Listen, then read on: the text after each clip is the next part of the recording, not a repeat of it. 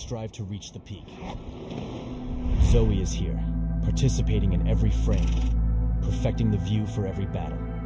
From Seoul to the world, Zoe strives for perfection, knowing that every frame is crucial to victory. As the tournament rages on, Zoe stands with you. Battle. Every frame.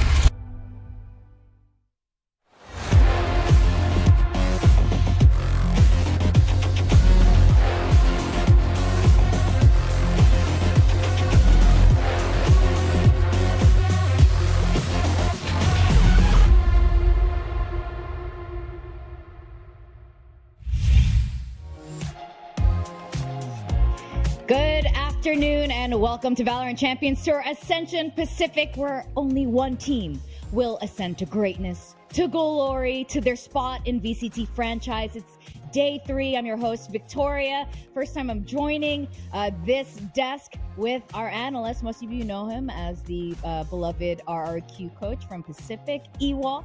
How are you doing today?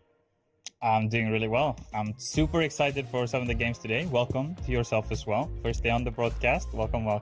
Thank I'm really you. glad to have you here. Yeah, thank you. Brand new to all of this, but I've been watching. I've also been watching.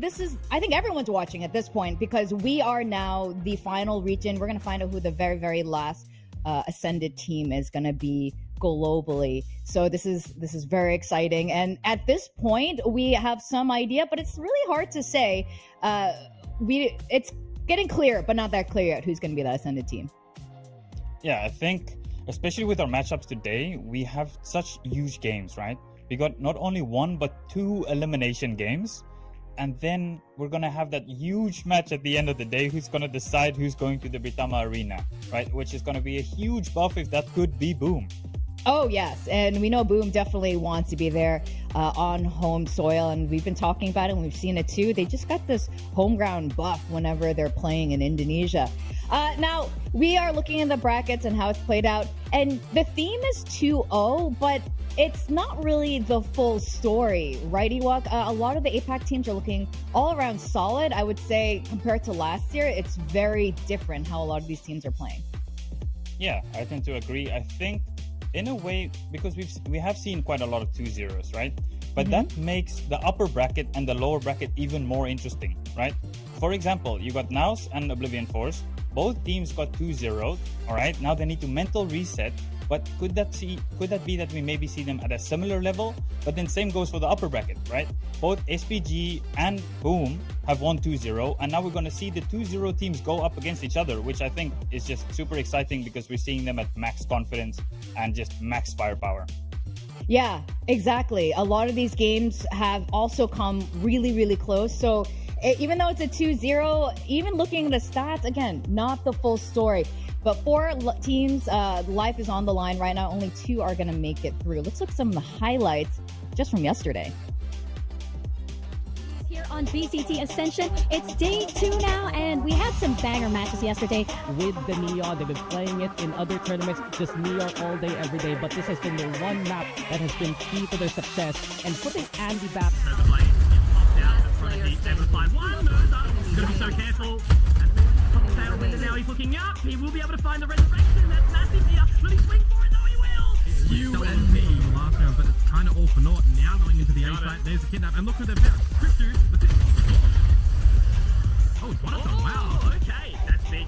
That's really big from Tripsu because at least they're taking advantage of it. He's actually come out the back. So tripping in and digging. Big Dan is going in and doing it absolutely all. Will go down to absolutely, but it's down to take advantage. He'll be able to pick up 1, 2, and 3, and now in the clutch situation, Andy will take it down. It's 1v just falling away, grouping up, holding hands, hop, skip, and a jump. They cross the side, they get the trade. Pop through now. Armors have to open up the 1 and 2 again. He talked about it on this stage. They try and get this fight, but it does go in, and they're back. He's got to be hurting right now. 5 on 4, pushing it towards the side further. Yes, they're just getting it done. Tripsu will be able to find a couple, and we'll give him a second. Hold on. Clear the last 2, but it's man can keep going. He can keep pushing. The team is there, and Prodigy is going to go down. Had to try and find something with it. He's got it all. Exactly right. The paranoia goes down. One concern, one corner, and absolutely around this. The Siege is also not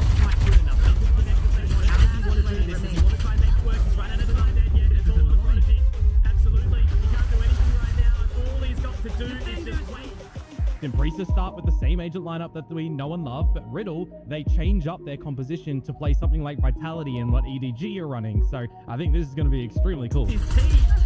But Kaido is going to be able to fight one. Oh my god, damn it. Okay. The trade out of the Neons. And now it's going to be the Rolling Thunder Pops as well. Margaret manages to get one back. It's going to be so awkward. They are absolutely clean. Sit back. They don't need to do anything at all. They're going to walk up. They really want to go down. That three members sitting over towards Boba now. And as they walk into market, it's going to be really, really awkward. If all they need to do is just keep on keeping on. Like putting all their eggs into this basket to make sure. Spike down. Hang on. I was just about to say what is happening right there. Soldem onto the position, swings out, gives the info away. Margaret is going to walk through, and he gets second. But as Soldem goes down as well, it's onto the youth of Yatska and Ace, and all now onto Yatska. 1 versus 3. We'll be able to find another, but it's down mid. Absolutely. And the B main position's fine, but then if Margaret's going to be able to find one game really early on as well. There it is, you know, the second that turret gets activated, they get the info immediately. Francis hits another shot. One enemy remaining. What the hell was that? Clearing the angles, clearing the line, but he has to go market and he will not. Absolutely insane in some of these rounds, and I think they're going to walk straight in. May have just done it here. It is going to have to be guided. Both of these teams with possibilities that, yeah, I think this series could go to a 2-1. The reason I picked Full Sense, though, is because if I pick CSG, it jinxes them. So, Absolutely. On the flank, going to get that information and not overwhelmed. How are they going to push in towards this position? Every is available for John Olsen if he wants it as well. Oh my god, he doesn't even need it right now. Still spotting this out. He's going to get baited from it. Has he spotted him? No. Foxy actually gets to bait John Olsen. How has he got through there? The relay bomb's going to make it so much more awkward if he gets 3. This is insane from John Olsen. Knows he has that extra bit of control. They found the Nano. It's going to be taken down, but Sushi Boy's actually managing to deny that as well. Ready to burst out too. There's the flash point out. Force Juicy into a corner here, and it's Hayes, John Olsen. Oh, John Olsen. That is just disgusting. Like, I don't even know what to say at this point. He's finding another inside the paranoia. He's dark, but it's all left on his side. He's got no time. The lockdown comes in. He can get the frags, but I think he's just going to have to stand into defeat. Pretty cool. From Full Sense now stretching into a new gun round where bar with the roll swap. And when he's been picked, but now John Olsen trying to get onto that line. Will he be able to clear it out? Just trying to get that spike planted. I think the Vera's going to be walking straight on another, but now it's the Leviathan inside this clutch. It's going to be able to hold on for long enough. They are going to be vulnerable, and that is enough at this point in time. John Olsen tagged up, taken low. yeah, I mean PDC's down. Information shortly. There was a little bit of a spot there.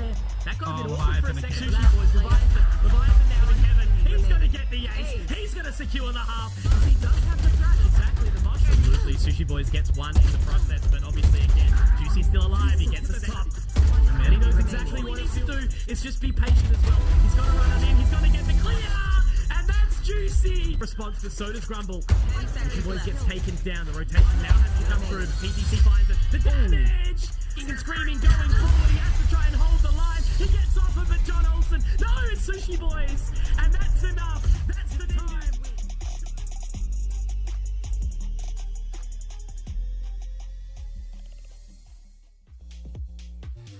So yesterday was the first time we saw 4 of the other teams playing in the ring of Ascension, including JFT, Ewok.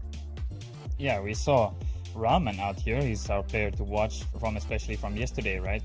This guy was not scared to take duels, and he was hitting those clutches. This guy, interesting enough, he didn't give away. He was the only player to not give away a single first death. He played the breach, he played the killjoy, and he had the highest damage in the server. This guy was insane yesterday. Yeah, JFT overall, I think, was very impressive. They just look so clean, very aggressive, but in a very strategic way. And SPG continues to look very strong as well. And I have to look at Francis here. Everything revolves around him, including Danby's entries. Yeah, he looked great as well yesterday. We just saw some of his clips, right? He's hitting those deagle shots on Ascent. He's such an important part to this team. And that's the thing that I really like about this team, because they can just rely on anyone in their team to have these moments. And last but not least, we also saw a really great games from Full Sense and Sushi Boys. His experience really showed all that time on Pacific with Talon Esports. Yeah, I think this guy, he comes in, he's absolute killjoy masterclass. He likes that Odin, which I like about him.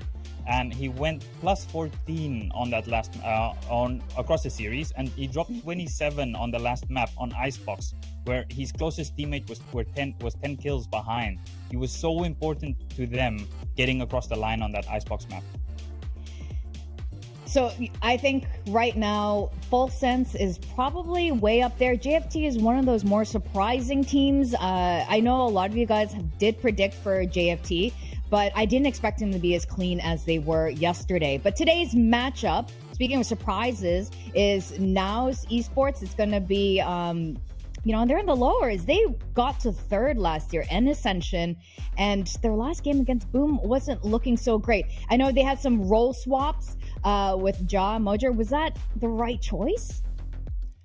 I do think it fits the roles. I don't think we should jump to conclusions too fast from anyone watching from outside of this team. I do think there's a lot of things that go right for these guys, and these guys, they are a good team. I just hope we see more of it from them today.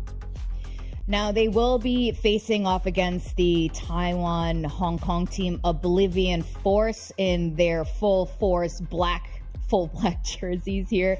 And you know what, I think it's been really tough for this team. Chalk is one of those guys we are going to be breaking down a bit more, and they're missing their IGL Q, and I think that's probably a really important factor when it comes to any team going into the regional stage. Yeah, there's no doubt about that. There's been some difficulties for them, of course, but I do hope that they can kind of put these things behind them and have a good showing today. Yeah, I know VALORANT is one of those esports where anything can happen, but now we're going to be comparing our two key players. Why do we have our eyes on Ja and Chalk?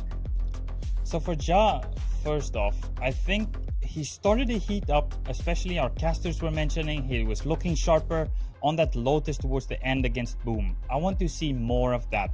I hope he can kind of keep warm and continue that form that we saw in the second half on Lotus. And Shaq, he played well. He's the stand-in. I want to see even more from him in terms of him coming in and just kind of doing really well for this roster, because I think he's important to them. Yes, he's a stand-in, but he played super well in that first series.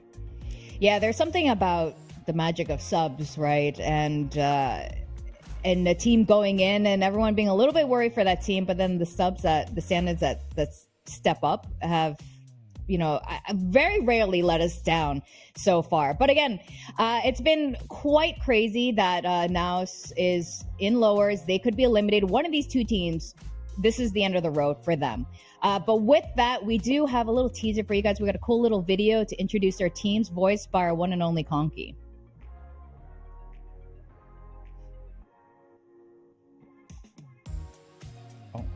Well, in 5 more seconds, you're going to see a very cool video voiced by Conky, our one and only. No, he's not our one and only Aussie. We got 3 Aussies now, but let's go over that video. It's a very cool video, little preview about these 3 teams and they want to make into franchise.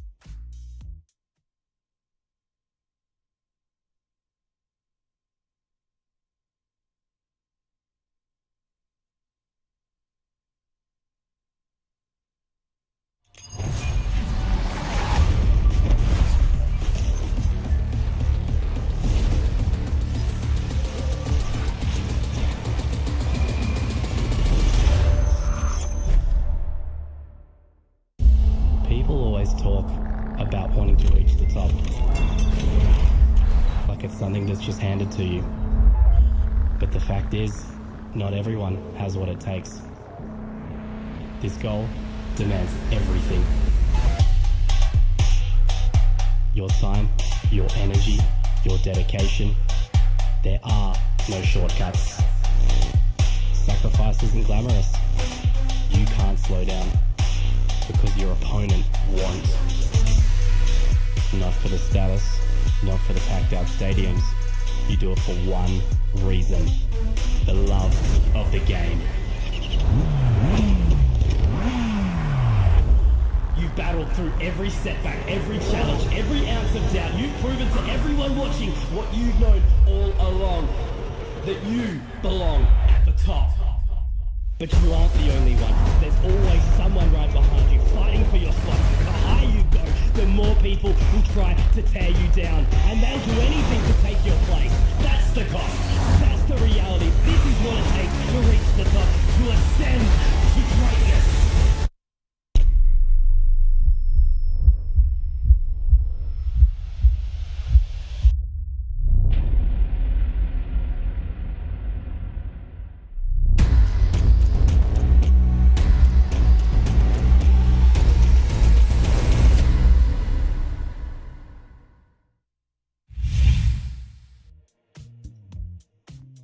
That video is, does it stir emotion in you, Ewok? I'm sure you've been on the stage, you've been so close so many times as well. And this, I'm very sure that's how a lot of these Ascension teams feel right now. They are this close to joining franchise. Yeah, there's so much on the line already. And I think it's just getting closer to that deadline and them knowing they need to perform. Yes, there's a lot of pressure, right? There's expectation from outside, but this is where the players need to keep their mind straight. They need to keep it clear and just focus on the job at hand. This is just another day for them. They need to make sure that they just play their game, remember the things that they talked about, especially for these first two matches, right? These are elimination matches. They've already lost the match. They need to go and analyze what they need to do better. And let's see if they can improve in today's match. Yeah, that's a fantastic point. We are going to map vetoes now. There's no abyss straight off the bat here. And like you said, it's just really important for these teams to have fun and focus. Okay, NAOS is starting with Icebox. This is the first time we're seeing Icebox from either one of these teams for Ascension anyway. Yeah, I think the Icebox makes sense. I did think NAOS was going to potentially go for the Haven, but the Icebox does also make a lot of sense. And then the Lotus pick makes also complete sense for Oblivion Force here. I think NAOS might have a hard time if they didn't adapt after that boom loss on this Lotus. Yeah, I think, like you said, these map picks make a lot of sense. Both these teams are pretty good on Icebox. NAOS especially. And, we do have a bit of a change. I was expecting a mirror comp based on their history, but absolutely not Coconut on that Deadlock, Ewok. We do see the Deadlock coming out. I'm excited for this one. It's something a little bit new from them. I really hope we can see some interesting cooking coming out from this Deadlock. Yeah, I think they've obviously, like you said, this is an elimination game here, elimination match for NAOS and Oblivion. And it looks like they have something in the works here. Let's go over to our casters. We've got Quack and Pilsky on the line. Thank you very much, Vicky, as well as Ewok. Yeah, we're your casters, Quack this time, alongside my good pal, Pilsky. And we have a really interesting match today. I mean, NAOS versus Oblivion Force. That's one of the interesting things. We didn't quite expect NAOS to be here. Meanwhile, for Oblivion Force, they're playing with some, handicaps here and there, but this is their chance to possibly move forward in the tournament, right, Pilsky? 100%. I mean, this is kind of an underdog matchup for Oblivion Force, and you're already starting to see some of those gimmicks come through from the underdog here. Oblivion Force going for the double Sentinel, going off of the Gecko onto the Deadlock, and starting out attack as well is going to be an interesting prospect. Seems like they're already heading towards that A main, trying to take some control over there, and we'll see how NAOS responds. They've got the Killjoy set up, and over towards 2. Papi Chulo's already found 2. That is a massive start for NAOS here, Quack. Big pickup, and Rhea, getting burned up by the nano swarms all over the A side. That's very painful, especially for Oblivion. But right now, NAOS has a good chance to really secure this round. Nexi, just right next to Rhea. Instant click, and it's all down to Chime. This is really, really tough for him to fight out of, but let's see if he can get at least a couple of picks to possibly boost the economy for the next round or so. Ooh. Not too bad. A little shot through the toxic screen, but of course, rears his head, and that's where Mojer will strike with the Sheriff. NAOS picks up the pistol. Yeah, this is NAOS already starting with great confidence. We saw them have a really rough day at the office the other day against Boom. To be fair, that's a pretty rough first round matchup to be going up against the hometown heroes playing with full momentum. playing with full confidence. So this is now's chance to bounce off the bottom of the bracket against an easier opponent and just pick themselves up momentum and just show, you know, they are one of those top teams. There's a reason why they played top 4 in Ascension last year with this core. And there's a reason why they picked this map as well. I mean, these guys are, you know, really experienced, like you mentioned. We saw some of the players from before, you know, maybe not having quite the best performance, a little bit slow to warm up in the server. But today, so far, Papi Chulo already picking things up right around 2. That's what you need from NAOS if they were to be more consistent moving forward. So hopefully they can keep that up. Yeah, I think Papi Chulo, he was doing fine the other day. I think Jar was definitely the standout for NAOS. The player I've got my eye on has to be Moja, though. I mean, he is a player that was kind of dominating in Challenges Philippines, but he had a rough day against Boom the other day. Yeah, I mean, as the primary duelist, you'd expect him to do a lot better, but he was kind of not having the best time, not having the greatest entries in the previous game, but this time starting things out on defense might give you a little bit of a different story. That said, though, Oblivion full stack in towards A, but they're meeting straight contact in towards Mojo, who starts things off with the Outlaw.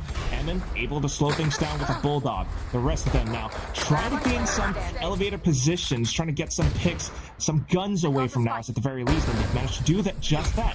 Emin will be able to clinch things off, but that's going to be 2 guns wrestled away from NAOS in this round. Yeah, Emin armor broken as well. So for full classics investment for Oblivion Force, you're quite happy with that. They're going to go into this first gun round against a weaker kind of bonus out from NAOS. It's interesting that they opted to start out on the attacking side because that was sensible, though. You know, they're not going to reap the rewards of having all of these traps and all of these areas kind of get control of on the defense. They're going to have to really live or die by this contacty style, which is interesting because they've got no Sova. The single init is the flash init of the KO, which is going to mean a lot of dry angles have to be taken a 1 for them to get some map control. So that's why they're also kind of taking things a little bit slower this time. Just kind of chilling out around the back of spawn, able to pick off an unsuspecting Emin. And that's going to send some warning signs to NAOS for now. He was so deep down B long. Now it's being so aggressive on the bonus here and punished early. And you can see Oblivion Force anticipating more aggression. Drone goes forward here, Quack. Still trying to spot things out. Mojer will investigate and spots out at least one, but it's the off angles that we all have to be worried about. Oblivion, they are set up for this, and they are just waiting. Pushing out this time, though. It is up to them to make a move, and with the full forces, they are able to take a bit of damage off to the NAOS. That said, Mojer and Nexi are able to do a little bit back towards them. Onto the Sheriff now, though.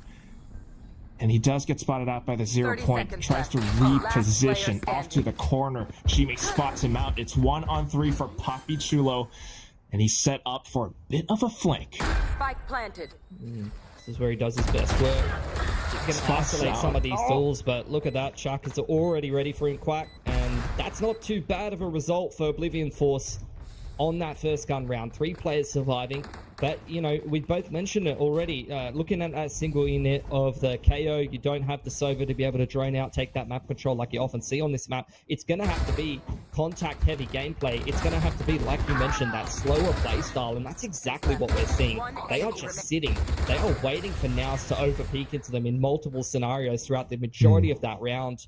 And that's something that NAOS are going to have to be aware of. I really want to see them get the op-out super early against this comp because it could have huge impact.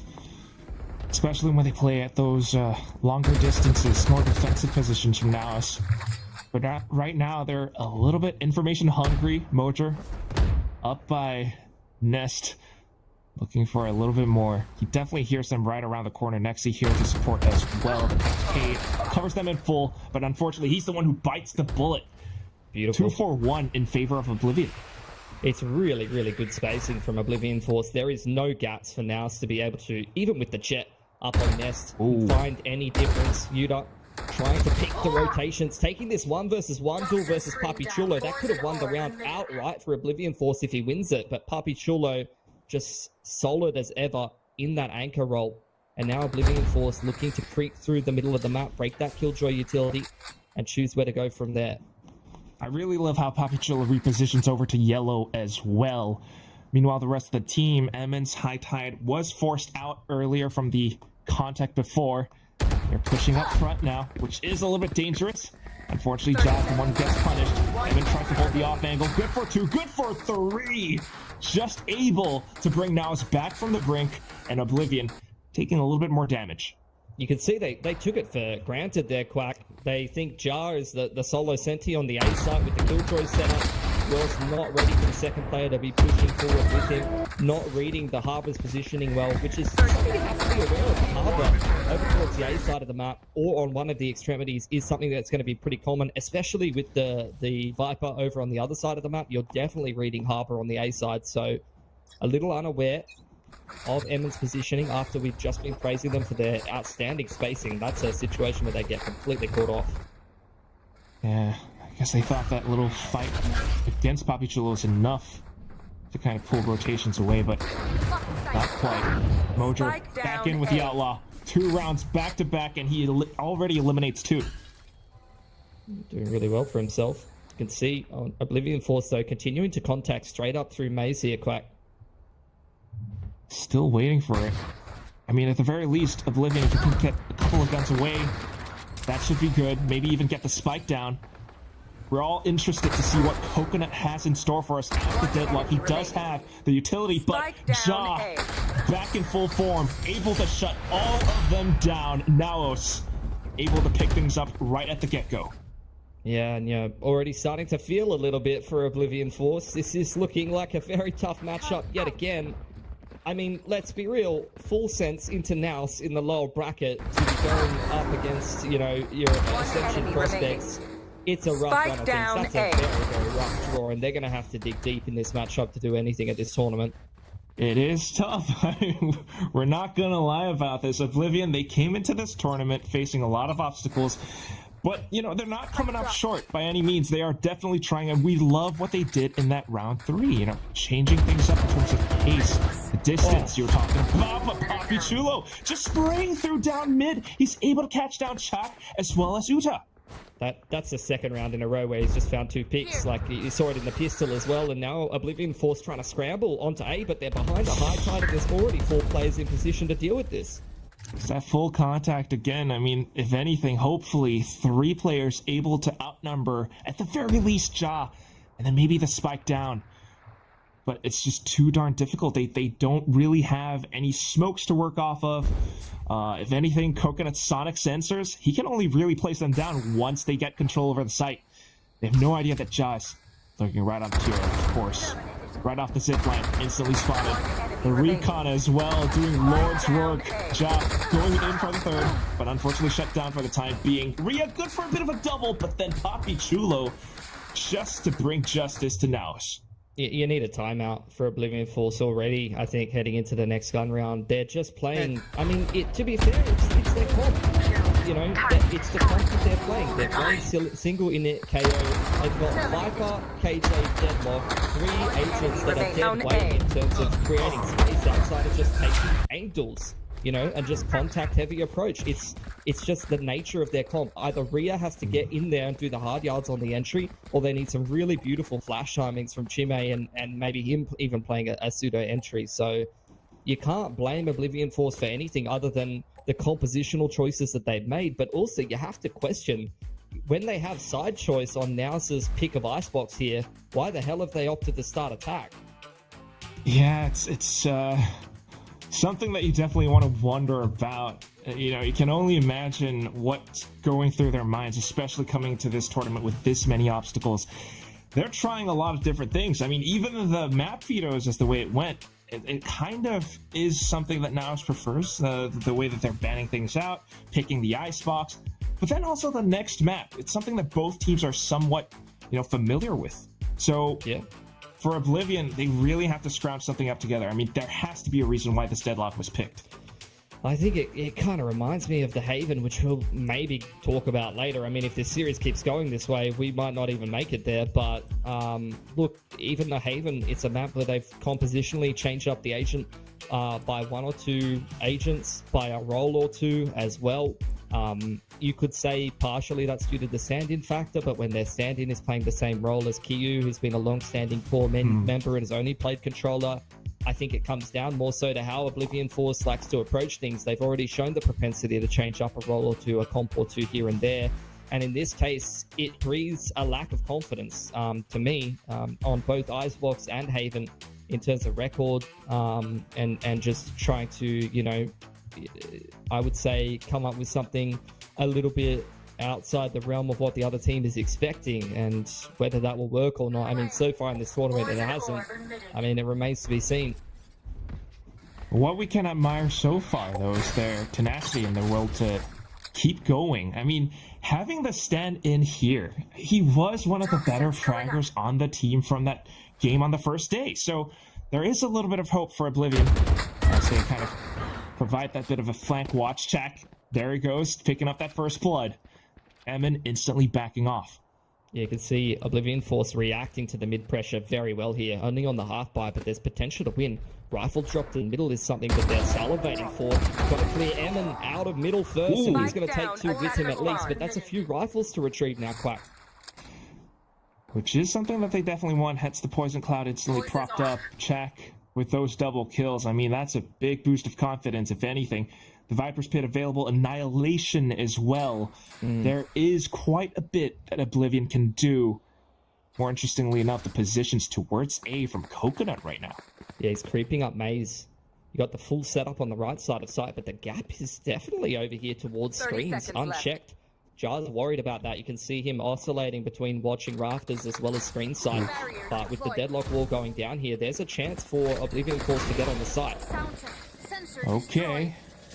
They definitely have made their presence known now, and the Amstorm's going off. The Viper's Pit invested just to get the spike down, hopefully, but here comes a bit of a counter ultimate. The Hunter's Fury, the lockdown, they're run out of time. Oblivion, they're trying to keep themselves in the game. The spike just going all the way through. Check, able to get a frag off onto Ja as well. Nexi instantly going onto the spike because of his lockdown. He spots Uta up around the back, but he's still got a couple more players. Check with the Vandal spraying down. Coconut getting another.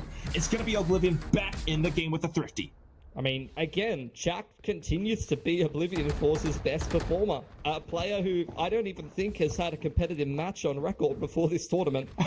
Maybe there's stuff that he's played in that hasn't had the coverage that I was looking for, but again, similarly to what we saw in the first series where he was their best performer, that's a massive impact round from him. A 3-on-3 on the half-buy, 2 sheriff shots in middle to deny that aggression from NAOS. Throws down the pit and is able to win up a round where not only did NAOS have a massive weaponry advantage, but they also threw a handful of ults into that round, both the lockdown and the Hunter's Fury, just to be able to try to secure things, and that will prompt a timeout now from NAOS. And that's a big thing as well. NAOS, they've been having a pretty swift time so far, but then the timeout being called after a Thrifty loss, right? It's not something that you want to have.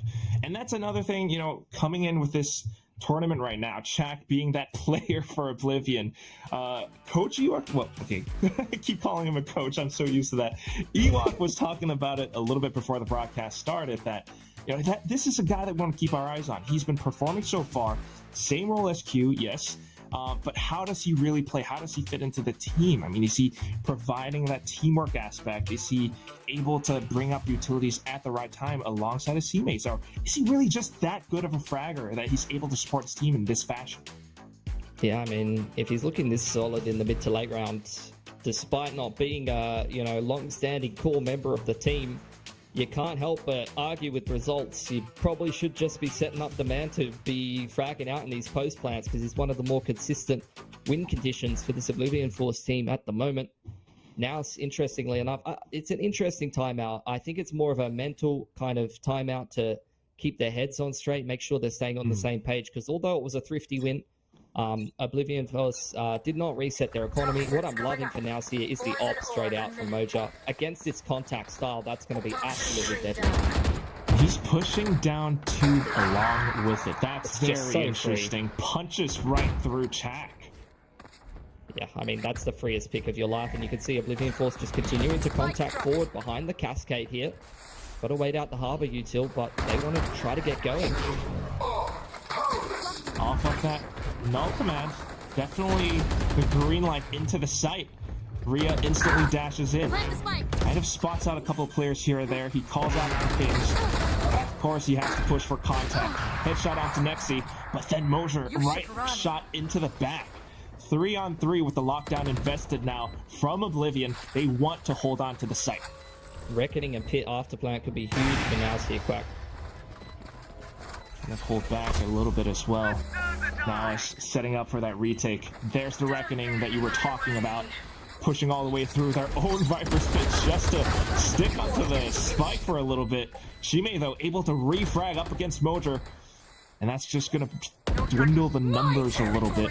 Hiding inside the pit, going in for a bit of a tap. The Annihilation catches onto a player, and then Shimei off around the angle. They've run out of time. Now they've got to run to hold on to a rifle, but it's not going to happen. OF picks up yet another round. Everyone dead in the server after that, and it took everything from both teams, Quack. All of the ults being thrown in there by both sides. Literally, both teams throwing the kitchen sink at that round. But Oblivion Force, yeah, they've come out ahead there. Really, really nicely done. The lockdown timing is what really wins them the round there, 100%. You could see NAOS wanted to come in there with the Reckoning and the Viper's Pit to be able to try to win that post plant, but they just never had the right timing to do so. Yeah, it's a bit of a heavy investment for NAOS, not just because of the ultimates too, but because of that operator that Mojo brought up from the far heights. It's going to be the Guardian this time. They're still relentless with how they want to push up, though, and Mojo gets rewarded with one headshot. Nexi up below, looking for another head, and it's going to be Emin that claims it. 3 players pushed all the way up, and they are not letting go. I mean, NAOS has just been disrespecting right from day dot. Papi Chulo continues to push. He's only got a classic and light armor, but oh no, he's got the judge actually. But at that range, he's still quite happy to take the duel with Yuta. So I'm going to go forward, spot him out, and Moja, huge round for him on the Guardian. 3K, and NAOS win their own half buy against Oblivion Force to reply after the thrifty win from a couple of rounds ago. Just not giving Oblivion any space whatsoever. And we've been seeing them do this ever since the start of the map pistol. Yeah, a couple rounds ago, they're pushing down mid, Happy spraying down mid. Now they're pushing up A, and they're taking so much of it. And not something that we were expecting, but Mojer picking up the frags now. He's picking up the tally, up to 10 kills with a Guardian from the previous round, and they're keeping themselves invested in the game. Finally some action towards this B long position, but they haven't been here before and they're not ready for the Judge yet. Judge plus Jaw, back to back, keeping themselves covered. Off the contact play, they start to push up, but it's straight into the blender from NAOS. Yeah, they just have not even seen that setup yet. No one's even touched the B side of the map from Oblivion Force this entire half. And the first time they head over there, like you mentioned, beautiful crossfire, close position on Garage from Papi Chulo. Look at that Viper wall as well. That's the kind of thing that I kind of think I'm looking at someone like Stackman do. I'm not going to lie, because like I was coaching in OS against some of his teams and they love to switch up what Viper wall they're using. The same thing with AIC, who we used to coach that core as well. I think those kind of Viper walls, in the close positions and things like that, are the things that I'm looking at him to kind of mix into the playbook. Hell yes. I mean, whether it's Coach Stackmandu or Amix, you know, it's great stuff from NAOS. It shows the depth that they have, and now it all comes down to Uta, who just had no idea what happened to his team. All the way on the B side, now instantly taken out. NAOS takes the lead. Yeah, nicely done. And they have re-established control of their autonomy after a couple of weird half-flies back and forth. They're definitely back in the pole position. Hasn't been outside of a couple of decent rounds here and there for Oblivion Force on the A side. A particularly close contest so far. But we'll see what we're going to get from Oblivion Force out of this round. Does seem like a bit more of a defaulty round. They want to start to repel some of this aggression. I like the fact that they've got someone defaulting towards middle and B, but this is going to be a massive fight at A here, Quack. Yeah, 3 players versus 3. NAOS, of course, though, takes first contact. Nexi, I mean, they have the high ground, and unfortunately, Oblivion just not quite getting enough space. Rhea up at the bottom, instantly getting picked off. And that's not something you want to have, your duelist.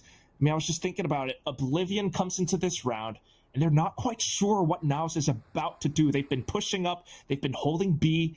What's it going to be this time? It's a 3-man push out of Maze. Yeah, Nexi on the off angle. Trying to scale through the cascade is difficult at times, and it's because NAOS has just got such a beautiful hard crossfire across the front side of A there. Coconut once again trading one back and considering maybe meeting up with Yuta, who's tried to explore the B long position a little bit on the other side of the map. He's very far out of position. And we'll see if Oblivion Force can once again try to contact up into this A site for a round win. Well, he's got that Dora in him, that Explorer. 30 seconds left. He's got to pull something out of his backpack, though. Let's see some of that Deadlock utility and how it can maybe provide Oblivion a little bit more security. Sonic Sensor up to the top of Rafters. Turret here to give him a little bit more security as he gets the spike down. And now has to think how they want to approach a retake. Yeah. Stuck behind the Viper wall is going to be problematic, but these off angles from Coconut could be deadly. Trying to play around it. Dangerously, potentially getting wallbanged though. So trying to back off a little bit, wait for his Sonic Sensors to go off. Able to swing out to get one at the very least, but then Uta up from the other side, spots the couple, and he's able to shut them down. Oblivion now onto the 4th round and potentially giving themselves a 7-5 at the end of the first half. Yeah, I think, like, looking at the big picture, looking at the macro analysis ahead in most of these rounds, Oblivion Force really feels like they're winning rounds based off good positioning and good kind of protocols in XVX's late rounds. And that's another perfect example of it. Every single round I think they've won has been an afterplant on the A site. In that round, you're looking at both the Deadlock and the Killjoy being alive, and they've got so much afterplant util with the nanos and the sonic sensors, but really, that's not what wins it. It's the individuals playing good positions and multi-fragging and playing off of each other really, really well. That's the difference maker for Oblivion Force so far. Exactly that.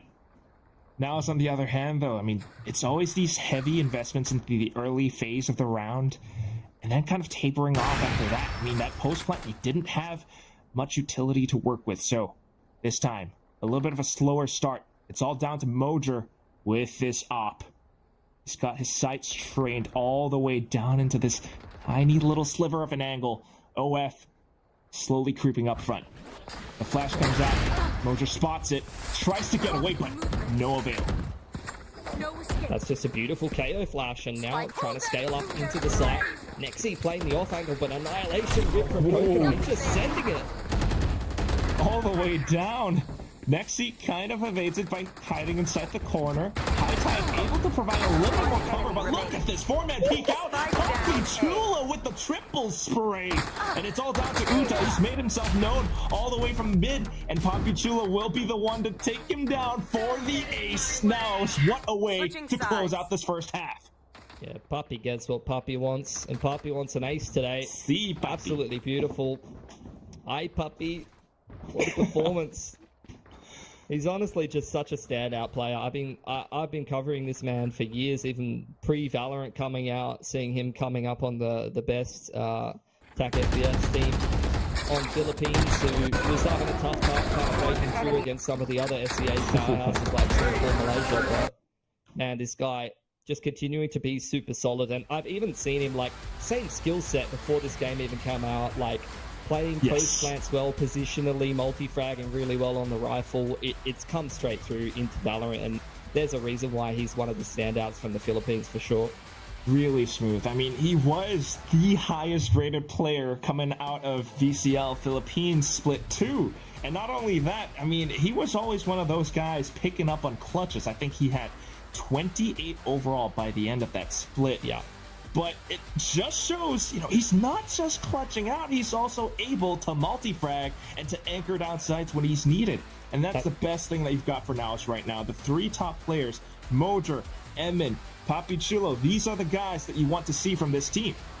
Yeah, it's just such a valuable skill set. It gives your team such a phenomenal baseline because you're getting the multi-frags on defense to help you lock down the sites. And you're leaving him in the late round to have impact, either reading the game on the lurks or just winning you out post plants. So, you know, we'll see the latter of that coming into the second half. For Oblivion Force, though, this is where they've started out on attack. they've really scraped together a couple of rounds on attack with some XVX wins, as mentioned. If they can win a pistol here, get rolling on defense with the double Senti Viper, you know, this is a pretty hard comp to be attacking into if you're not used to it. And NAOS needs to be very careful about how they approach things. Yeah, not too shabby. I mean, it's definitely possible for them. The last time that they played this map was against their opponents. Also another Papa Esports, and they won 13-5. They won the first half 11-1. It's very possible for Oblivion Force to make this happen. But with the deadlock, though, let's see how they're really going to utilize this. Off angle from Utah. Turret has repelled NAOS for now, but all of these footsteps can be heard by Utah, and you can see it being relayed in terms of the rotations from Oblivion Force on the other side of the map. Yeah, a couple of spams from Chime down mid as well, just to check if anyone's on the other side. So Uda peeks out, takes down the turret, and might have gotten information as to where NAOS are headed. They've got to clear the turret, though, and the dart is a big tell that's going to inform the rotations from Oblivion Force here. Barrier in the way of NAOS. It's going to take a long time to work through that, and look at the Killjoy flank down mid already from Utah. Big presence. Uta has to stay alive. Not only that, you've got Shaq just kind of hovering around the B site, maybe able to provide Uta with support if needed, but here comes Chime, first contact, flash out. It's the cove that protects NAOS for now. He goes in for a little bit more, takes down Mojo, looks for the third, able to collect. Naxi, though, onto the classic, close range, still able to dismiss Rhea. Pops out for the next, but then shut down by that Sheriff, Papichulo. It's all down to him. We talked about his clutches, but now the time is working against him. Diffuse sticking all the way towards full. He's able to get one towards Chak, but Uta with the Sheriff takes him down instead. Just like you mentioned, Pilsky, it's going to be Oblivion picking up that pistol for a potential comeback. And you can just see, though, like how annoying this comp is to attack into. Like NAOS, there's certain timings they're used to. There's certain pacing in terms of the round that they're working with, pressuring middle, you know, clearing that turret, you know, tickling tube a little bit, putting the toxic orb up in middle, and then they work their way back to A, and they're like, oh my god, there's a barrier wall here. That is so much of a tell that, you know, you have to work through things like that, and these are the kind of things they've got to adapt to on the fly. And that round, the barrier will make all the difference in terms of informing the rotate timing for Oblivion Force and allowing them to win that pistol. And all of a sudden, this is a very winnable game of Icebox for them.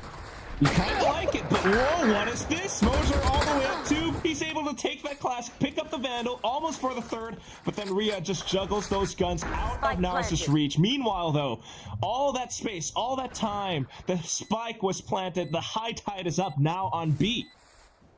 Yeah, Jar trying to play that solid position. Puppy already on the lurk, already trying to pick the rotation timing, and he's found Coconut on a beautiful timing there. Hola. And that's now going to be down to the 2-on-3. Maybe NAOS doesn't quite have the best weaponry. It's only one Bulldog. But look at how tightly they're holding on to the spike for the advantage. Forces the push out from Oblivion. Shuts them down just as quick to Thrifty to bring things back.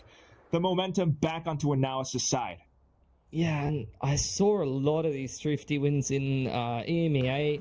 I don't know what it is about, like, some of these tournaments, whether it's the pressure or what it is, but that's another round 2 Thrifty win. We almost saw 2 of them as well in the Revenant SPG game. If Persia had clutched multiple times, like, there's something about the anti-ecos round 2 that is going very, very long with these Ascension tournaments, and the kind of impact that losing a round like that have, it could just end your run in a lower bracket game like this.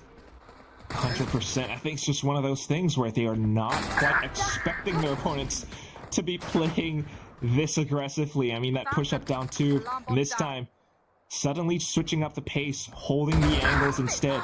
A couple of picks here and there, and NAOS instantly has the advantage. Yeah, Jar controlling the map well, just turtling in spawn, hand in hand with Papichulo, while the rest of NAOS works their way up B long and clears out yellow. Holding on for it, though.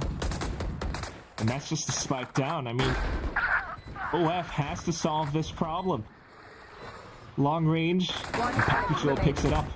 They swing through the high tide. Mojer instantly dismisses. It's all down to Rhea. He tries. He needs to make it happen. Tries to reposition into a spot where NAOS perhaps doesn't quite expect him. He wants to take a few guns, at least one gun, possibly, away from them. But it's not going to happen. Emin brings his team to double digits. Look at this economy for NAOS. Now, after winning that bonus, this is an impossible game to come back into for Oblivion Force. Like, insane economy for NAOS. Already a reckoning online in the first gun round. You're down to a bunch of sets of light armor because they invested a little bit in the last round. They'll be skipping some pieces of utility for the first gun round as well, which has even more impact for a round like this when you're playing double senti. Like, I'm not even sure Coconut has access to both of his sonic sensors here.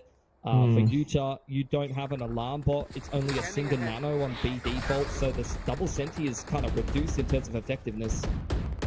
They are trying to at least get a bit of early information or some frags, and they are able to make it happen. Rhea and Coconut with the angles shuts down a couple of NAOS players. Java will be able to fight back for the time being. NAOS wants to push up. Look at Papi. He's found a beautiful timing through mid here, Quack. He's gonna have to capitalize on this, though. At least one frag. Here's another couple of footsteps, but then shut down by Uta. Rhea holding the off angle. Lets it rip. 2 headshots back to back. Oblivion now up to 6. Yeah, first of many that they're going to have to recover here because, as I mentioned, NAOS has got a very insane economy. You can see even a full purchase in this round is nowhere near to bankrupting them. They've probably got another 1 or 2 gun rounds in the back pocket after this as well, which just showcases how difficult of a road it is back into this game for Oblivion Force after losing the anti-eco rather in the second round. Do have the Annihilation ready to go. One off the null command as well. It's an excellent retake tool of which they have very few looking at the comp that they're running. You know, that's basically it. The KO flashes for the retake, as well as the null command. Super, super important for Oblivion Force. For NAOS, as we head into another pause here, you're keeping your eyes on that reckoning that they didn't quite get any value of in the last round, mainly because they just never had the opportunity to. Oblivion Force, despite playing this double senti comp, even with the Viper that turns into another kind of pseudo sentinel on defense, they're not afraid of taking these aim tools and just getting in the face of NAOS. And I mean, that's kind of both of these teams in the lower bracket here wanting to play with confidence, you know? For sure. I mean, Pilsky, I love that that's what you're talking about.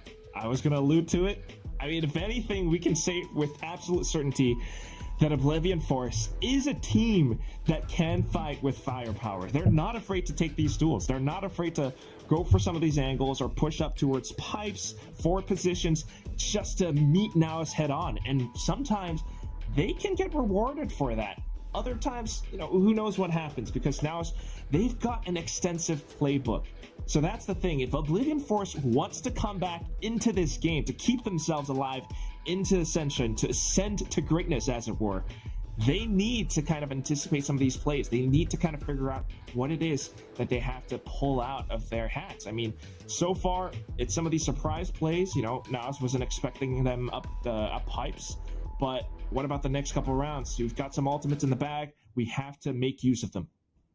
Just think about it, though. Tantalizing prospect with so many sentis on defense here. Making a comeback and winning this game and going on to Lotus, that's the most winnable circumstance, I think, for Oblivion Force in this series, looking at the weakness that is Haven as a third map. So I'm really rooting for them on this comeback. It would be painful for Philippine fans, to say the least. They're only going to go forward, and it's going to be straight over into B here. Wow. There's that reckoning. A lot of space, a lot of utilities going off, but ultimately NAOS picking up the advantage right now, and it's going to be Uta in a bit of a tough spot, but he just sprays it down. A third coming through. Teammate chimes in as well. Ja, what just happened? NAOS was not expecting that whatsoever. They were just going in to check and clear some of these corners, but then instantly shot in the dome, in the face. Ja now down mid, dodges the grab net, but the sidestep from Coconut cracks him wide open. It's going to be Oblivion Force up to 7.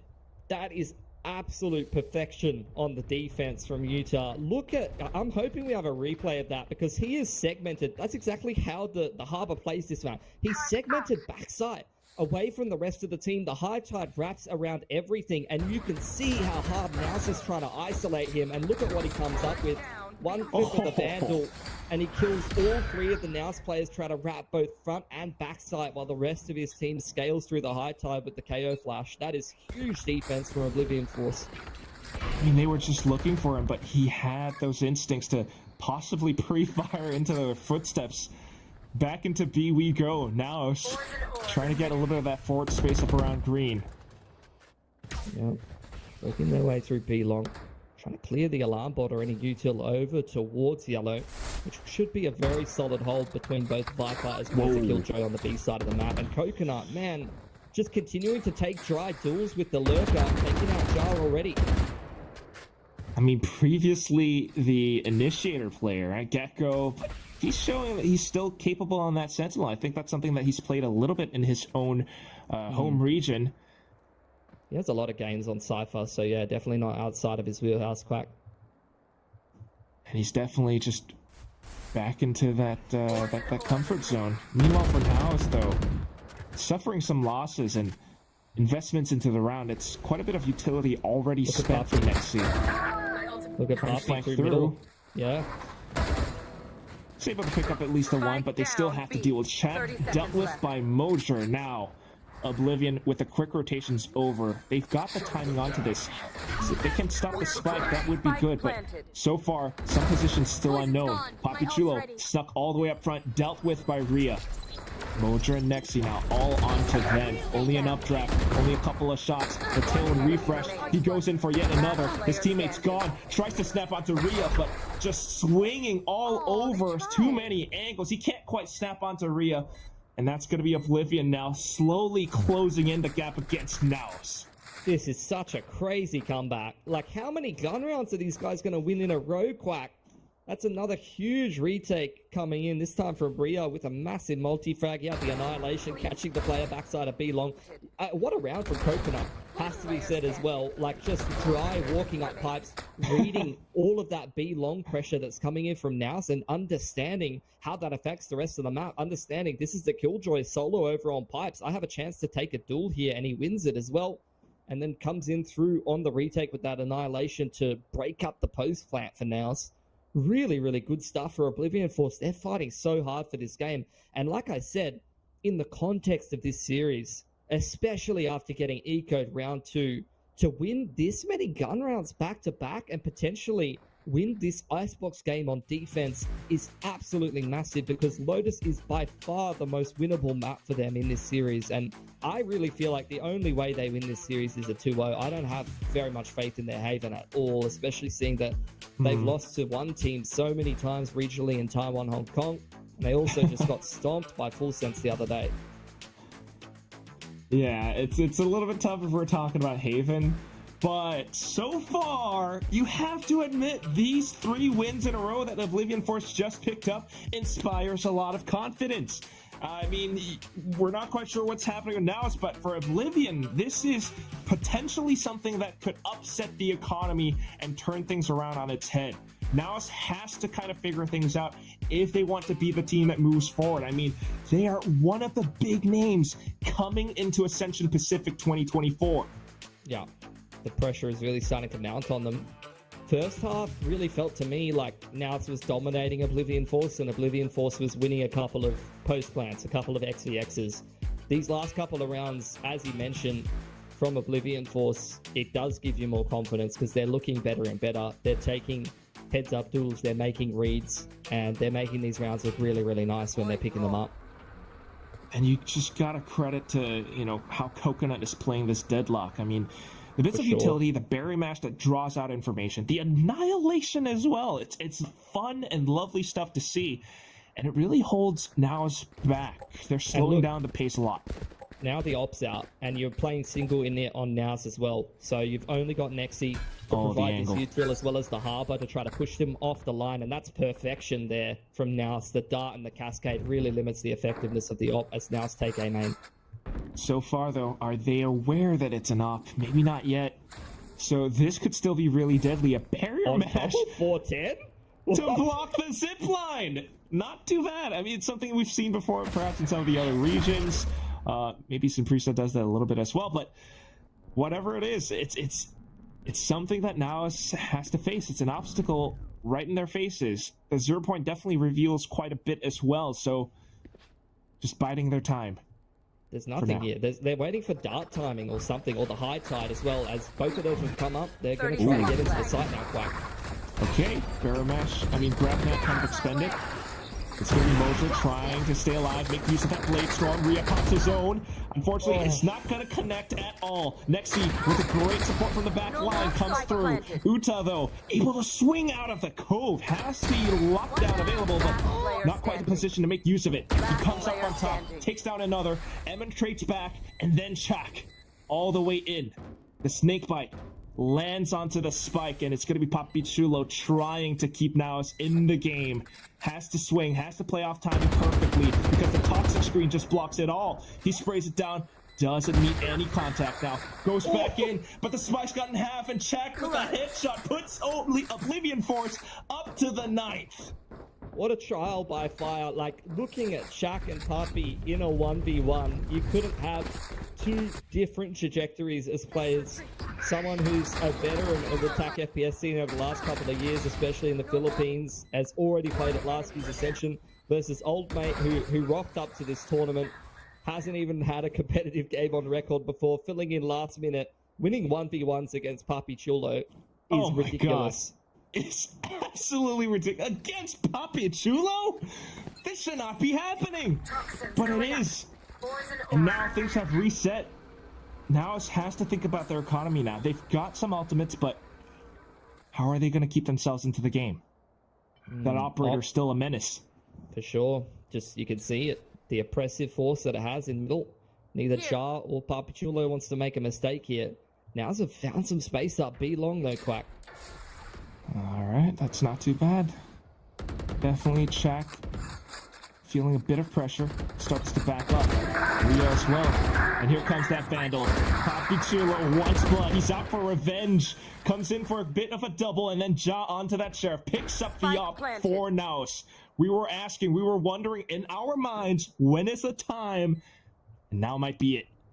Yeah, Papi Chulo not happy about how that clutch went. Just comes straight through middle on the timing. Easy little 2K for him. You can see just the pressure that NAOS applied to B long and how much that kind of was a worry in the mind of Rhea, who was holding middle for so long, that whole round. But as soon as the pressure mounts on B long, that's when the orb goes up, and that's when both Papi Chulo and Ja make their moves through middle. It's just perfect timing in a macro sense across the map from NAOS, and that B split is absolutely devastating for Oblivion Force, as unfortunately they lose to yet another Thrifty, this time with the half buy to be fair, and a hero rifle, but still it's a low buy for NAOS that finally breaks through. And it's just a bit of that back and forth that makes you think and wonder. A little bit unfortunate for Oblivion, but they can definitely bring themselves back into the game. It's only a 2-round differential. Meanwhile, for NAOS, I mean, credit to how that strat was caught. I mean, maybe it's Emin who made it happen, because having that pressure on towards B allowed for those plays to happen, allowed for that split push from mid to go through. They're finding a lot of success on B, and you can see NAOS is just going to continue with what works. Papi's sizing up middle. All of these players making their way through B long behind the cascade, and there is so many ults on offer in this round for both teams. More so for NAOS, they want to keep those cycled. Oblivion, though, some retake utility, so not too bad. But here comes that lockdown. Counter lockdown's potential there for Yuta, but he's forced into kitchen. Space taken by NAOS, trying to establish themselves in the post plant now. Darts dealt with. Some sprays through to try to break the cove, catch that spike planter. Nothing doing for now though, but Mojo already into a deep position. Tries to catch them up around kitchen, but gets caught instead. Plant hasn't gone down. They're going back to A. There's multiple players posted on this line through middle, playing the off angles. Now this is panic stations trying to make their way through tube and back up into A, which is a completely open site, and Coconut is punishing. A bit of a desperate mid-round call there. Reckoning now invested, trying to defend the site or to push people off, but that annihilation is now available to Coconut. you still have those lockdowns and Viper's pits. Oh, so dear. even if you do get the spike down now, it's a bit of a hairy situation to be in for NAOS. They've got to stick it though, running out of time. Nexi tries to fend them off, but unfortunately bites the dust instead. The rest of them falling back. It's a 2-on-5 Pilski. Way too tough. Dinged up by that 0 point as well. The peek out, Papichulo able to only get one, but the high elevated angles. Emin tries to keep himself shrouded away, but Oblivion, they've already got the round. I mean, it has to be said. I hate to say it. I hate to be the one to say it, but NAOS are meant to be the veterans in this matchup, and that was a panic call if I've ever seen one. They're all the way up onto B, trying to get themselves into a post plant. It gets disrupted at multiple stages of the round. They've invested the lockdown, the cove gets cleared over on B long, and they never get into that post plant. But without any lurk presence in middle A, they're trying to pivot back to A in the mid round. Like, that is just not something that you ever see for a reason. Yeah, not often, right? And especially for a team of NAOS' caliber. Back into B now, though. I mean, rightfully feeling that pressure again. I mean, they are facing elimination, Pilski. Yeah, I mean, you could see it with the way that they're playing. You would never see NAOS make a call like that. Rhea trying to be segmented by the high tide by NAOS. They're trying to isolate him, but he's got backup from Chak, and he's spraying them through the high tide. Not quite finding too much, though, apart from Nexi. We've got another squad from NAOS around the A site. They hear that Killjoy utility. Just look, it's not just the Killjoy utility, man. Like, that is a stronghold.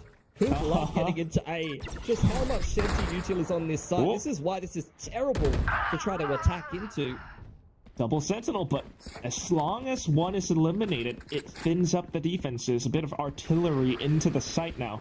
Uta trying to hold the off angle, but here comes the high tide. That's good to tell. Rotation's coming through. Uta, he fumbles the bag, and it's going to be NAOS onto the site now. Able to stick the spike with the cove, but Chime already pushing up front. He's going to send in that fragment. Flashes out. Wants to go on the offensive. Able to take down Emmet. It's down to a 3-on-3. And NAOS are trying to hang back, playing these post plants. They want to hold on to that spike. They know that Oblivion has to push up. They know that they have to invest a little bit more. And there is that Viper's pit. A good peek out. Oh, a little bit of collateral onto Rhea. Unsuspecting angle onto the back. It's that Hunter Sphere invested into the round now just to ensure the spike will not be diffused. Unfortunately, there's still a little bit of time for Chak. He has nerves of steel, able to stick it down to half, but Papichulo says, no, this is my domain. You can criticize NAOS for some nerves in the round previous, but Oblivion Force with a full Senti setup on A, and both Coconut and Uta both get picked before any of that util gets ripped. That is not like how you want to be defending the A site. Unfortunate on the retake to get collided by Jar like that, but it really is starting to feel like Oblivion Force, after all of these hard yards, might be falling at the final hurdle. Oh, that is just heartbreaking, but great effort from them. I mean, still, they have those timeouts to call. Yeah, you know what, though? Like, you got to feel for them, because you go back to round 2 of this half that gave NAOS so many gun rounds, so many opportunities that they've had to fight their way through. Like, in head-to-head gun rounds, Oblivion Force has been doing so well on this defensive side of Icebox. The problem is they just dug themselves the deepest hole possible right at the start of the half. Yeah, it's all those tiny little margins. I mean, little bits of holes being dug, some tiny little decisions that kind of leave them exposed. I mean, we were talking about it. The setup on A was so good. You had 2 Sentinels, loads of traps, booby trap the whole site, but just a little bit of an angle exposed, and that's Coconut gone the whole round, handed over to NAOS, unfortunately. It's things like that. Those dry tools are a double-edged sword, man. Like, we're praising him when he's winning the 1v1 against Char, but when you're dying and your whole Senti setup is useless, that's from I'm sure from Coach Ewok as well, that's often a slap on the wrist. And it's just unfortunate, but still, they are in the game, facing match point, but it's only 2 rounds to overtime. Oblivion desperately trying to make it happen. Papichulo has that Viper's Pit, though. yeah, NAOS is back to what was working before, trying to kick off this mid to B timing that you saw work for them on the half by. Drone goes forward, tries to create pressure for Papi Chulo and Jar to slip through middle. Going in now. They managed to slip through. That's Uta gone. And with that, the trio from now is able to pincer on towards Chad. That's the star player gone now. Chime down as well. Slow rotations over. Is this it for Oblivion Force? Could it be? The Annihilation available, but the angle's not quite favoring them. It could catch someone potentially into that pit, but you've got so many players around it that they can instantly shoot down that net just as soon as it goes down. Reckoning from Emin as well, just to catch them off guard. They have to reposition so much, and with the updraft, it's all too clear. Mojo knows where his last target is. Tries to go for the one tap. Emin ends it, and it's gonna be NAOS closing out Icebox 13-10. Yeah, really big win for NAOS, but a little nervy. You can see the pressure of the lower bracket is a difficult prospect to deal with for sure, but that is the first test of many that NAOS will have to conquer if they're going to try to make a run back to top 4 Ascension like last year. You've got to feel for Oblivion Force though. I mean, I critique them for starting attack first with this, double, almost triple Senti comp with the Viper mixed into it as well, but you've got to give credit where credit's due. They scraped enough gun rounds together, enough post-plant wins together, and you could see the thought process of picking this comp all coming together on their defense. They really gave the comeback a good crack.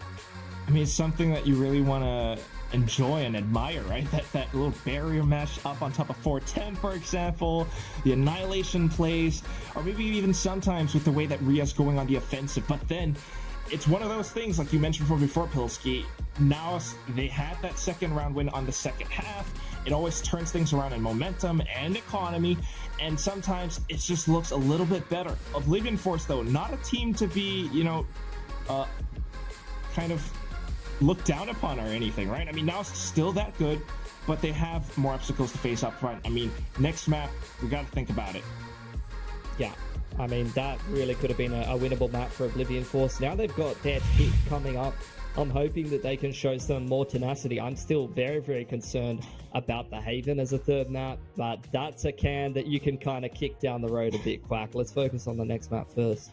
Yeah, I mean, so far, it's great performances from both sides still. I mean, some of these players, they're doing good things, and we got to toss it over to Victoria as well as Ewok to tell us how they all look. Thank you so much, gentlemen. How did it look? Honestly, in the beginning, it looked like NAOS was a lot cleaner. They were back on form. They're playing really well. But then in that second half, a lot of it just started to crumble. A lot of those mistakes really, compounded. And Oblivion Force got up way up there with 10 points. Ewok? Yeah, I think I was a little bit curious also about why they did go for the pick of the attack side first. Our lovely casters did mention that. I think their defense side was much better. I was concerned going into this match, looking back at Oblivion Force's first match against Full Sense. I was worried how they deal with operators in general, and I'm sure that's something that NAOS picked up on. And the moment when they came out with this comp, with only the KO as the initiator, I was concerned once again, what are they going to do against the Outlaw? What are they going to do against the Operator? Because we didn't see them handle it well versus Full Sense. So I think NAOS doing as well as they did on their defense side was kind of expected, considering the comp change for Oblivion Force. But then, of course, the Oblivion Force comp, it's really good on the defense, right? Yeah, clearly they had something ready, something cooked up together with that deadlock on defense, which just makes a lot of sense, having those two sentinels there. A little bit of an odd pick, but we can see why that worked. But I also want to ask about the Harbor. Okay, it's not the first time we've seen Harbor on Icebox, but it is a lot less common. What does the Harbor bring to the table as opposed to having that second initiator there like a Gecko or KO for NAOS? So I think the Harbor especially, it was getting a lot of value against the Oblivion Force comp because we saw how many times Eman would throw that high tide and they just kind of struggle to get through it because they only have the one initiator. They may be already through the flash. Now they maybe have one flash. We saw a right click, but if someone dodges it, we saw the Papichulo ace just because of that exact situation, right?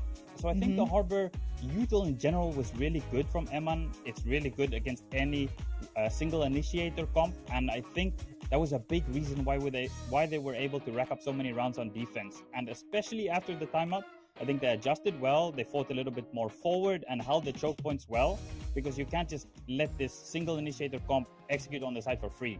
So I do think the NAOS timeouts were good. The attack side timeouts were good as well, because the moment after the timeout, they were taking a little bit more space, trying to find the Sentinel util, and I think those adjustments were really needed for NAOS to get over the line on this first map.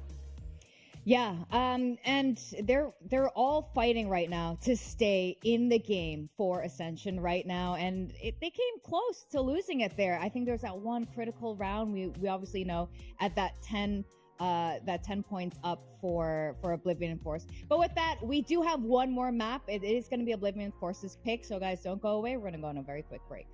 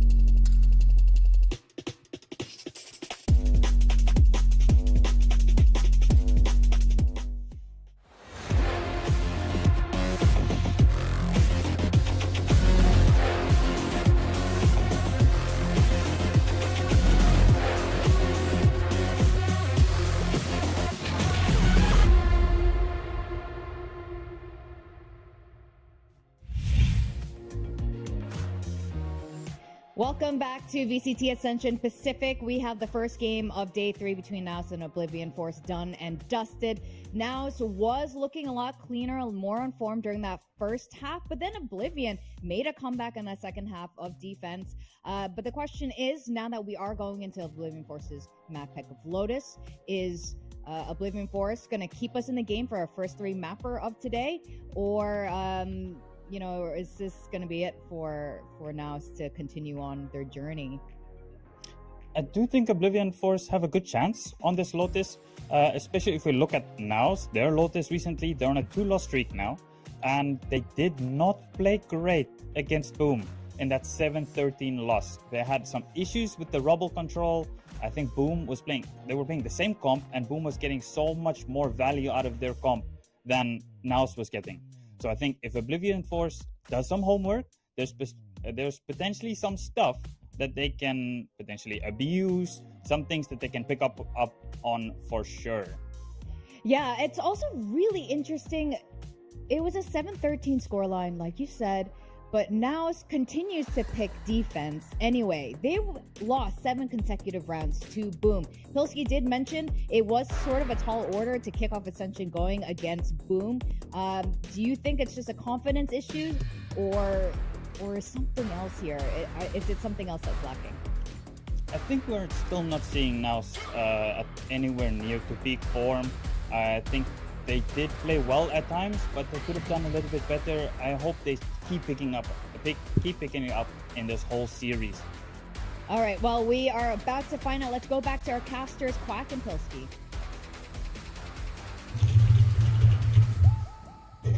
Yes, thank you very much, Vic, as well as Ewok. We are back into map 2, and this is another interesting one because although NAOS has quite a bit of experience with Lotus, Oblivion Force has actually quite the win streak in this for their home region.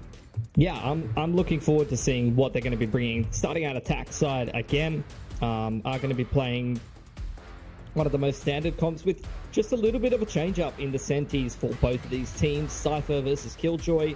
Cypher's got a lot of popularity with the Breach comps, but it's interesting seeing it in this double controller situation. Big fight over C long here. The one-way keeping the attackers zoned back for now. So with this fight front B, they were not expecting Nexi just getting in their face in combination with Emmett, and they've lost the man advantage as a result of it. And the attackers are all pinned back into spawn now, Quack. Yeah, I don't know about that, Pilsky. I mean, look at the health pool as well. This does not feel good for Oblivion Force whatsoever. Hence, they are just kind of sticking around the back of their home spawn for now. NAOS, they did such a good job, and it's all thanks to Nexi, who peeked out pillars for that. I mean, they got to keep stuff like this up. We saw them play this map just a couple of days ago against Boom, and it wasn't the greatest. Yeah, Emmett on the off angle now, just continuing to be an issue for them over on front B side, and Chime never even got a chance to do anything in this round. Now it's almost a clean sweep for them. Absolutely massive pistol to win. It feels bad. I got 13 HP. Let me do at least something. Just one. He was a prowler that round. He was an eye and a prowler, and you know what? As an info initiator player, and I mean, he's IGL. I was playing IGL when I was trying to play a little bit. Sometimes I did feel like I was just a drone. You know? Yeah. It feels like that sometimes. Like for those who don't know, Fate actually does have like little cat paws at the bottom of her boots for the player model, so that's kind of fun and cute if she really is a prowler. But back into the round, and it's gonna be now already asserting dominance with the guns that they have. I mean, look at how they pushed up to Rebel, and now back towards Mount. Mid picks up the first pick. Yeah, you can see zone behind the Viper Orb. Evan is just taking dry angles with a ghost. Man does not care right now, Quack.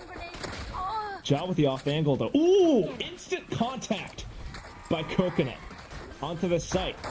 Now it's taking a little bit more space, coming out, trying to fight back with the guns that they've got. Nexi onto the Guardian. Snaps on mid-air into Uta, and then on towards Chak. Now they still managed to keep the rounds, although they've lost 3 guns. Yeah, a little bit of damage done. And we've gotten through the first rounds pretty quickly. I think that's courtesy of NAOS, once again, in the early stages of the game, similar to what we saw on Icebox, just showing absolutely no respect getting in the face of the opponent. Emin is wide peeking over towards C-Long multiple times with a Ghost, and trying to get in the face and the heads of Oblivion Force, but we'll see what Oblivion Force have for us on this attacking side. Want to see them get off to a better start than they did on Icebox, because this should be a much more comfortable map for them. Yeah, absolutely. They picked this, and this is one of the maps where they're most comfortable with. Meanwhile, for NAOS, though, can they stay on top of things? The armor doesn't really suggest that, and Emin, the sole hero Vandal, alongside a couple of Guardians. The rest of them only have Sheriffs. Look at this on the map, though. They're actually pushing all the way up Rubble, taking contact into its Uta. It's a 1-for-1 trade. Yeah, you could see Oblivion Force not pulling the trigger into this B site, though. There's a whole Killjoy set up over there in towards A main. Coconut wasn't ready for it, but it is such an instant couple of one-taps from him. Now going to take a heads-up duel versus Papi Chulo on the off angle, but instead waiting for the rest of the team. Yeah, Finn's the herd, and he definitely knows that he can now call his team over to push him, but Papi Chulo able to hold the angle for a couple more. He picks up 3. It's down to the one-on-one. Ja only has the Sheriff, but he's going to where the guns are all dropped over the floor. Scattered. Yeah. He picks one up, and he's looking for that duel. Rhea only has 1 blast pack to work with. Meanwhile, Ja's got nothing. This might as well be a duel. Rhea trying to reposition, slowly slicing the pie, and he has an idea for where he might be, but he's got to think about possibly Tree as well.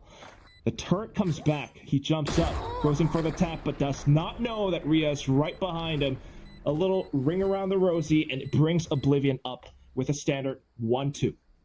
Yeah, but took absolutely everything from them to get that round across the line, bankrupting their economy. So we head into round 4 here.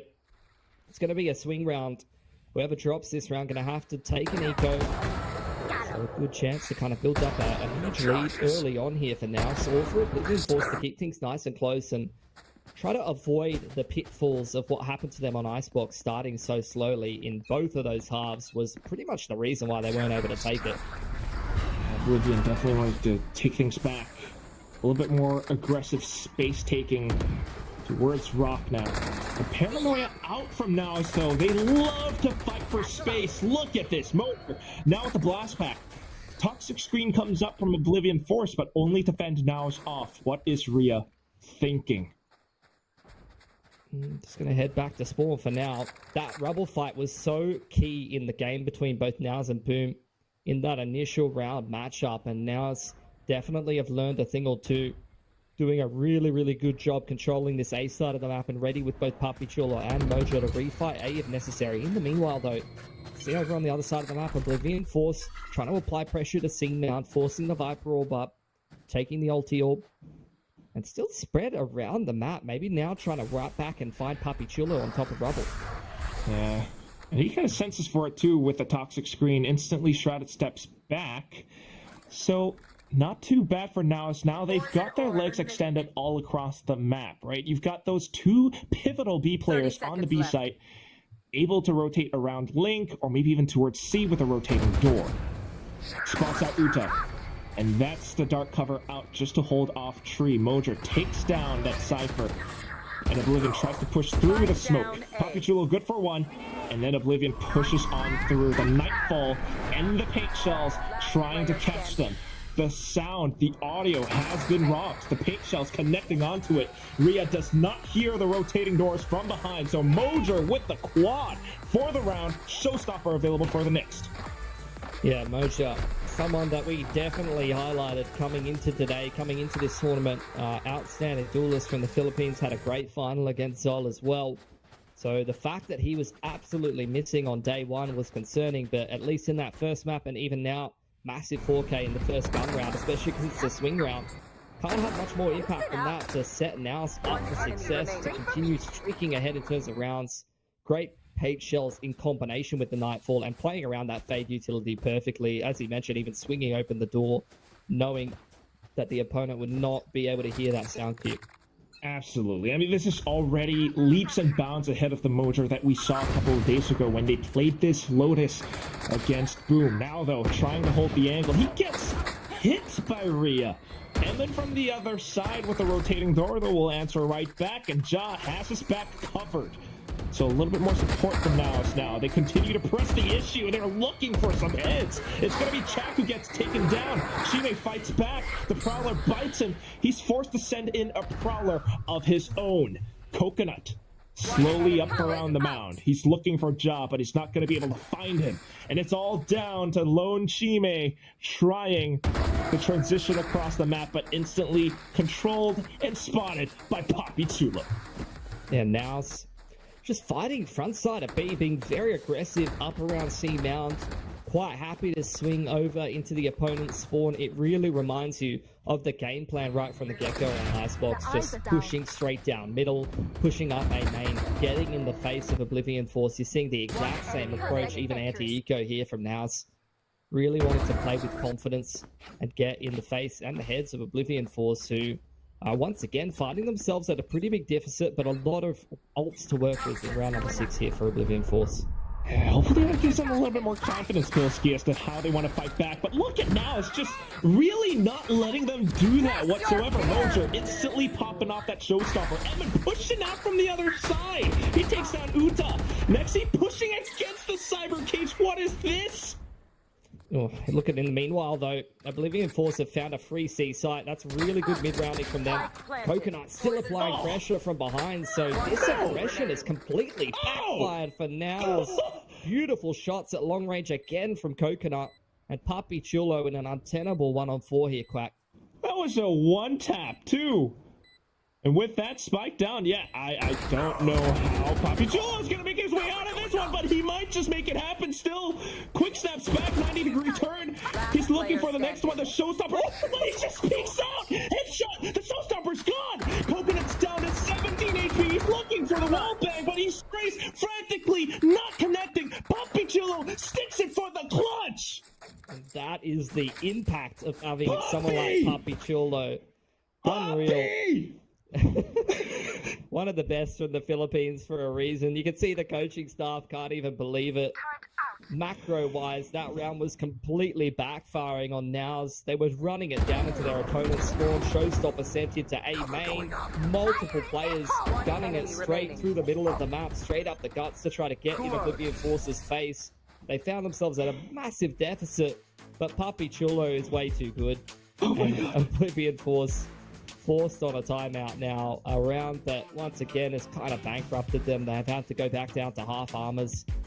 The showstopper's been burnt through as well and hasn't even found them around as a result. I'm just stunned. Pilsky. Poppy. He Other just did words that. that start with P. Other names. Pete.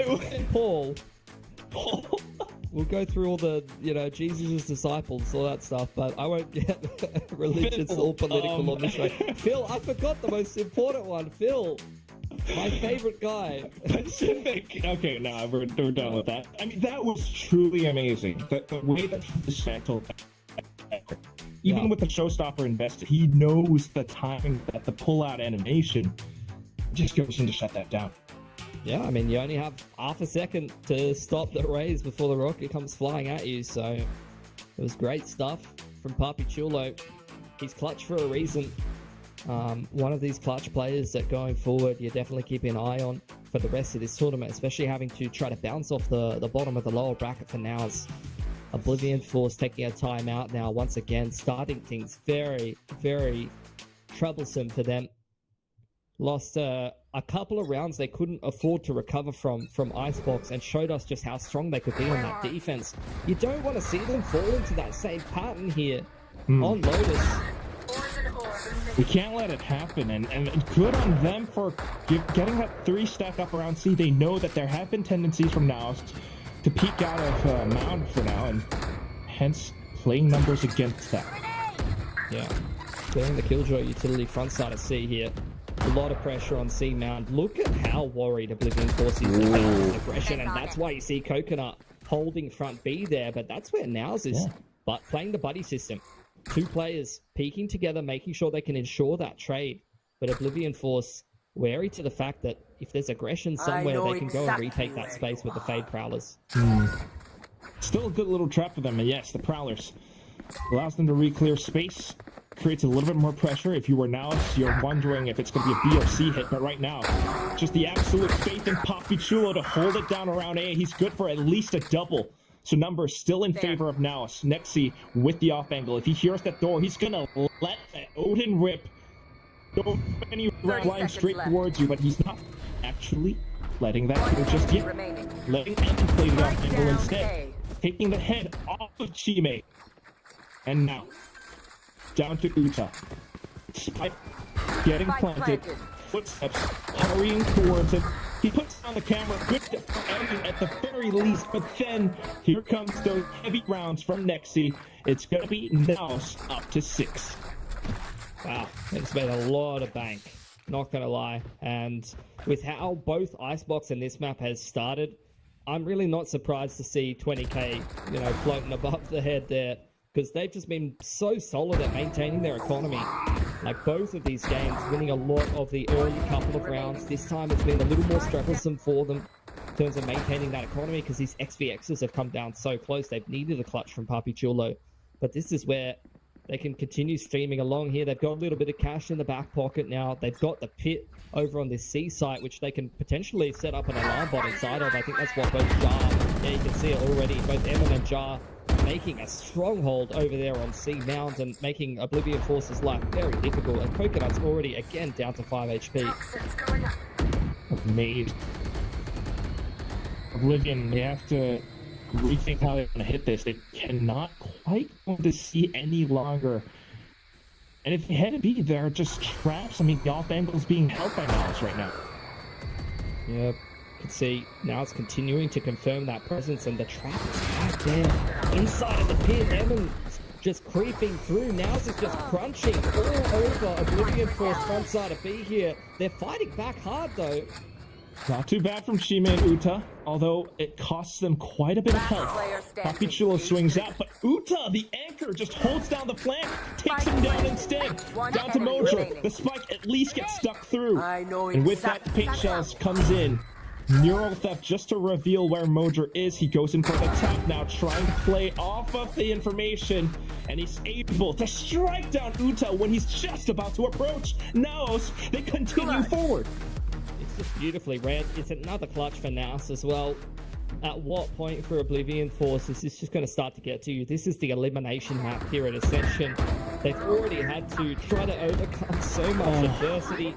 Last minute substitution coming into the tournament. They're already from a bit of an underdog region in Taiwan, Hong Kong, in terms of, playing an APAC Ascension. Obviously, we know the strength of that with the Chinese scene going on at the moment, but it's just rough.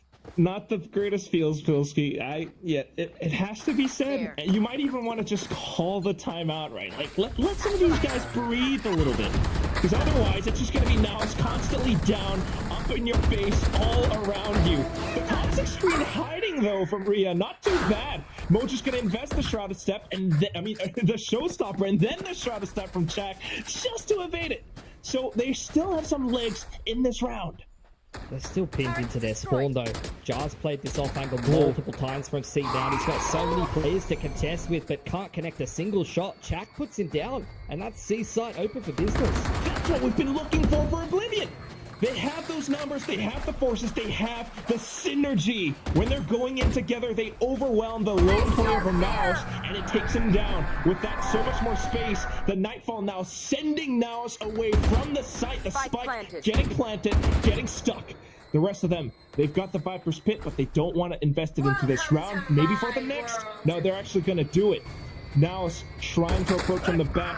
Oblivion wants as many rounds as possible, and they still have to deal with the Papi Chulo. He's right around the corner. The dart cover him just to give him a bit more space. But Chime's right around the other side. He hops all over them. Chak just fires them straight down into a straight line. He managed to get them off. It's going to be down to Emin, 1 HP. He's decayed, and Chak will not let it happen. Oblivion Force goes up to 2. It's another massive multi-frag from Chak, which, coincidentally is exactly how they started to get back into Icebox. In fact, that's his first 4 kills of the game, Quack. He has not been able to get on the board until this exact round, and he is really starting to show up in a big way. I mean, Oblivion Force backs against the wall at this point. You know, this is their last chance to make something happen. And after the back of that round, similar to exactly what we saw over on Icebox. NAOS maybe losing a round in the XVX they weren't happy with. Going to take a timeout, discuss how they can make sure they maintain this massive round score lead they've got. And it's, you know, more power to them as well, right? I mean, they've got all these advantages coming into this matchup, and they want to ensure that they're holding on to them. They had the momentum, and they do not want to let it go. But for Oblivion, though, the tenacity that they have, the fact that they're fighting back in the face of adversity, you see all of these pieces of utility, you see the Viper's Pit and how Papi Chulo is trying to work his way around it. But Shaq says no, he's able to fight back, and that's what we need more of from Oblivion. The numbers advantage, the rushes, the forces, the way that they're kind of just overwhelming lone players like Ja sometimes. Let's see what NAOS have come up with. At the same time, for Oblivion Force, it's a double-edged sword for them to discuss how they can continue trying to put rounds together on this attacking side. They've already taken one timeout so far in this half.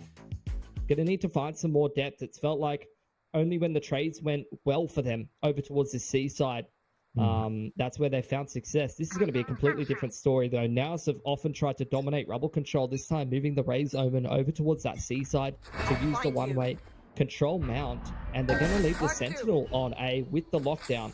And Oblivion Force, this is one of the first times they've even been able to get out rubble here, Quack. Oh, well.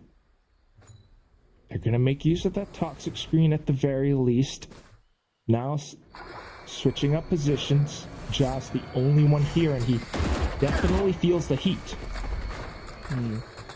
Now it's only on a half buy. Going to have to rely on this lockdown to complete the retake. Coconut trying to control the rotations through the middle of the map. And she may going to get that plant down now. Spike planted. You still got Coconut watching the flank for Oblivion Force as well, so now it's trying to make use of their bodies together to try to retake this site. Everyone's bunched up around the top of drop, around the stairs, and those are the best possible positions to mount this comeback. Coming in through now. Ja able to take one, but traded. Mojer in for the double. Ria with the showstopper in towards Emin just to try to secure the round, but he's down to 3 HP. Papi Chulo with the Sheriff hops on over, picks up the Vandal, and he's looking for Coconut. He's able to take him down, running out of time, but Ria manages to throw in those paint shells just to keep things alive. Papi Chulo now only has to go in for eliminations. Ria trying to hop away the blast packs. Maybe not, but it's still going to be the round for Oblivion. Really expensive round for them, though. Takes all the guns away from them, and you can see they don't have the money to replace them. This will open up an opportunity now for NAOS, who didn't invest the lockdown in that round. They just tried to get back in there with, you know, the half buy, with the basic pieces of util, and Jesus, they made a really good run of it. Took everything out of the hands of Oblivion Force, took the showstopper and a multi-frag from Ria just to get that round across the line for Oblivion Force. So now NAOS have got reset potentially in round number 11, can potentially set themselves up for a 9-3 half. Yeah, it really tells you just how much Oblivion Force needs to keep themselves in this game. It hurts their economy as well for this round. 2 rounds left for the first half, Pilski. Front B and C mount control here for Oblivion Force. Same setup for NAOS. Retake on A. 2 duos here for NAOS, ready to try to fight front B or C if the pressure comes forward. Not bad. I'm still loving those off angles from Nexi as well as Mojer on the B side, though, but look at that peek from Coconut. Beautiful. He's been kind of the standout for Oblivion Force in a couple of these rounds.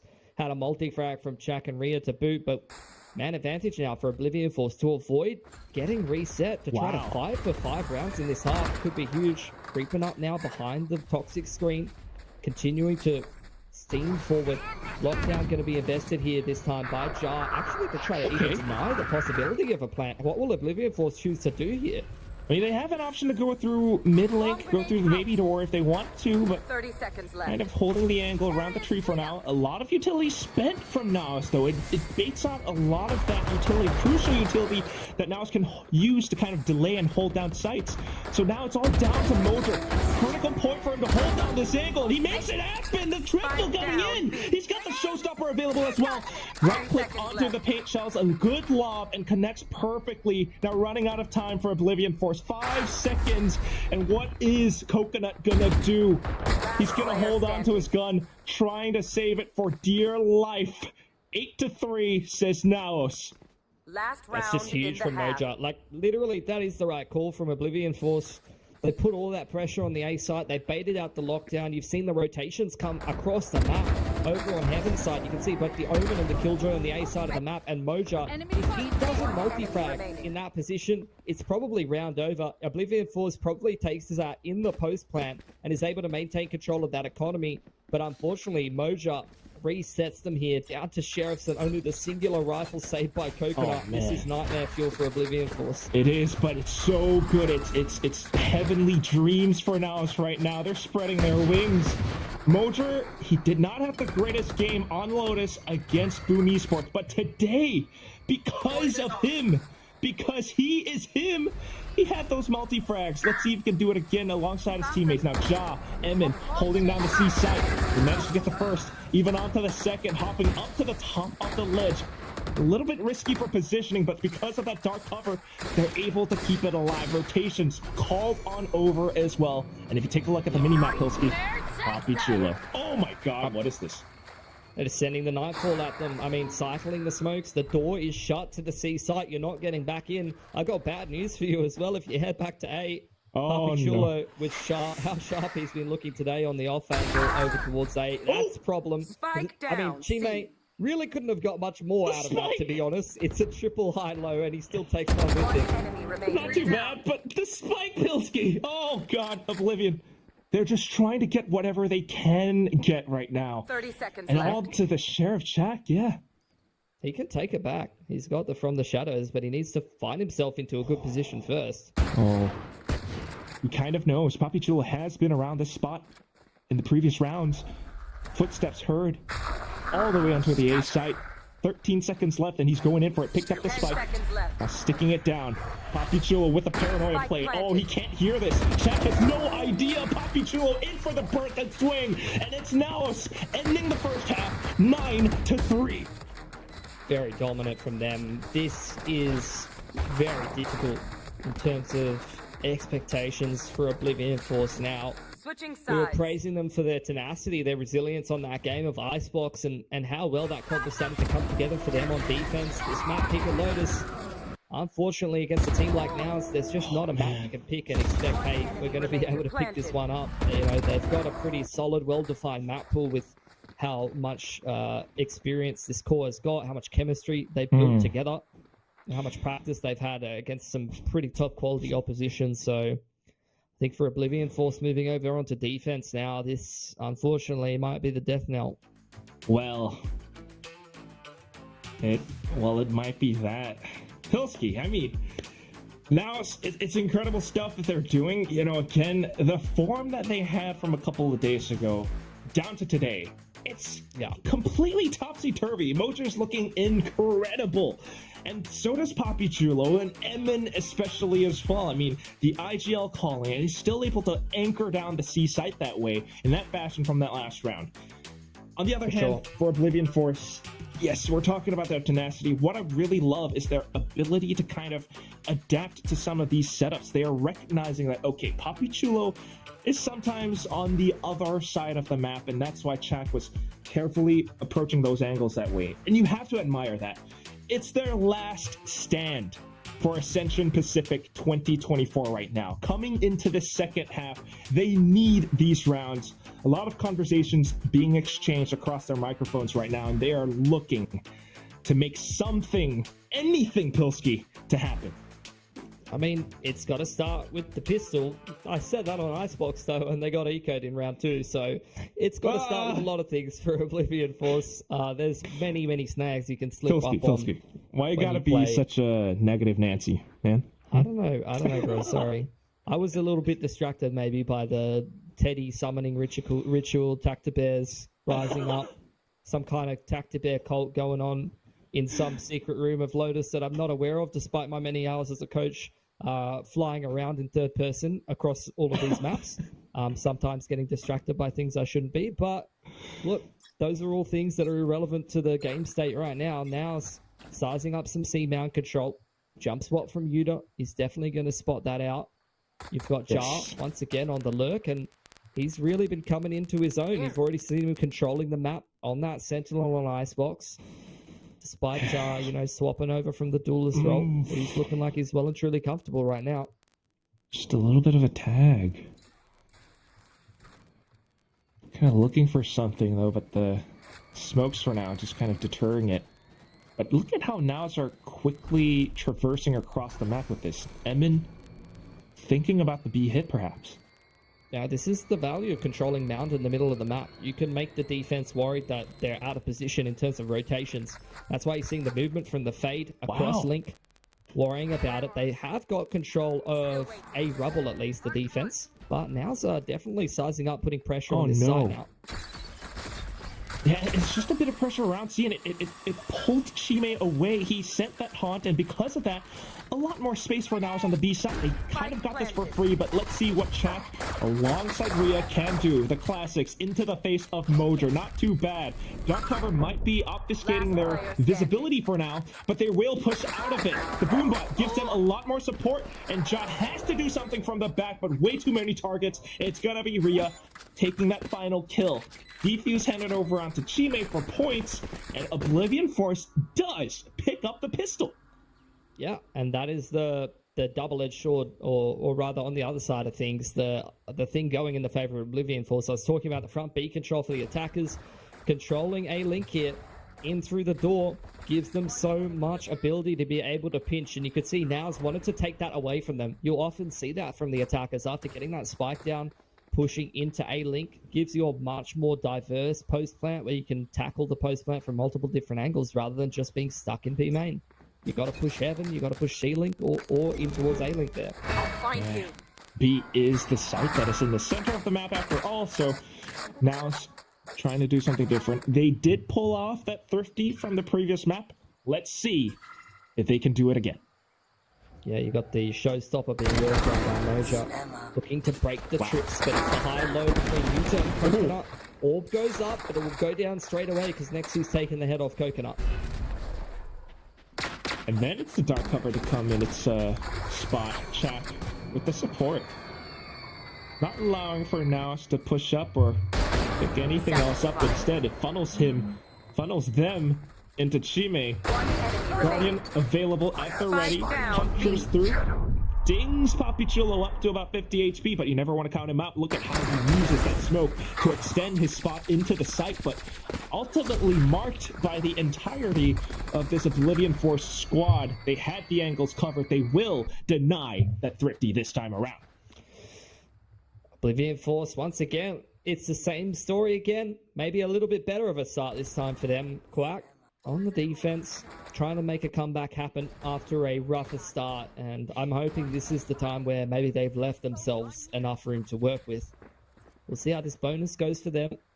We'll have dropped the Sheriffs over to both Coconut and Rhea, and a fair few rifles to work with as well. Cypher being left solo over on this A side of the map, and it's a full take from NAOS. Yeah, I hear you, Pilski. I mean, this bonus, this is the crucial one. If they are going to mount a comeback, this is the round where it happens. However, a lot of pressure onto Uta's shoulders right now. He's got that bulldog, a lot of traps on the A site. Jono just picking them apart as they try to peek out of B. That is not what you want to have. She made a little bit of support from the back, but now anchor down onto Uta again. The pressure was too heavy. Uta crumples and falls to the ground. It's a 2-on-4 retake. Too many targets all over the A site. How do they start this? Oh god, right? Now they're opening the door as well, just to take the fight to them, not letting Oblivion take anything whatsoever. NAOS picks up double digits in this round. Yeah, beautiful prowler there from Nexi to clear out Uter on the site. You can see him with the double trip set up inside of the site, trying to play in his cage. He pops on the cam for half a second, and there's a prowler in his face, completely blinding him, and you can see Mojo just tracing that straight through the cage before any of the Cypher util can become an issue. My And God. Jar over on the other side of the map, that's where you see that duelist aid, man. That crosshair placement, just 2 insta one taps when Oblivion Force is trying to pinch him from both C and B. That's the thing. I mean, it's impactful frags from John right in that moment. Now it's not letting up. This is what they do best. It's always these pace switching plays where they're suddenly going aggressive now, taking a little bit more space up around Rubble.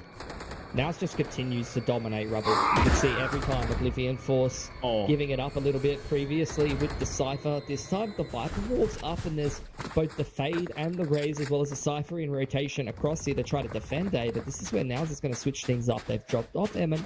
Jar's taking some space front B. They're going to go back and take Mount, and with a minute on the clock, this is going to deny all information to Oblivion Force. They have no idea where the attackers are going to finish this round. I mean, you have to wonder what the call is, what the tell even is, because the reads, Oblivion Force adapted to put 3 players on the A site, but then NAOS kind of anticipated that, rotating all over onto C now. Look at Emin. And then hearing the rotations over, yes! Off the back of the C pressure, he's taken all of that A space, and now, like I said, because they took all 3 lanes, they can choose whatever they want to do in the mid to late round, and they even caught Chime on the jump spot.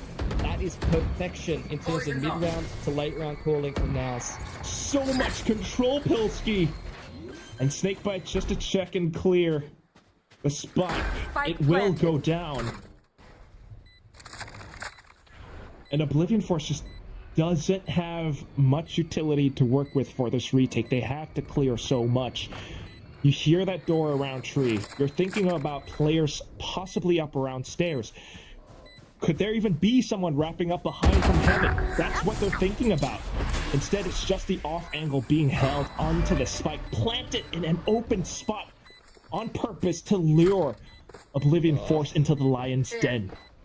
Emin just saving. It's the saddest thing you can do when you're facing elimination from the tournament is just to hold on to your gun.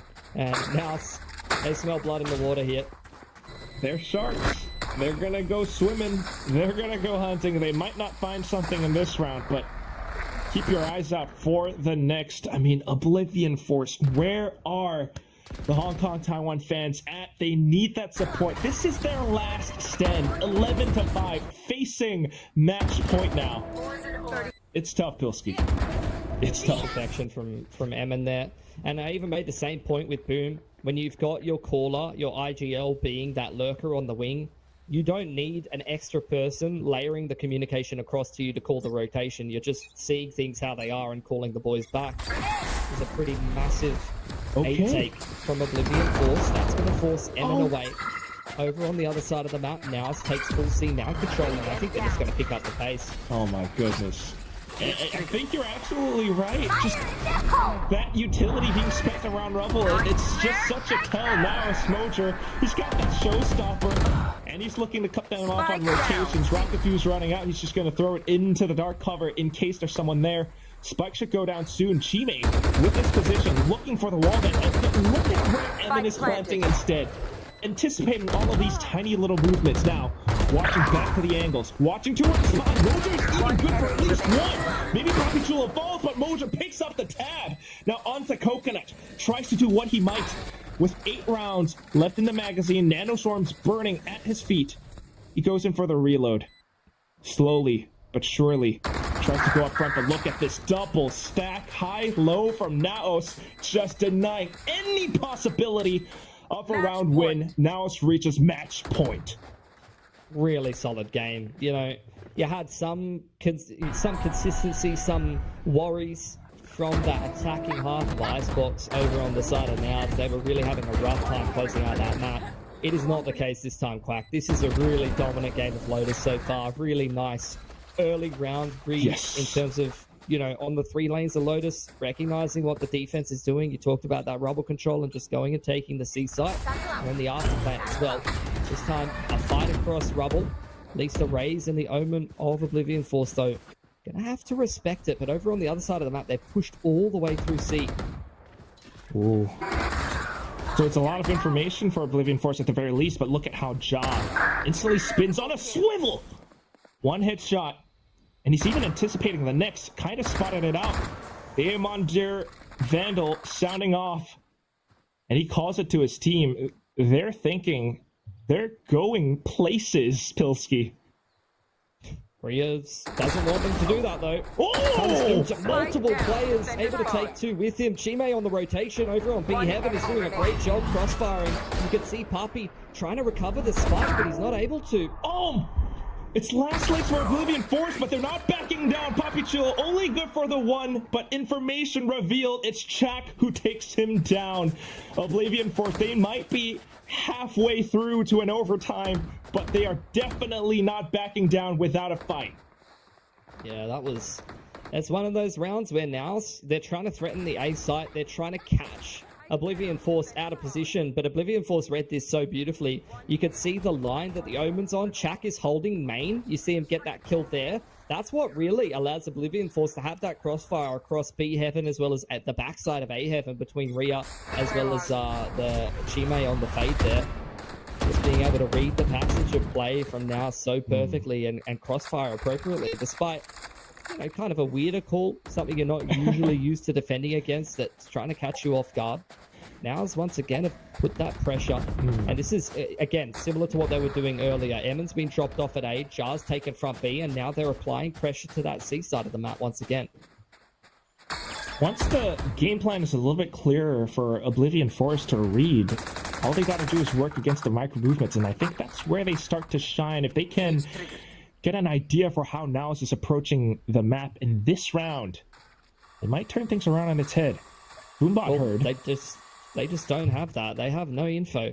They've got the fade off angle front B, but it's just a 2-1-2. Like, they have no idea where this round is going to end for NAOS. They have no info on any part of the map right now. Just a bit of pressure all across the board, and that's what NAOS wants exactly. Oblivion Force still spread thin. And look at this. Wow. Emin. Oh. What's he going to do? Oh. I think he's seen a ghost there, a cam maybe, that he thought was going to put the wall up and try to get out while the rest of now is going to be here, Quack. But look at that, just a little bit of deep pressure and then the quick mid-round call into the B site. They've made the right reads. B has been vacated, and Emin even turns back around just to take down Rhea. On towards Heaven as well as Spawn, and they are pushing forward. They are holding it down. Oblivion Force wants to take the fight to NAOS. Swings out Chime alongside Chak. They take down Mojer. Now onto the next. Ja holds the angle. Lockdown invested into the round. And look at the mini-map as well, guys. It's going to be Emin all the way from stairs. They are suddenly very aware of it. The lockdown is gone, but Coconut will make Emin disappear as well. Oblivion Force stays alive for one more round. Just keep scraping these rounds together on defense, man. That's what we were seeing for them on Icebox. But going up against Series Point, like, you can't help but feel it's too little too late again. 5 in a row with how well NAOS has been playing on Lotus, with how much pressure they're putting across the map. It's going to be difficult for them to keep coming together and keep winning these retakes round in, round out, and keep making the right decisions when they have absolutely no info across the map. Yeah, it might be difficult, but I'm going to start believing, Pilsky. I know you're negative, Nancy, but Oblivion Force, you have to admire how they're not just calling it quits. They're facing match point, but they are still fighting so hard for each and every round. No info, sure. Not a lot of space, sure. But as soon as they start to feel that heat, they go in against it, and they are firemen fighting the fire from NAOS. That said, though, the timeout being called now might just cool them down a little bit. Oblivion Force, you have to think how they are going to keep themselves alive in this game. Once again, they are facing elimination right now, and NAOS is looking to snuff out that light.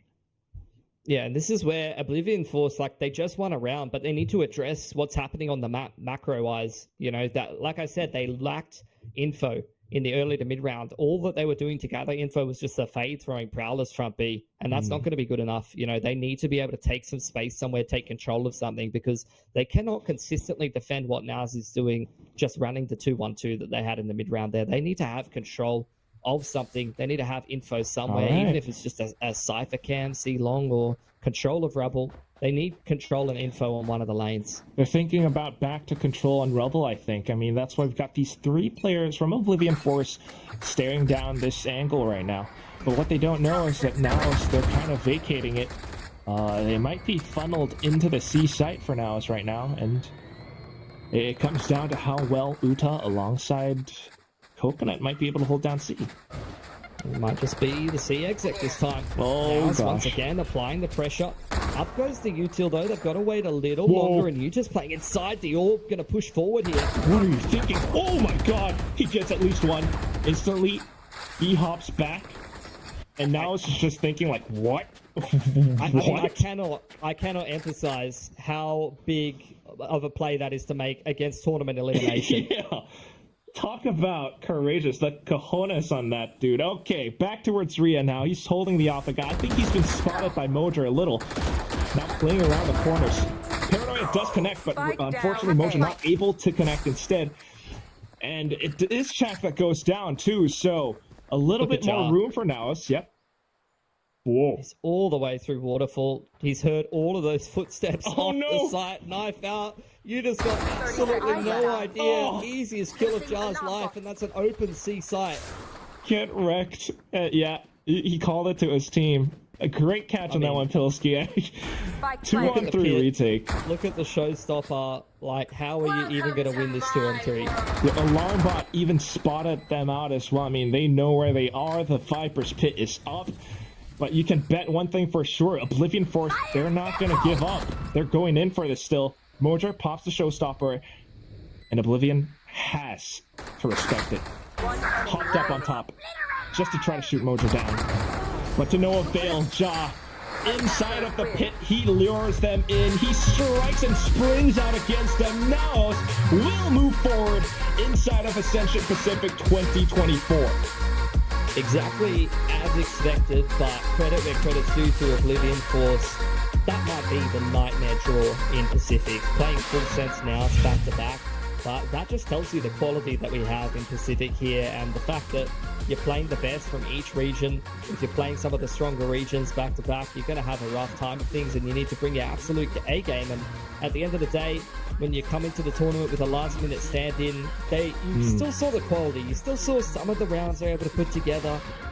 Showed some promise, but consistency-wise, just didn't have quite enough of that versus some really well-established teams in both NAOS and Full Sense. Yeah, it's a little bit tough, we'll say that, but dude, you have to admire the heart, the spirit that they have. I mean, for sure, these guys can frag. They can duke it out against some of the big boys that we have in Ascension Pacific. But at the same time, you know, I mean, we might have to fact check some of this, right? They are experienced players. They have been around the block on like LGD and stuff. But if I'm hearing it right, some of them might be holding on to jobs, and that's, you know, playing in with a stand-in as well. The fact that they're making all of this work and still putting up some great performances in these rounds, it says a lot as to how much they can do. I mean, imagine if they had a full coaching staff, you know, full training hours and everything, proper jerseys. They could do a lot.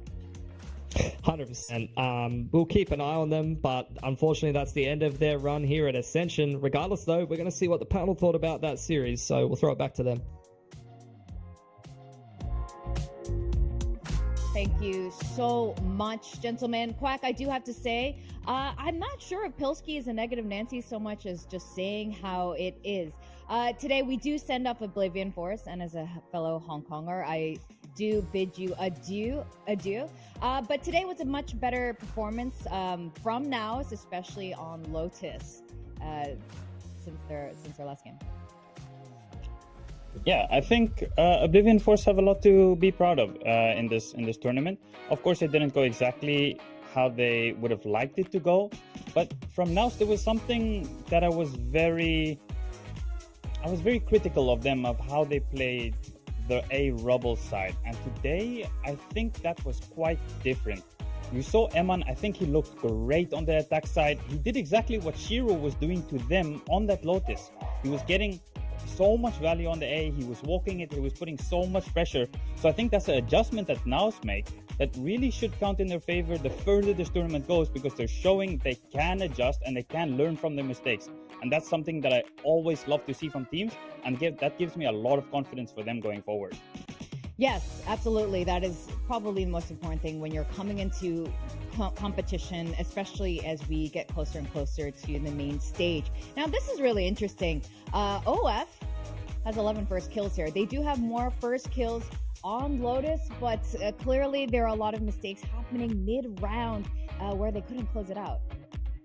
Yeah, I think the individuals also really stepped up for NAOS in this game. We saw Mojer look great. We saw that Papi Chulo clutch, which really saved him in that round. I do think there's times where certain rounds, right, the round didn't go perfectly and you're up against it.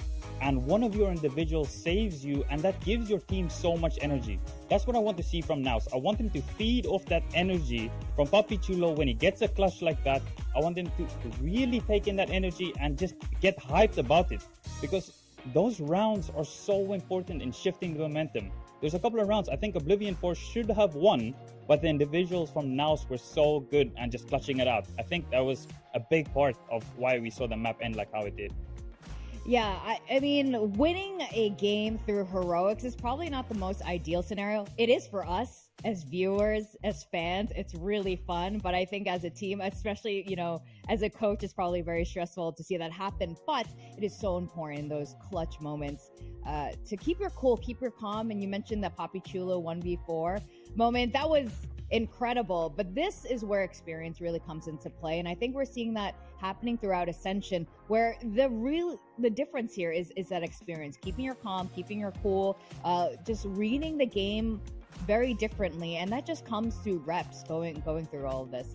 And you know, I have to say though, during that second half, I thought we were almost gonna have an Icebox repeat performance after they dropped that pistol. There was a moment I was like, oh no, it's happening again, but obviously that didn't happen.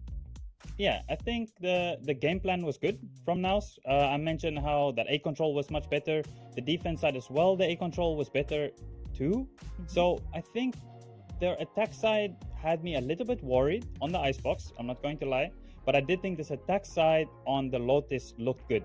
I think Eman, when he has some space on A, and he can just make some calls around what he's doing as an individual, I think that's when NAOS kind of shines. So when he gets locked down a little bit, or he's not having too much space, it seems like it's a little bit harder for them to get going. And I think that was a big difference between the Icebox attack side and what we saw on the Lotus attack side. Yeah, definitely. You know, I really wonder now, moving forward into this tournament, how NAOS is going to look. Like you said, they clean up a lot of things. They're adapting. They are fixing a lot of mistakes, and hopefully they can continue on with that, because it's only gonna get harder from here. They get one more chance. Sure. Yeah. I do think, I mentioned earlier, after timeouts they look better, but there is a little bit of criticism there as well. I think sometimes they could have adjusted a little bit faster in their style. I think they do lose sometimes a round or two before they adjust, where they kind of had a game plan to play a lot of retake on Lotus, and as well on Icebox they had a specific game plan. I think they can change up that game plan a little bit faster without the coach intervention specifically. Yeah, definitely.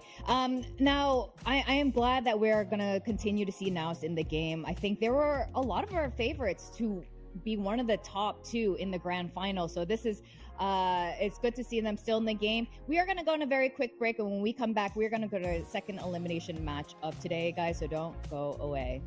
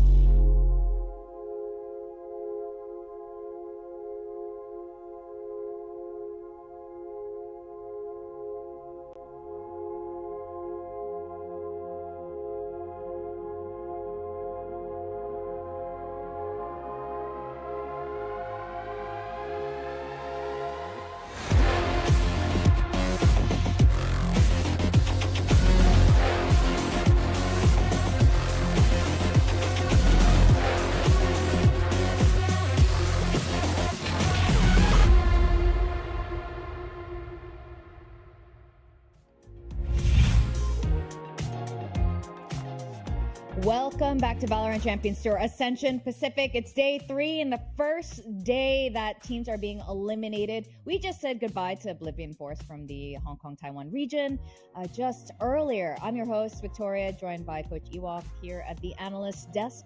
And Ewok, we're going to continue on to our second lowers matchup for today. We got Revenant and Rapid Lo-Fi.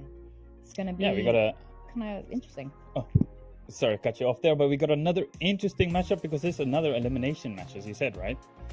We have a really interesting match coming after that, but this one, another high stakes match. And both teams, of course, weren't at their best for their first series, but I hope they can both pick it up. Yeah, we've got to see a little bit of both of these teams, but I think today's really the day where we're going to see what they're really made of. First up, we got Revenant Esports here from the South Asia region. We all know SK Rossi, but you know what? They put up a really good fight against SPG just the other day. We were talking about this. It's been kind of a 2-0 track record for all the matchups, but again, doesn't really tell the full story of how close some of these matchups have been. Yeah, I agree with that one. I think if we can see the Revenant that started Bind versus SPG when they went 7 on the trot, I would love to see that type of confidence, that type of macro. I think if they can be like that, then it's going to be a really tough one on the other side. Yeah, that's right. And on the other side is Rapid Lo-Fi. And if you know anything about Vietnamese Valorant, you definitely know Suka, who's been in the scene since the beginning. Now, this team is a relatively inexperienced squad compared to some of the other orgs. But you know what? I think at this point, we can establish that Vietnamese aim can be pretty mean, Ewok. Yeah, 100% agree. These guys are sharp. And Revenant's going to have to look out for that. I think Sultan, DOS9, SK Rossi, they might not fare away from those fights. So I think those 1v1s are going to be really interesting to see. Yeah, it's going to be really fun. And we got to talk about our head-to-head here. We got DOS9 and Suka. You know, we're just saying Suka is extremely experienced compared to the rest of his squad here. But DOS9 is also, you know, we were talking about this earlier. He's young and he's really hungry for this win. Yeah, I think he's a vital part of this Revenant roster. He did really well in that split 2. He's one of the top rated players. And I think if Revenant want to go far, this guy needs to step up. Yes, it's a lot of weight on his shoulders, but they are very reliant on him. Yes, absolutely. And I know how much Revenant wants this, but Rapid Lo-Fi, we don't have a Vietnamese org in franchise. It would be really great to have one of them joining the Pacific fray here over with us in Korea. Yeah, it might be time. I would love to have them join us, but I think there's a lot of teams that would say, well, look at us. We also want to be there, right? And one of those other teams is Revenant today, right? Neither of them, of course, want to go home. And I think there's a lot to play at here, just not only because it's elimination, but there's a lot of pride. There's a whole region behind you that want to see you succeed, right? They worked this whole year, they worked really hard, and now they're here. This is their time. Yes, we said first match didn't go as planned, right? But this is where the good teams can distinguish from the greater teams, right? You need to react well to that first series loss and make sure you don't face that elimination. Don't go down there, right? But they're here already, so let's see if both of them can kind of put a stake in that. Yeah, as they like to say, maybe the first match was a bit of a warm-up match, but now you're in the elimination, you're in the lowers, and there's no more time for warm-up. You really got to redo things right. So now with Revenant wanting to get back in there, and of course Rapid Lo-Fi wanting to prove all the doubters, because frankly speaking, you know, we had Fancy United last year. This is a different squad this year, but I'm liking generally what I'm seeing. Do you want to share your thoughts actually overall with Rapid Lo-Fi and some of the teams coming into Ascension this year? And I think just overall, how much higher level all the gameplay has been. Yeah, I think it's great that we get to see these teams improve as the years go on, right? We talked quite a lot, all of us together, about how we feel the quality of the teams are higher than last year. And that's what we want to see, right? We want to see every year the quality of these teams are going up. Because of course, on tier 1 level, it's going up. right? Tier 2 level is going up as well. There's new talents coming through. And I think Rapid Lo-Fi is one of those teams where new talent is coming through, where playing alongside the existing talents like Suka. So we are expecting a lot from them because we saw how well Fancy did last year. So they're the team here. Fancy's not here. So we would like to see them really live up to that expectation. Definitely. And you know what? We do compare franchise and Ascension. Sometimes it's even colloquial referred to as like tier 1 and tier 2. But frankly speaking, a lot of these players could easily be in franchise. It's just the way things played out, and just like Franchise League, how the gameplay has leveled up. We're seeing that all across the board for Ascension here, across all the regions, and especially Pacific. I think Pacific is one of the regions that is just a bit tougher to make predictions on who's gonna make it to the end. And on top of that, it's Valorant, so you also just never know who's really gonna win. When it looks like everything is in one team's favor, suddenly the sides flip, and it could come down to the smallest things, or it could come down to not even in-game stuff, but just your mental. So hopefully both of these teams have their mental fortitude. They're ready to go. They're not too nervous, knowing that this is an elimination match. Yeah, for sure, right? You mentioned the mental, and you also mentioned that first series might have been a little bit warm-up. They've been in Indonesia a little bit longer now. They're getting accustomed to everything, with their setups and everything. So I hope that all of these things where they get to experience a little bit longer, they can get into their comfort, and we just see the best from both of these teams, because that's what all of the fans from the regions want to see. That's what we want to see. Definitely. And that's right. So all the teams are already in Jakarta. They're obviously over there playing against, in the same city as you right now. But it's really nice to be able to have some really good Indonesian food in between your matches. Now we got to talk about predictions. Let's have that up there. Who did you predict, Ewok? I actually didn't see who you predicted. Yeah, this one I wasn't sure about it because I was looking at the vetoes last night, and I think the veto could be really interesting. I think this series might come down to how the veto is structured. We saw a really interesting veto earlier with NAOS. They seem like they kind of won out with the veto, and that really works in their favor. So I think whichever team can have the better veto here, it's a big advantage for whichever team can come out on top. I do think RVNT have the upper hand in this one. I think there's more to see from them. The SPG was a hard, difficult matchup, right? So I think this is where RVNT can maybe get to shine. Yeah, I agree with that. I think this was really tough. I think the next match was just as tough. Predictions today were a little hard. But I think what it really comes down to, and why I ended up going with RVNT as my prediction, is because of the experience on that squad. And we talked about this earlier today. Experience sometimes is just that one last piece that changes the outcome of the game in these really critical moments where experience comes into play, where you make the right call at that clutch moment. So that's why I'm going to have to go with RVNT here. It looks like across the board we have that here. I assume for similar reasons. We'll be talking to our casters later, Pilsky and Quack, and maybe we can get their thoughts on why they think that. But yeah, so keeping a strong mental is really important. I don't know if it's just Pacific, but it feels like Pacific teams in general, whether it's Ascension or franchise, they're very susceptible to that mental fortitude. And if you're just feeling off that day, or it can affect your team dynamic, your comms.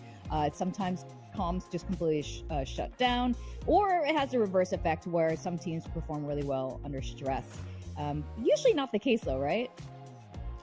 Yeah, I think less stress is maybe a usually case better. by case, right? Yeah. And of course, elimination, that's added stress, right? You mentioned the experience. Is that experience going to get them over the line in this match that does have that extra pressure, as you mentioned, right?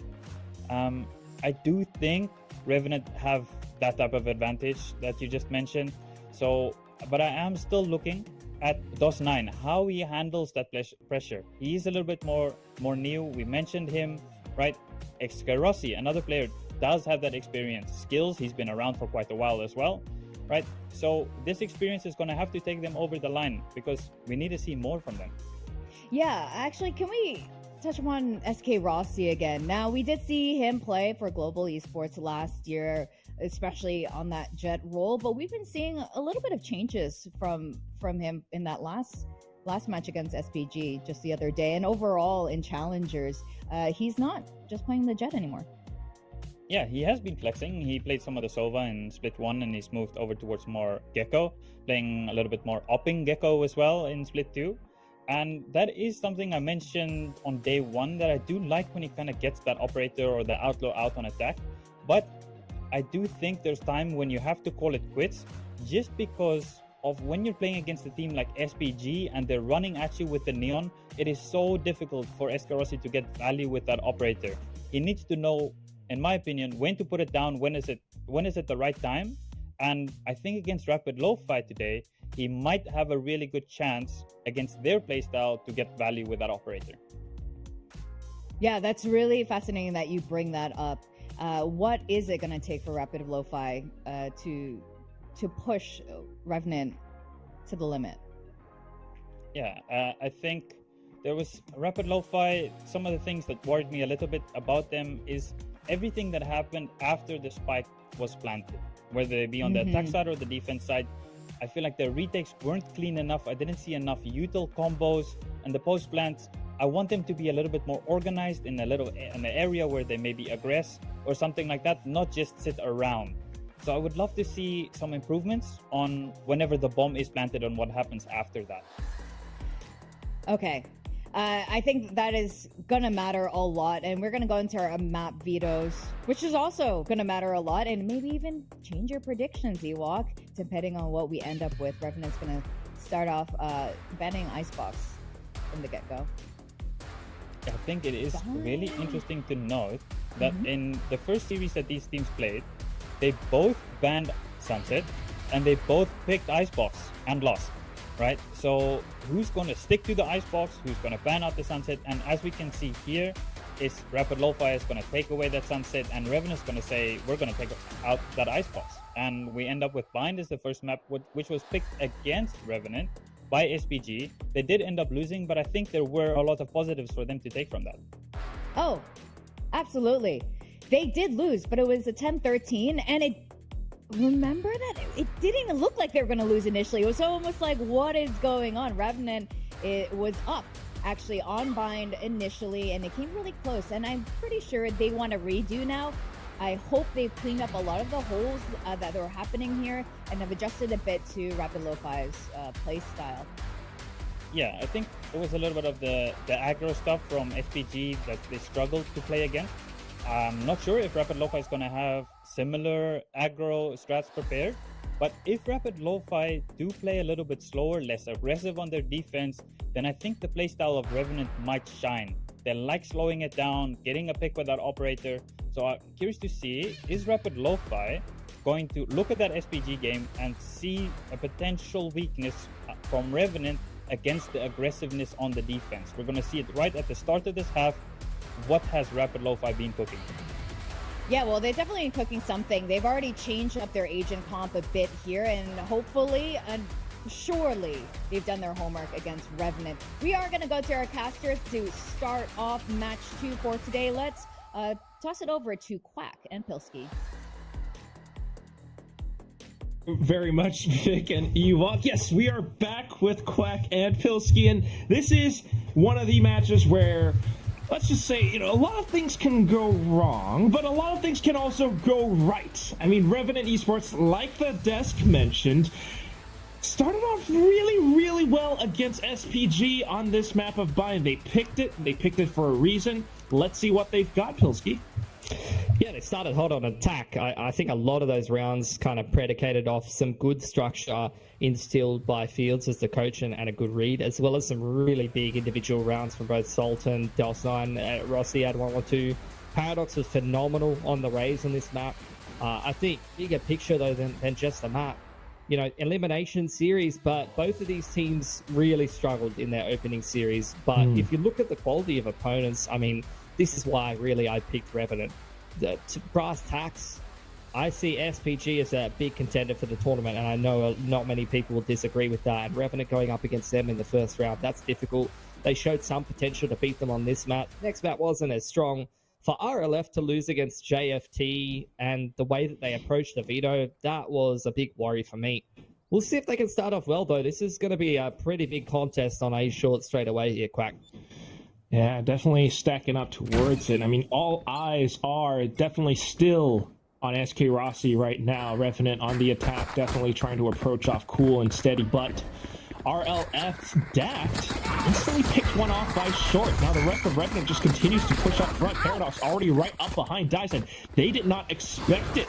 So 2 down up against RLF, and they are still hiding inside smokes, trying to deny the spike plant. Prodigy, good for 1. Paradox and DOS9 up from behind. They have control over a majority of the site. Suka is the only one who can do anything. Tries to get a little bit more space, perhaps in towards lamps, and then from there he can work around short, but Paradox just does not let it happen. RNT with the pistol. He's in great form again, already 3k from the pistol. It was night and day performance from Paradox as far as I'm concerned. Between Bind and Icebox, the Yoru definitely left a bit of sour taste in my mouth, but I feel like Paradox, you know, he's got such flexibility in terms of his agent pool. He's historically played a lot of duelists, so I'm not that surprised that he's running around on the raise like a madman, but to see him again have a consistent performance, it makes me feel like, you know, maybe this Revenant team is going to be defined a little bit by putting Paradox on the right agent and getting the best out of him. Yeah, that's one of the things that we saw from day one as well. We need Revenant to run some of the right agents and being able to play their compositions to the optimal way, I guess. But for RLF, I mean, they are running a slightly different composition, right, Pilsky? Yeah, I mean, they played 4 games in a row of that Gen G comp with the Sky Cypher that you've seen Gen G running a million times. And if you say, I've never seen that comp, then I'm not sure that, you know, you should be watching this tournament. You probably should be watching the best team from Pacific. Either way, I think they've changed it up to this double initiator, so it's going to be interesting. Clearly, it's a compositional change that they've made heading into this tournament after playing this certain composition in Vietnam. And they've had up and down results on this map in the Vietnamese scene. Revenant, on the other hand, they've been very solid on this map in the Indian challenges, but obviously dropping it the other day after a massive comeback from SPG. And to be fair to Revenant, that's not the first time that SPG has completed a comeback in this tournament already from 2 series. Yeah, that is SPG, but Revenant still starting off hot for now. They are making the right calls, making the right plays, and starting things off with the Bulldog triple. Skills out for the frags, and now his teammates in for the hunt. They smell RLF scent. Spike in control, so no need to do too much now. Skills going for the eco ace. Can't find it, but still 4 towards the Nightfall is huge. Rossi's able to find 1 towards the Thrash as well. I think that's an important multi-frag for Skills to get him, you know, bring him with confidence early on, because statistically he was not really great in that first series, and I sympathize with him. He's someone that historically, I mentioned it in the cast the other day, he's played that Sentinel, that controller role. He's been thrown onto IGL duties after Severan's departure in Split 1, and onto the Info in that role that he hasn't played too much of. If he steps up and has a better performance today for Revenant, as well as keeping the calls going well, then that's a pretty scary looking team, given how well Sultan and DOS9 have been playing as well. Yeah, and he's doing a pretty good job right now, especially with the frags in the eco round. So let's see if we can keep that up. Rapid Lo-Fi, of course, buying up right now and just trying to switch up their defenses a little bit with the Toxic Screen, trying to block them off. Wow. The Snakebite able to catch and snap onto DOS9. That's one of the star fraggers from Revenant gone now. That's perfect from Rapid Lo-Fi. You saw the quick hookah take out of Revenant, and Rapid Lo-Fi just so much utility to be able to isolate DOS9. It felt like they had a perfect idea exactly what Revenant was going to do. Not sure if that's a case of anti-strat or just familiarity or good, you know, adjustment on the fly, but that was beautiful to isolate DOS9, and now there's no smokes here for Revenant. They're just going to have to dry contact their way into this B site. They do have those double initiators, mirror composition fight. So let's see what they can pull off. At the very least, it's going to be the Dizzy, maybe the C's into a corner. They're trying to flush Rapid Lo-Fi out of these positions, but with Sky Smoke coming up from Prodigy, it blocks off too much. Rapid Lo-Fi holding the angles, able to deny entry for Revenant. Prodigy alongside the Guardian shot takes down Rossi, and now all that's left, Sultan, the lone king inside of Hookah. No angles to be found. That's what happens when you lose your smokes right off the rip. You know, DOS9's dead in Hookah. They're running into a crossfire through a Viper wall. The elbow player's rolling them, and there's just nothing you can do. Sultan, just hide, man. Just hide. God, don't lose your gun. Rapid Lo-Fi, they have the numbers, but they don't want to really peek unnecessarily as well. I'm honestly down, you know, for Sultan to keep fighting. I've already seen him ace in the early stages of this map against SPG. He's definitely one of the standouts for Revenant. A lot of people saying these Kazakhstani boys are kind of, you know, dragging this team through some of the games, but there's plenty of talent on this Revenant roster. It's just about whether they can find the right formula, because they've got kind of a unique roster, you know, a unique skill set. You got, you know, someone like Skills who's flexing into things he's not comfortable doing historically in his career. Rossi's gone from info initiator to playing Jet and Gecko and opping. That's a bit weird compared to what some other teams do. Paradox is playing literally every agent. DOS9 and Sultan are swapping who's playing controller Senti on the fly. So, you know, all of this concoction, this recipe is, it's an interesting recipe that you won't see from some other teams. When it comes together, it's, you know, Revenant doing what you want to be seeing from them. And it's clear that the man who's been doing a lot of the cooking is Field, someone that's had a lot of experience coaching in EU, coaching a lot of strong teams in the EU challenges scene as well. So, you know, he's someone that he can instill a lot of structure. A lot of these coaches from, you know, the Europe, I think Europe is kind of like the mecca of tactical FPS as a bit of an old school guide, but I think particularly this year's result and last year's results in Valorant specifically have kind of been making me question that a little bit with how strong Pacific and Asia is looking, even being from someone from the region, to be fair. I mean, it also is a different game, but I mean, listen, I mean, that's the thing. Revenant Esports, you do have all sorts of different types of people, different talents in this team, in this roster. And that's one of the best and most unique things that they have about them. You got Coach Fields, but you also have a very unique set of players. And the way that they play can be really, really effective and fun to watch, if anything, sometimes. And that's the main thing that we've got for them. I mean, yes, SK Rossi on the Gecko, on the Initiator, sometimes playing an Operator can be a little bit odd. Skills, you know, a little bit tough for him as well. But the rest of them, you know, they're very comfortable, very effective, and very experienced with what they are doing. It worked for them in their region, and they are trying to bring that over to Ascension Pacific 2024. DOS9, Sultan, Paradox. These are the players that Ewok was talking about on the desk, Victoria as well. The fact that they were the ones fragging out of their minds in those first 7 rounds against SPG, the team that, you know, we're all talking about. And if they can put up that kind of performance, if they can step it up just maybe a little notch further, they might be able to be strong contenders up against SPG again, you know, for the rest of this tournament. Yeah, I think on the other hand, Rapid Lo-Fi, they had a rough game 1. They definitely want to turn things around, and I'm already having my head turned when you're able to beat Flash and Fancy back-to-back, so I want to see a little bit more from them than what we saw in their game against JFT, that's for sure. Initial bathrooms control from Paradox. There's a set play out of Rapid Lo-Fi trying to catch Revenant on the backside of bathrooms. It was a beautiful util set, but there's no one there. Yeah, Revenant's kind of been made aware of that play, now headed back towards short.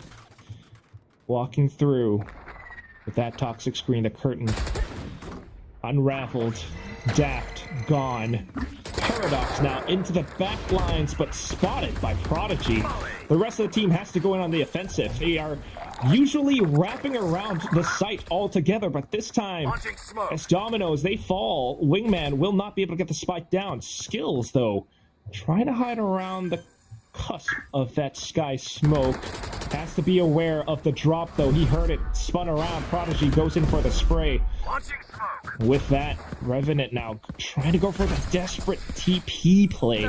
Is it gonna be enough? They have a lot of players to work against and no idea that Trick Chew is right behind them. Massive numbers advantage as still well. available. Yeah, and it's gonna be Rossi able to try to hold the line for a little bit. Not too bad. Numbers advantage still on their side, but dwindled down for the time being. DOS9 trying to reposition. He's got that sky smoke that he's trying to rely on.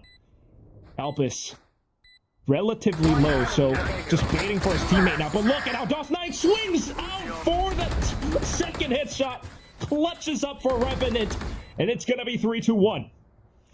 Should never be allowed to happen, you know? I felt like Rapid Lo-Fi, they were ahead that entire round. You had a weird exchange, a weird situation on the A site where RVNT couldn't quite get the spike down. Wingman gets denied by the molly, and they were sitting around waiting for a mistake out of Rapid Lo-Fi.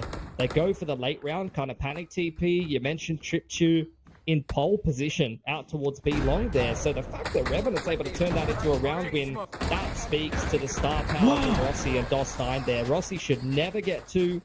Trip Shoe should have a free kill every day of the week, and then DOS9, one of these Kazakh players, clutch once again. Trip Shoe hit by the flash right off the whip. Suka's trying to cover him as best he can, but they just have to forfeit the Gecko for now. Wow, my word. Pilski, what a way to take control over V-Long that quick, and with the showstopper as well. Paradox trying to put them into a paradox of their own. Do they run? Do they hide? What do they do? Elvis stands his ground and shoots him down. Wingman, at least, though, will get the spike for RVNT. Look behind the smoke. Look at Sultan on this lurk through the opponent's spawn. The longer that RVNT can buy time, the harder this round gets. The crash gets taken out, but they're just trying to stall them out here. Trying to, along with the mosh pit as well. Sultan from behind. The damage has been done. Prodigy, although able to get at least a one trade, skills will come up for his team to pick up that final frag. Oh, this is the RVNT that we saw in the early stages. Over up against SPG on attack. Just the same kind of plays, the same snappy plays on attack. That was a really nice set play, as you mentioned, to catch that player over on B long, and they just used that as a launching pad.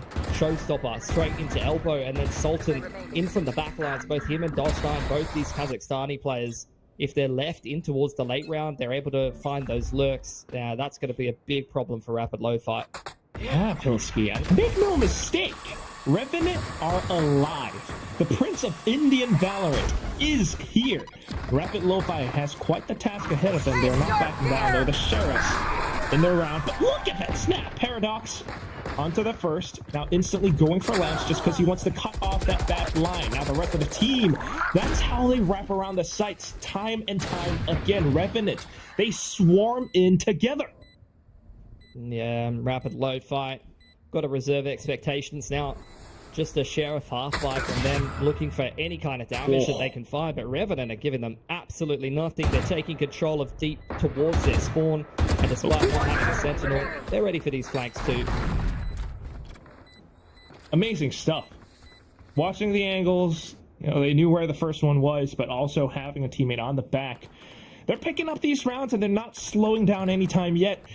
If Rapid Lo-Fi is to start, you know, making a bit of a dent towards RVNT, it has to be now when they are buying back. I mean, will they even call a timeout soon? You might want to see that happen. I wonder what the ultimates look like. I caught a glimpse of it, but right now, yeah, okay. DOS9 with the orbital strike. Rapid Lo-Fi sitting on 3 of those, and they are pretty close to maxing out their alts. They can make things happen. It's a high-low here. Cheeky setup. That's a weird Viper wall as well, and you can see that's tripping out RVNT. They're like, what the hell is this Viper wall from Hookah? In fact, that it kind of honestly ruined the plan. Like, you have a triple high-low, you want the attackers to walk into it, and I think regardless of whether the Viper wall's there and the disruptive sky smoke, one way or another, it seems like RVNT will be headed over there.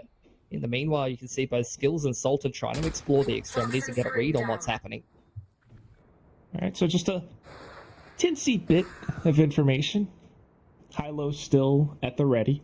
Prodigy kind of hovering between showers and that high-low setup, but with a minute left on the clock, they've gotten off of it, Pilski. There's the pit, B long. That's going to be hard for RVNT to deal with. The fade and the raise over there, but I don't know if you can chase into that pit. We'll see what Sultan's movements over on Hookah are looking like. He's trying to sneak out of the sky smoke, it looks like.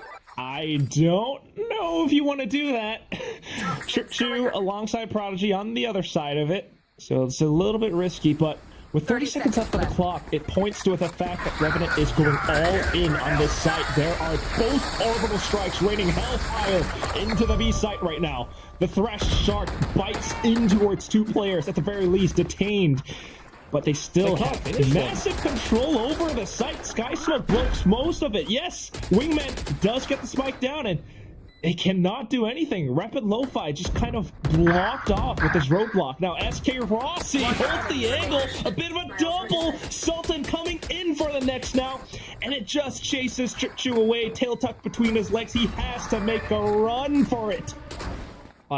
There's no two ways about it, Quack. That round is a nightmare for Rapid Lo-Fi. Viper's Pit invested on B long, reactive orbital strike, and you get the thrash on through towards Hookah and Elbow, and they don't get a single kill out of it and still lose the round. That is a nightmare. Oh, and he's basically stuck now. Oh, spotted. No! Oh, that is brutal. Oh, he's going for the crouch too. You just heard the collective heartbreak from every Vietnamese player in that round. That is just, that is just brutality from rise up, Revenant. though. That's what Kazakhs are made of. I mean, it's incredible how they made it happen. I mean, you talked about it. The 3 ultimates invested into the round. How did Revenant really gain control over that so quickly? That's amazing how they just had players swarm the site. Orbital strike, yes, the response was there, but they weren't able to push out because of how Revenant positioned themselves. Yeah, now Revenant is just picking up the pace. You've seen Paradox charging straight into U-Haul every single round, continuing to try to force things into this A site. He's not ready for it at all, Albus. Unfortunate, caught in the side of the head, and Rapid Lo-Fi stuck on the backside of sight. My goodness, now aware too. Along with the Boombot, wants to peek for even more. SK Rossi alongside him will eat a bullet to the face from Daft though, but not to worry because we've got that Viper's Pit just engulfing everything. Shorty as well, so anyone who dares step foot into this will get hit. Rapid Lo-Fi thinking very carefully about how they want to approach, but just right around the outskirts of it. Skills will spot them out, stepping up to the plate, stepping up to bat. Skills brings Revenant to 7. He's having a much better game, and that's what you want to be seeing. I think, opening game against SPG, he had a very rough run of things, but leading the charge here, hand in hand with Paradox, can say what you want about the Kazakhstani imports coming into this roster, but this is an effort by committee so far, Quack. Yeah, the entire team is chipping in, and you gotta love how Skills is really, not shying away from some of these fights now, especially when he knows that he has the advantage. He can't afford to go for it, so that's what you want to see more of from Revenant. Stacked up towards B now. Creeping up towards B long. The Fade and the Rays thinking about a bathrooms push onto Sultan over on the other side of the map. It's just a jump spot from Trip Chew. Prowler gonna be contested. Not pushing him off the line just yet, but he needs to be careful not to stick around too long and lose his life here. Very dangerous. If anything, he knows. The Boombot pulling it all too clear. And this is something that you gotta love about Revenant. For the past several rounds now, they've left that toxic screen up around A. They've always made a little bit of presence known towards B long, and that just gives them so much more freedom across the map. If they take this lane, they take that fight, they can go for the TP play if they want to. But because they have that toxic screen and lurk up from Sultan, Rapid Lo-Fi might not know this. Prowler calls and makes it known that there are at least a couple of players around the site. Sultan makes his cautious play up into lanes. There's just so much space created by Sultan. They're able to get into the site with the Sky Smokes. Beautiful paint shells from Daft, though. Evening up the numbers. A couple of ults to be able to create this retake potential here, but look how much Revenant are turtling. They're playing the post lane all the way back from short. Yes, they want to dodge that Nightfall, Pilski. The Showstopper even comes in, though, so Paradox, unfortunately, does not hear those B-hops coming his way, but at the very least, we still have a little bit more control up around Showers. SK Rossi being able to fend off any diffusers coming through. DOS9 now back with the angle from short just to shut off Rapid Lo-Fi. Revenant up to 8. That round is just perfection from Revenant, right from start to finish. The patience on being anticipation. Wow. Just playing around any kind of trap play that you're going to get from, you know, this Gecko Fade Raze comp. You can sometimes be coming up, be long, and if you run into a trap, you get absolutely dumpstered. So they really took their time there, and when they finally peek onto the site, it's a beautiful double peek to give them the man advantage. And then, exactly as you mentioned, Quack, meeting back up with Sultan, who's created the lurk up short A and found the space in U-Haul. Yeah, I really love how they played that post plant, but they got to keep this streak up. I mean, they're doing such a good job right now. They don't want to let go of it. Paradox with a showstopper, looking to blow things up. Right into Elvis. Death though with the paint shells, not too bad. Takes down the Prince of Indian Valorant. Now Paradox trying to step up and fill his shoes. Sprays into the Sky Smoke at least just to try to find anything. But look at the positioning. Look at how everyone's starting to wrap around, even with a Dizzy. It doesn't catch. Last 9 now. He has the shorty, swaps over to it, kind of connects, manages to chip him down low. Skills on the other side with the double Revenant. They have you surrounded. Rapid Lo-Fi, throw your hands up in the air. Yeah, Rapid Lo-Fi, big problems for them. This comp change is not working out for them at all. Don't know if running that Cypher would be doing them any kind of favors, trying to defend some of these set plays from Revenant, because you've seen a lot of depth, a lot of different variations from them. That round, you saw the Viper Orb lineup in combination with both a Mosh and a Paint Shells. It's very clear that Revenant has got a playbook with a lot of these set plays, and Rapid Lo-Fi are now just getting desperate. They want to try to disrupt it, and they're going to do exactly what they did in the pistol, just dry contact, walking straight up short A. And they found a little bit of a gap for a moment. They know, they've heard that sound of Revenant taking bathrooms, and they hear these footsteps falling away as well. Beautiful pick from Daft.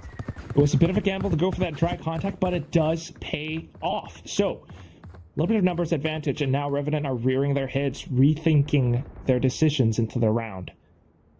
Can't quite find much, though, Pilski. We'll see. I see one off the Thrash, but I don't know if there's an orb on offer. Revenant are just split pick around the map right now.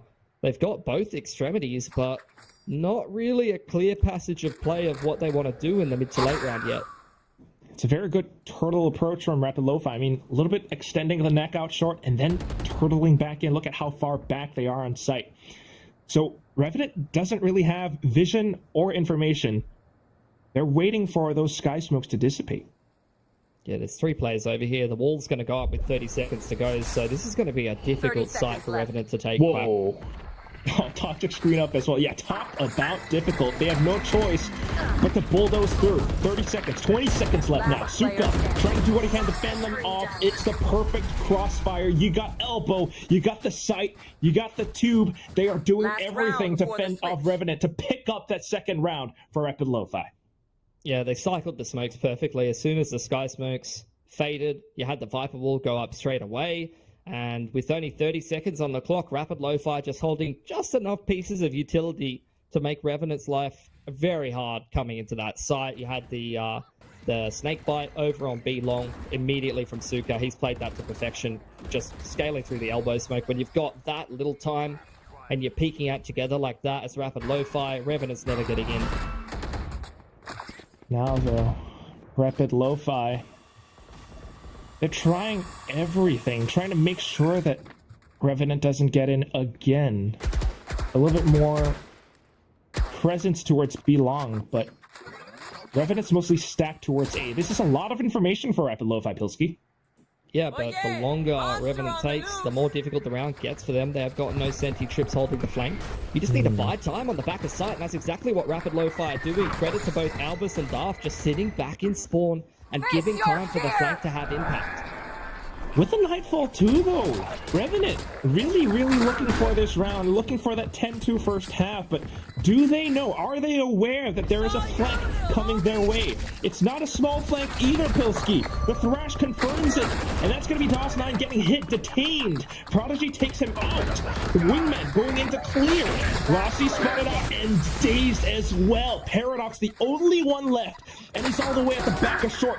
Too many targets. He does take one up, though, looking for the burst. He's trying, he's strafing, but he's still too darn low. The blast pack, they've gotten stuck into half. It's gonna be that mosh pit. He's still wants to push up, but he can't find them. The round is going to end. It's going to Rapid Lo-Fi. It is a 9-3. Little bit of recovery there at the end of the half, as you can see from Rapid Lo-Fi, but by no means a close affair. Really solid stuff from Revenant. Going a step further, rather than allowing the other team back into the game like we saw against SPG, they took that momentum and they keep running with it.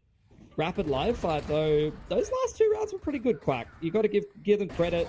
Shutting down the push-up short A and the proactivity they showed in those last 2 rounds. Pushing short A, pushing down long B, and then playing the macro really, really well.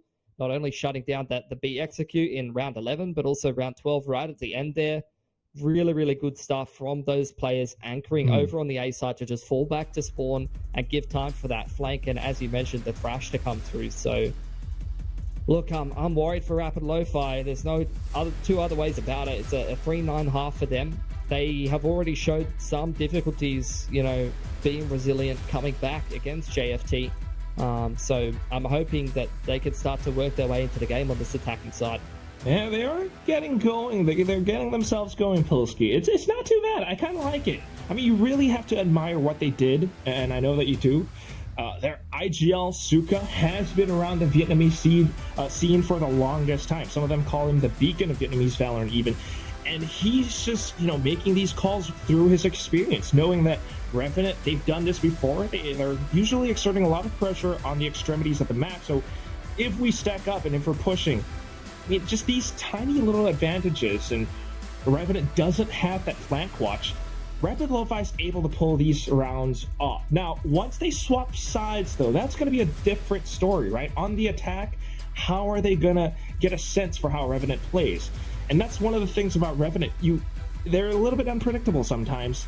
In that SPG game, yes, it was a little bit rough, but you saw how they were still ferocious. Even on the defense, sometimes they are willing to fight you. So Rapid Lo-Fi, they have to be on their toes. Totally agree. I think for Rapid Lo-Fi, it's not only the side swap, but also just you've got limited amount of time left in Ascension Pacific here if you keep letting the game go this way.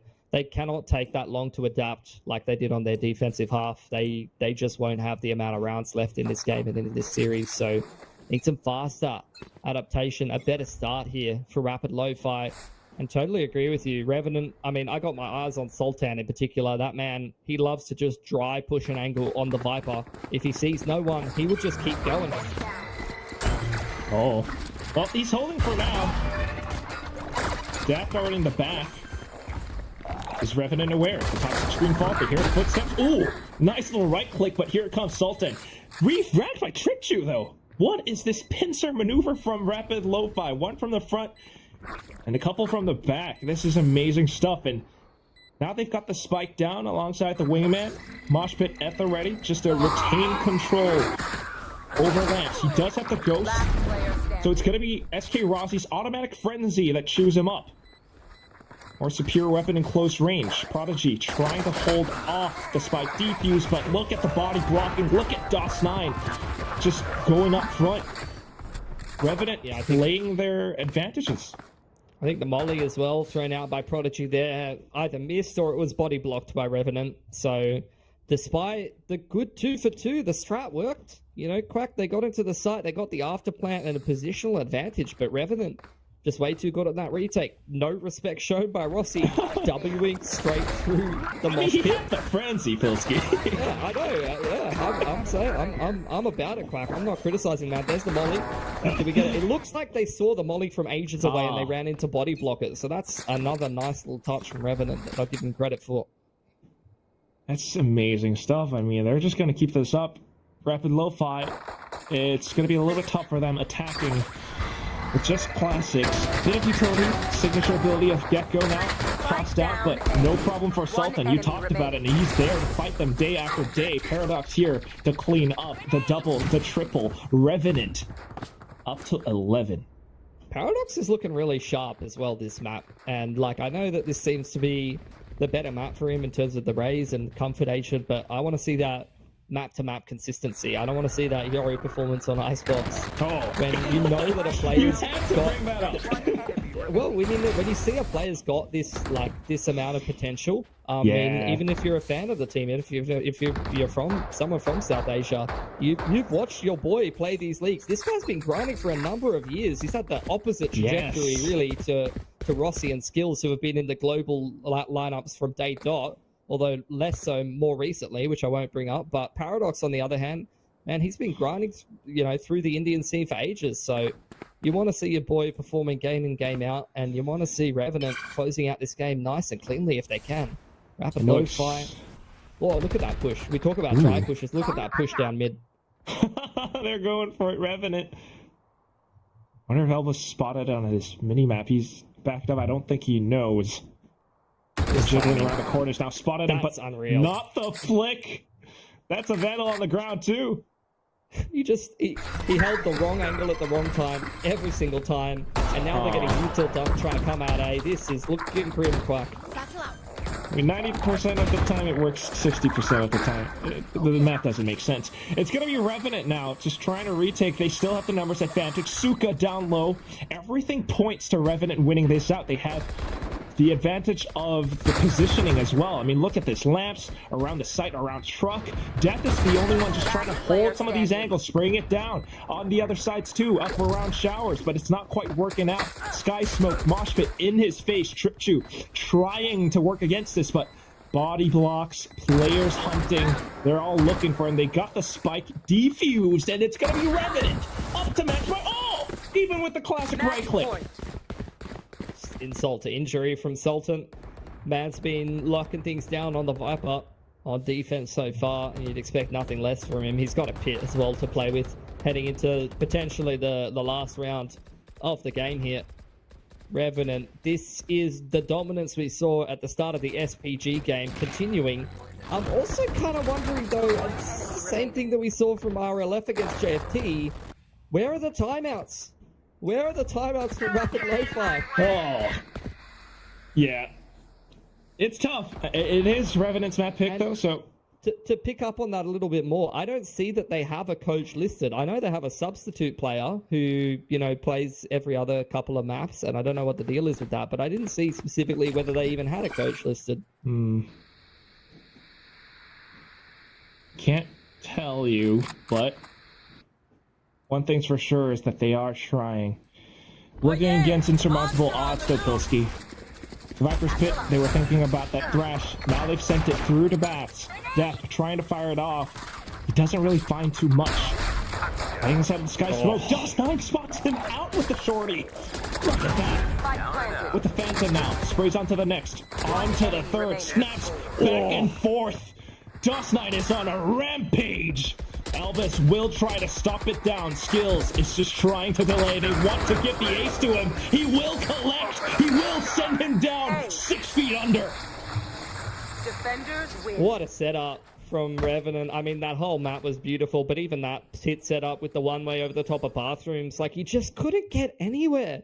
Even with the Thrash outside of from inside of the bathrooms to try to get up onto the A site, you see the head shake there from Rapid Lo-Fi. That is exactly how that map felt. They were just getting dominated right from the start, and they just had no chance to even get into the map at all. Yeah, it was really, really tough, especially in that last round. The Viper's Pit did so much. Even with the utility that they had, just not enough information. Rapid Lo-Fi, they are trying. They've got some of the experienced players alongside some of the younger guns from the Vietnamese scene. But, in some of these rounds, just Revenant really showing. Bind is a map that they have under their books. Yeah, and I'm glad you said that, because we do have more of a series to play here. We're going on to RLF's pick, and Revenant's map-to-map consistency really wasn't there on day one. So I know their bind is sick. I saw that from the first 7 rounds of the SPG game, and I definitely saw that here against RLF. But how does the rest of the map pool work for them, especially when we question some of the compositional changes? Yes, it gives them a lot of depth, but is there that consistency there? Are we going to get another sick game from Paradox and they close out this game really cleanly? Because, well, you need consistency to win Ascension. You definitely do. Need consistency and you need endurance. You gotta run the whole marathon, buddy. I mean, that's the main thing. You talked about the map pool. I know that RVNT has a relatively extensive map pool, but let's see how they can fare off against Rapid Lo-Fi's pick, because these guys, they are here to play as well, and it's a lot of work to bring them to this point. So we'll bring it back to our panelists to break down all of this action. It's back to you, Vic and Iwa. Break down all of Ascension, not just that one map, Quack. We don't have enough time for that. But we will break down what just happened a little bit. It was really, this is what RVNT wanted. And like Pilsky said, we saw inklings of this, or more than inklings of this, happening when they're playing against SPG. Great util usage. They had full control of this map, Iwa. Yeah, I think RVNT looked like a different team when they have this much space. We saw them have this type of map control, this type of space against SPG in that first 7, right? We keep referencing the first 7 rounds because of how amazing they looked in that first 7 rounds, right? Then everything went a little bit to the wayside. But Rapid Lo-Fi was giving them that space. And when RVNT can kind of work the map like how they did, then they just look like a different team. They either work the map or they just send it up A short. Rapid Lo-Fi made an adjustment and they played 2 excellent rounds right at the end, at round 11 and round 12. On round 12, they pushed the flank. That was really good. They gave them the A short. Okay, we're going to push the flank with 3. They played a perfect round. There's no post plan for RVNT to be played. And on round 11, they kind of blocked off the A short, and then they forced this composition that doesn't have a sky, that has a lot of util that can be broken when they need to go out of hookah. They forced them to B and played a really good side defense on B, not playing at the backside too far. You need to play in front, you need to break that util, and I think they played those 2 rounds perfectly. But why did we not see that earlier? I can't help to mention maybe that could have come earlier if we had timeouts, right? But I think we needed to see adaptation faster from Rapid Lo-Fi. But if you're going to give this much space to RVNT, they are just going to walk right over you. Yeah, and that's exactly what ended up happening. Our MVP is Paradox, but honestly, the whole team looked really solid from RVNT here. And to your point, the 3 rounds, or at least 2 or 3 of the rounds that Rapid won, that's when they were more proactive. Like you were saying, they're a bit more aggressive. And sometimes when they got that first kill, in at least 2 of the rounds, RVNT looked a little bit unsure with 1 man down, and it looked like their plans to execute just kind of fell apart. That said, I also want to give a shout out to Skills. Skills today compared to the last time he played Vine is a very different performance. He's the IGL, yet he was getting a lot of frags. He was taking a lot of really bold duels and winning them. So this is a really good sign, I think, for RVNT moving forward. Yeah, if you mentioned Skills, the first thing that I think the casters loved it is when he walked down with that bulldog and just got that early kill after walking out of hookah, right?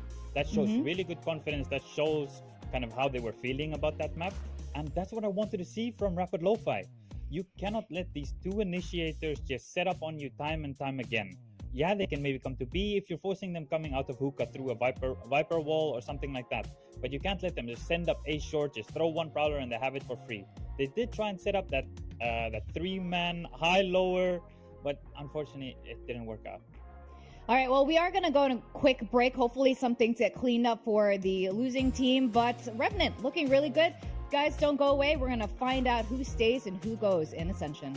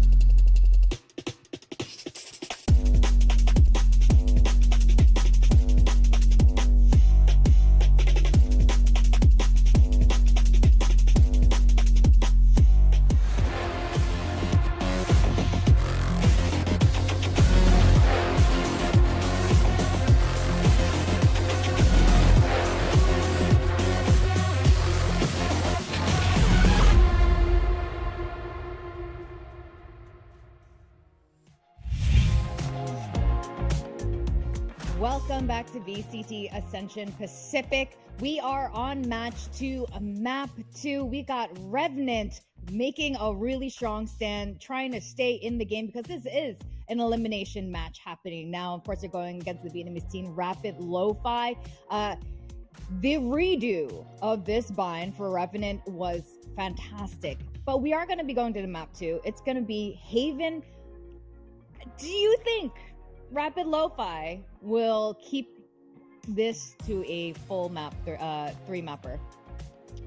I'm gonna keep my hopes up, and I'm gonna put all my cards, all my chips on the table. Rapid Lo-Fi, I'm believing in you in this Haven. Last time they played the Haven, I hope something similar happens.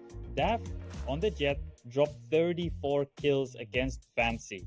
I really hope we could see something similar to that, because maybe RVNT, right? Can they deal with him? He does like the Jet on that map. And they did also play the Sage, which was interesting on that map. So I'm curious to see if they're going to stick to that. Yeah, it is going to be really interesting, I think. And again, this is their very last shot. This game, this is it. This map, not just this game, but this map, this is it. This is their map pick. They definitely need to be a lot more aggressive. We were touching upon this earlier. The few times that they did win rounds was when they were aggressive, when they went head to head and fought back against RVNT. We are going to go to the agent selection really shortly. I'm not expecting anything too crazy, but again, you never really know. SPG Riddle match yesterday was also, we had a little bit of surprises on Ascent. Maybe we'll see something a little strange on Haven. But RVNT, it looks like their aim is just a lot crispier, a lot sharper. They aren't waiting for Rapid Lo-Fi to make that first move, that first choice, and they're fully taking advantage of their hesitation. Yeah, they're definitely taking control of this matchup right now. And as I mentioned earlier, that space, there's so much space for them. I want to see them really get in their face from Rapid Lo-Fi's side, get in their face and disrupt them. That's what SPG was doing, and that was working for them. Surely they had to have watched that match and see that worked against RVNT. Because as I said, there's too much space. There's a lot of good aimers on RVNT, right? If you're going to let Rossi, Skills is doing really well as well now. If you're going to get Rossi, Sultan, DOS9, you're going to let these guys just aim down and just check their angles one by one. It's just a tough game to play against them. Yeah, it is. This is going to be interesting, though. Okay, Rapid Lo-Fi, we got our double duelists. We got 2 very fast-moving duelists, literally, with the Neon and Phoenix there. But RVNT, they've cooked up something a little bit different. This is real interesting. I'm excited for this one. You see the ISO and the Yoru. This is a comp that we have practiced quite a little bit of as well. There's a lot to do with this comp. Fnatic also plays it to really great success. So I'm curious to see if there's a couple of things that they maybe stole from them, adapted from them. You can throw in a lot of fakes. You can be all over the map. It's a little bit harder for you to play that slow map control style, but there are a lot of small gimmicky things, and I'm excited to see if they've kind of incorporated those into their playbook. I really do like that. I won't lie, I like the gimmicks sometimes, and that's sort of the joy of Valorant. When you see a lot of these interesting set plays being cooked up and a lot of little tricky things, especially on an old map like Haven. And to take us through Haven will be our casters Quack and Pilsky. Pilsky, oh my gosh, what is this? We got new comps! New comps! There's no time. There's only headshots. DOS9. That's all you need to know. RVNT are putting Sultan and DOS9 on the duelists and saying, carry me home, boys. Take me home to an Ascension win. And I respect it, honestly, the way they've been playing this tournament. But there is a little bit more to it, obviously. Ewok talked about it a little bit. Comp popularized by Fnatic, Durka and Alpha running around on these agents. RLF, on the other hand, going back to a comp that they used to run. They played it twice against Flash, but more recently they actually played a Sage comp against Fancy in the final of the Vietnamese challenges. So they like to flex around different comps on this map, but this Neon Phoenix being something that they've run before. Speaking of running, Rapid Lo-Fi into a free C site. Cam left behind here for Albus, and Rapid Lo-Fi trying to scramble into position for this retake. Yeah, quick sprint in. I love that Revenant are leaving SK Rossi, who is now on the fight one of the first times playing Cypher, by the way, on the lurk, and he's getting a quick double for his troubles. A third, looking for the fourth, out of ammo. Okay, looking for the next. He knows where Choo is. He's going for the free fire, but Paradox steals it away. Revenant picks up the pistol. What a quick win. Yeah, and this is the role flexibility, the comp flexibility that we're talking about. You've got DOS9 Sultan, although they have flexed on ISO before. I believe that was in the India Challengers final that they chucked one of the Kazakh boys on the ISO. They're putting these guys on the duelists. Then you've got, as you mentioned, Rossi's onto the Cypher, which is actually, I don't know if he's even played Sentinel as of recently. Yeah, there you go. That's huge. And Paradox is filling smokes. So, you know, we're just throwing consistent agent comps out the window. That we'll see if it works for them. Rapid Lo-Fi, this is their pick. It's been up and down for them. They beat Fancy. They've beaten Flash once. They lost to Flash once.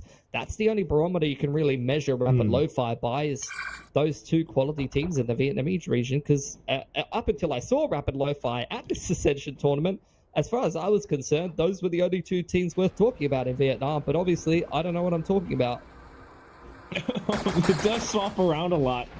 I mean, we can only tell so much because what we're analyzing and casting is what we see in the server. We don't know what goes on in between. And there's a lot that could go on. You're telling me you don't watch every region, Quack? No. Like, are you even trying to do your research, bro? Come on. I'm getting called I watched 20 regions, you know, from EMEA Jumping into from Pacific. EMEA. I definitely watched every game. Yep, I watched every game, bro. Watching CN supporting Maple, but whatever it is, we are supporting both these teams right here, right now. The fake out will be spotted out by Dak. A huge tell. And SK Rossi, the only guy with the ghost, why not? Like, let him take that heat, right? And he can take it. One kill off, and then the spike down. Sultan, the guy on the ISO, of course. Paradox there to support as well. They knew where Rapid Lo-Fi were approaching from, and they've been doing this on eco rounds. Rapid Lo-Fi love to stick together when they only have pistols. It's a little bit clear for Revenant how they want to approach. Good little wrap around from Death, though. That's going to be a Vandal. A huge pickup. Can they... Yeah, can they close the round, though? This is a pretty impressive post plant to deal with, and DOS9, that's the two shots from the Outlaw that you wanted to see to, you know, throw all your troubles away. Don't worry too much if you're an Indian fan. The round was on fire a second ago, but that's in the backside of the map where we can't see it, so let's not worry about that. Let's focus on the bonus round. Good stuff from Revenant. We're already seeing them on Haven, which is what you want to be seeing with those snappy adjustments like on Bind. That's the thing I like about their attacking Bind. They're happy to hit the TPs and change their plan at a moment's notice. You're already starting to see that a little bit on Haven. They just let Rossi be the money man, you know, run in with a gun that's not worth anything and be a bit of a decoy. And that's not a bad approach anti-eco, as long as you take enough space and get yourself in a comfortable enough post plant. Yeah, we love a selfless prince. SK Rossi. Man of the people. Things down. Yeah, not in a rush. They've gone for a lobby control a couple of times so far, and this time they're having a look at Grass. Rossi's tapping his cam. They're going to go back here, though. You can see Daft still on the info line, but he's been smoked off, which is exactly why you see Trip Chew over here on the short line and joining him on the A site. Yeah. A lot of players from Revenant, though, and he instantly gets dinked through those boxes. So a lot of presence being made known. Corners being checked clear. Daft still kind of jiggling up around. I mean, if you are Rapid Lo-Fi right now, you're definitely wondering about this A site. And you've only got 40 seconds left on the clock, but Revenant are making moves across the map. Yeah, you're still seeing them just pivot on a moment's notice. Fault line going to keep them back for the time being. Rapid Lo-Fi starting to rotate on in. Albus has found two. Suka in the back of the site, still alive, Quack. With that, I mean, yes, Paradox just all the way in. Picks up the Vandal too. However, time ticking. It's up to SK Rossi. Good little burst onto Tripshu now. With the Neuro Theft, he looks for Prodigy. 5 seconds, has to hunt. But, I mean, Prodigy knows his mission and just completely evades and avoids. Now holds the angle up against SK Rossi. 2 for the headshot. Rapid Lo-Fi. Great way to bring things back. You want to see them winning that first gun round off to a good start. Revenant, on the other hand, they're going to go for the buy. You can see, like I mentioned, they're quite happy to change up the approach. What I would like to see more of, though, is they're kind of like 5-manning into A lobby, anticipating maybe like a recontest, to be fair, from Rapid Lo-Fi, which is what you will see a lot of the time with this breach comp. The Neon kind of sliding up on in, so you are often quite concerned you're going to have to fight, and they will definitely have to do exactly that. You see the commitment on the TP from DOS9, but there is the relay bolt in combination with the curveball. Rapid Lo-Fi throwing everything at long A there. Whoa! Still swings out though, DOS9. Oh my goodness. It's a great relay ball like you were talking about. Perfectly lands onto DOS, but he still goes in for it. Meanwhile, Revenant, after all of that presence, Rapid Lo-Fi might be thinking that they're hovering around long, but it's that push quickly into C. Good thing for Rapid Lo-Fi, though, is that Albus has been sitting around the corners. Yeah. Just keeping that garage control. Can see Rapid Lo-Fi just trying to regroup, set themselves up. Paradox trying to make the big play and wrap back around through grass will probably be key here, as well as the 2 players aggressing on spawn. Oh! Paradox, though, picked off. So yeah, players from spawn, from garage, will be able to swing out really quickly and confidently now. Rapid Lo-Fi able to take down the site for the defuse and to tie up the score up against Revenant. Why not? 2-2. I think this Ewok guy might know something about VALORANT, because Duff is looking good on this map, man. Already big 4K on the Neon, and you saw the confidence on the cam there. Little bit of a fist bump to the teammate, little bit of a, yeah, I'm him. I'm that guy. Running around, killing everyone. I mean, if he the money's fantastic now. Yeah, dropped like 34 kills, right, against, big Vietnamese rivals, Fancy United, the guys who were at Ascension 2023 last year.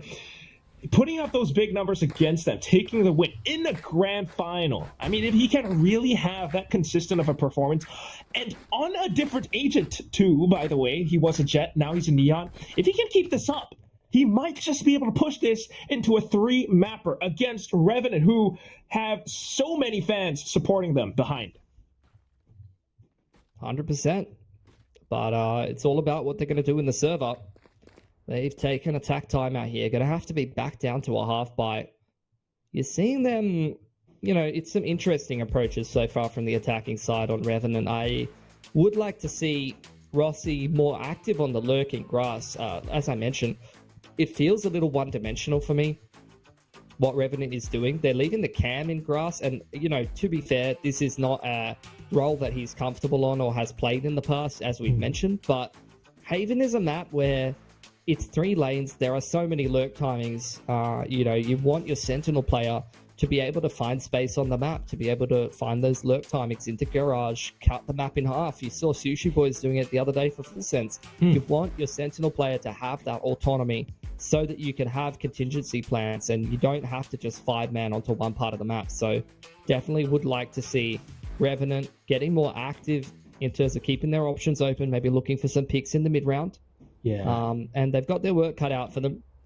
That was a attack timeout into a round where I'm seeing them bring 4 stingers in. So it's very clear they have a specific approach, and Rapid Lo-Fi just running it straight down grass through garage as well. Oh. Okay, well, they're not literally running down just yet. It is risky because they do not want to lose those rifles. But as soon as they hear that utility into the C site, it's going to be a quick rush. We do have SK Rossi on a Sheriff.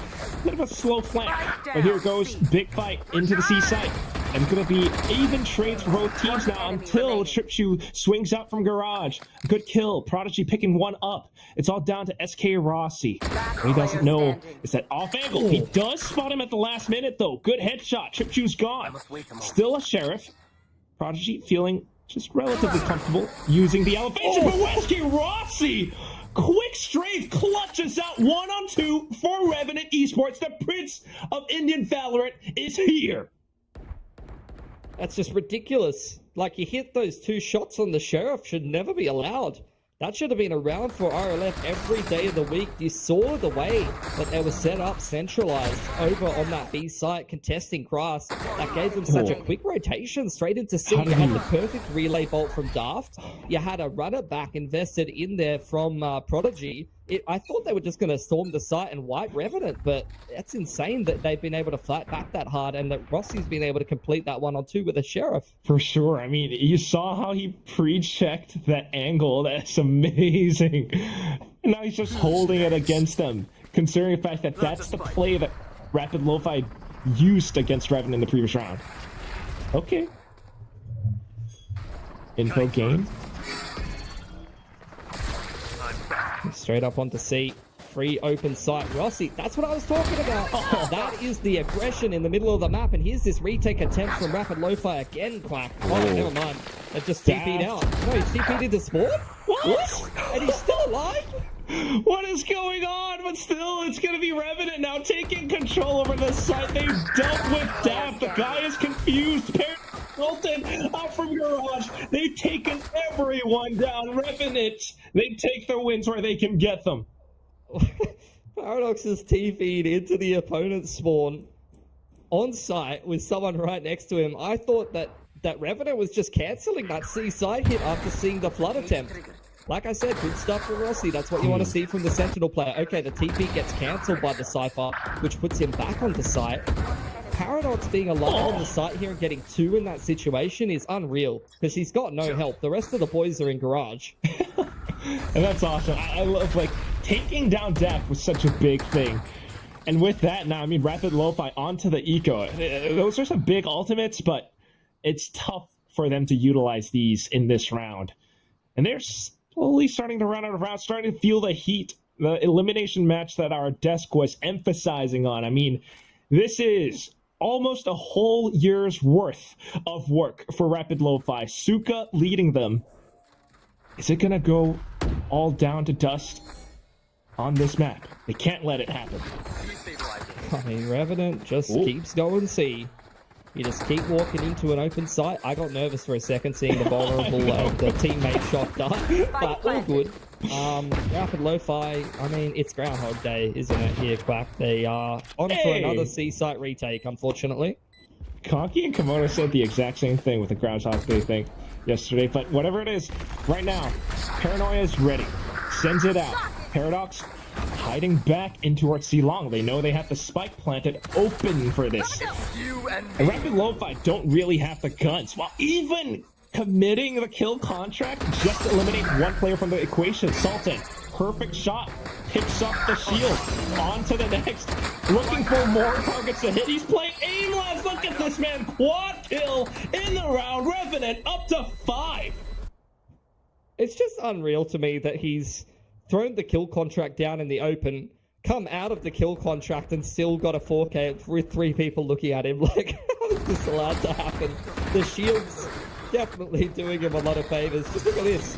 Straight out from behind the one-way. Okay, it wasn't that egregious. It was a little bit behind the wall, behind the one-way as well, to be fair, but that's crazy. It is anti-eco, but yes. Though, I mean, it's a difficult situation to be in. Like, they were in a decent position. Then you had the tack timeout from Fields. Revenant won a half buy, followed by another gun round, broke their money, and now they're at 2 and 5 when you thought they were making some headway. Well, if anything is a consolation, they might be able to bring things back. They do have 4 ultimates that they are sitting on right now, especially with the Rolling Thunder. Perhaps they'll run it back from the Phoenix as well. I mean, potential information gathering, potential retake abilities. That's what we're really focusing on. Give Revenant the site, right? And then come in full force. They've been in the retake scenario like for the last 3 or 4 times. We're saying on Bind, we're worried about these guys adapting fast enough. Will it work this time? Okay. No ultimates yet. I mean, the Rolling Thunder was committed, but now coming into it, Daft trying to block them off. What they have to be aware of, though, look at the mini-map, guys. It's SK Rossi again. Looking down Garage, not really known yet. Paradox just holding it down by his lonesome, able to take down 3. DOS9 chiming in as well. And here comes SK Rossi at the best possible timing. 6 rounds for Revenant now. That's some more beautifully sharp aim from Paradox. He's having another monstrous game again. Raise into Omen, flexing around the rolls. You've seen some very nice multi-frags from him today. And Revenant, that's another successful C hit. They just keep going C. RLF keep playing retake C and keep losing. And that's what I'm talking about when I say I'm concerned about the adaptation. Where's the tack timeout? Going out of Ascension. Oh, I don't know. I mean, even the IGL could possibly call it just to, talk to the team a little bit.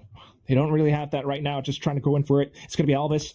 Spots out the fake out and he lets it go. Eats the undercut, so vulnerable right now, but Revenant not forcing into Garage yet.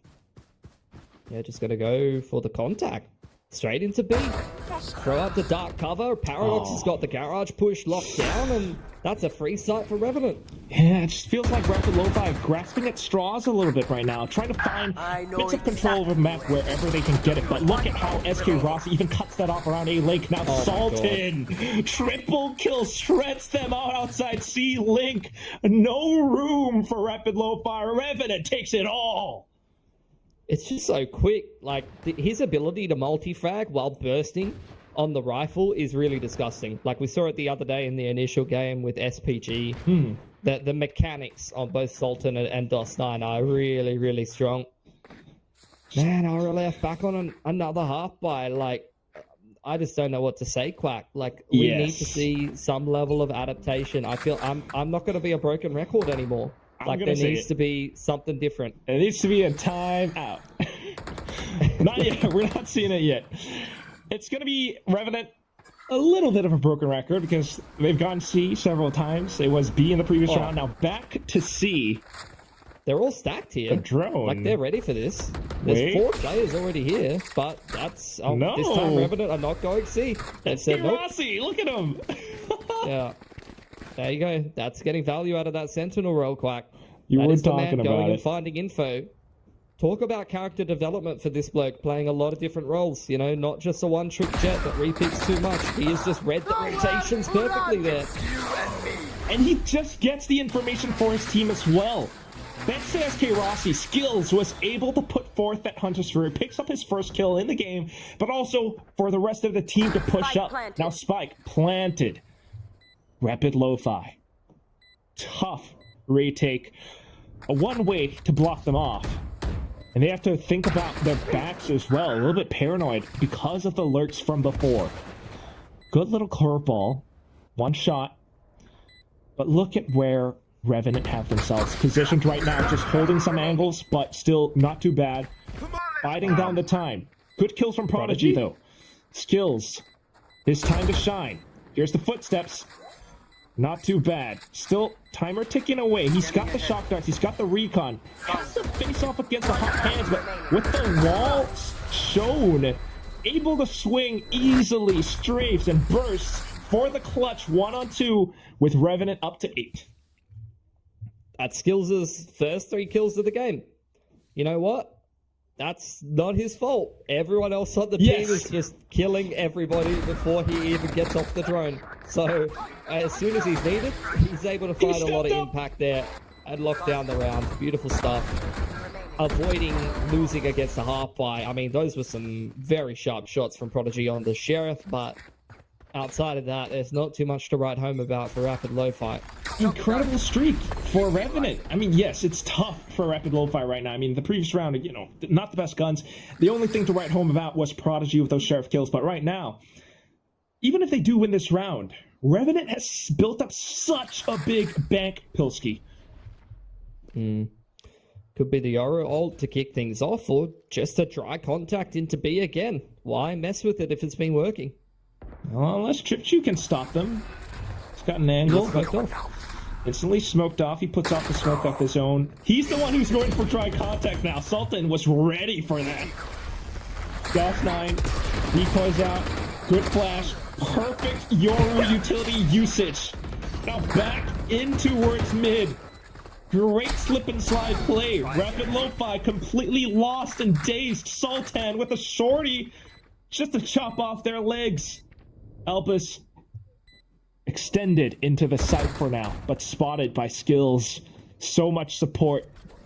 Angles being held, the paranoia sent through. It's a lot of map control and prime positions to send out utility, send forth bullets to claim that 9th win for Revenant Esports. Last round in the Yeah, half. this is just beautiful depth, beautiful calling from Revenant. They're doing the same things over and over again, but Rapid Lo-Fi is never ready for them in the right round. It's been C hits, it's been A control into pivoting and then back late A, all these dry contact Bs.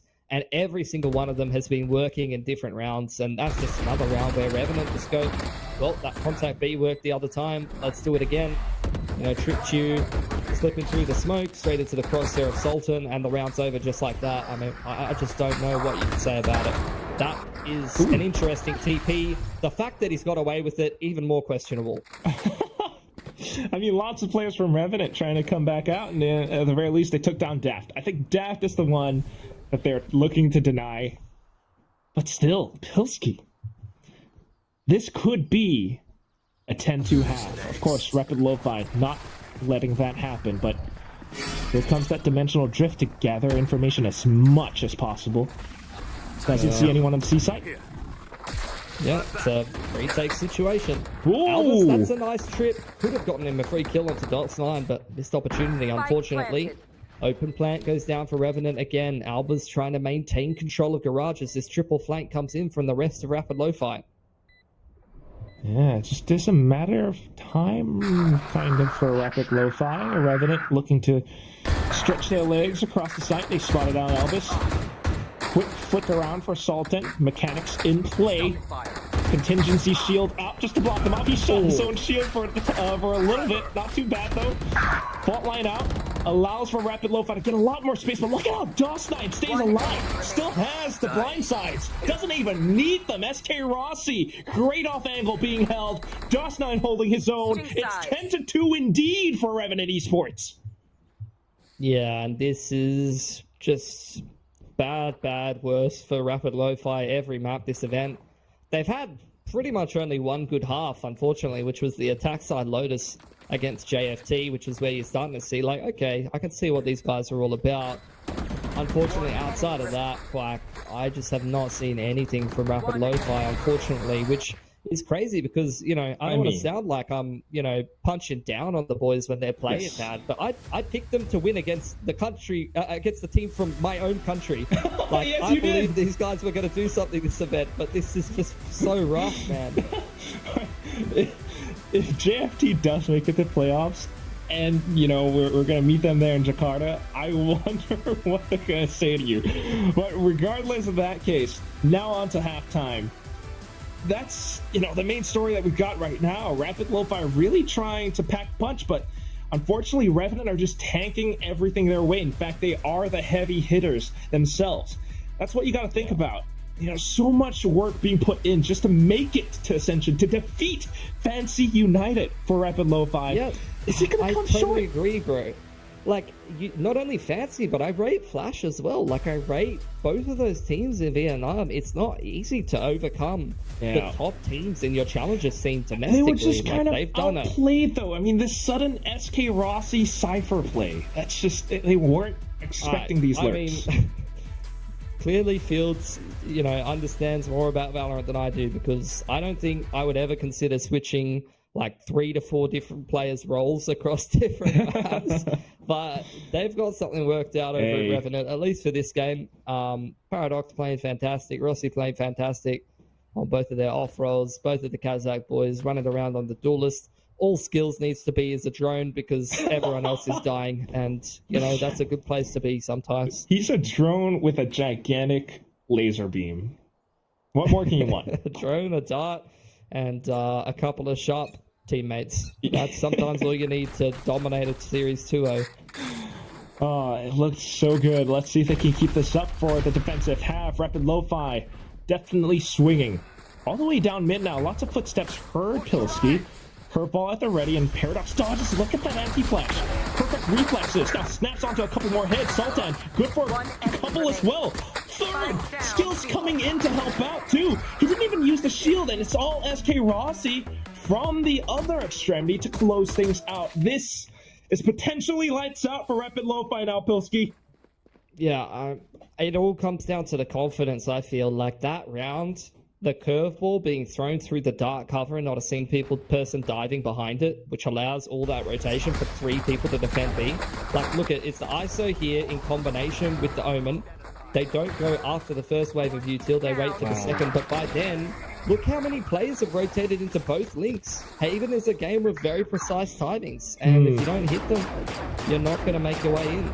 Yeah, that felt like a little bit of a gamble. And Revenant, I mean, you look at how calm their aim was. These guys are in their element.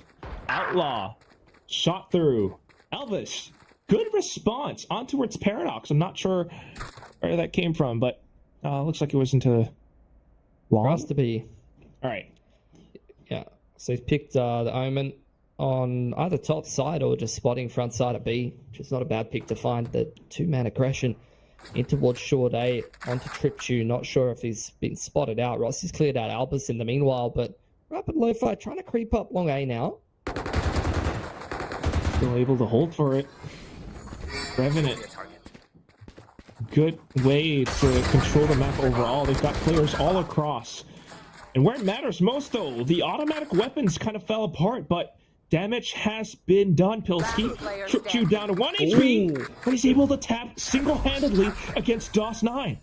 Dark cover out, taps for the spike, baits out the peak, and he crouch peeks up against SK Rossi. What is this clutch from Tripchu? He made it happen!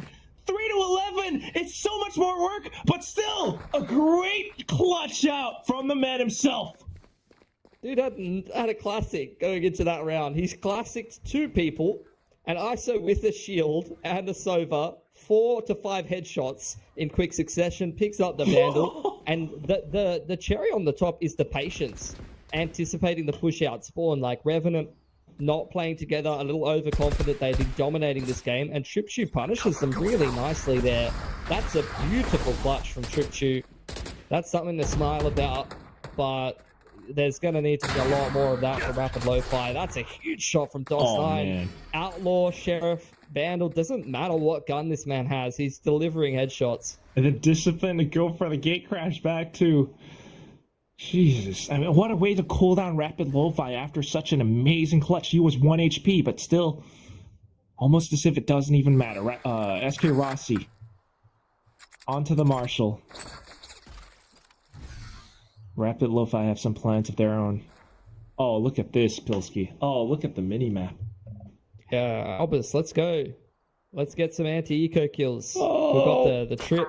It's either he gets the kills or he drops that Vandal. No!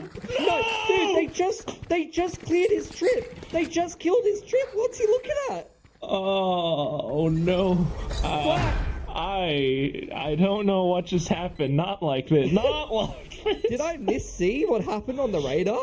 I really can't tell you, buddy, but whatever it is, we've got a full squad of Revenant players now marching down to the A site. Rapid Lo-Fi desperately trying to hold on, hang on.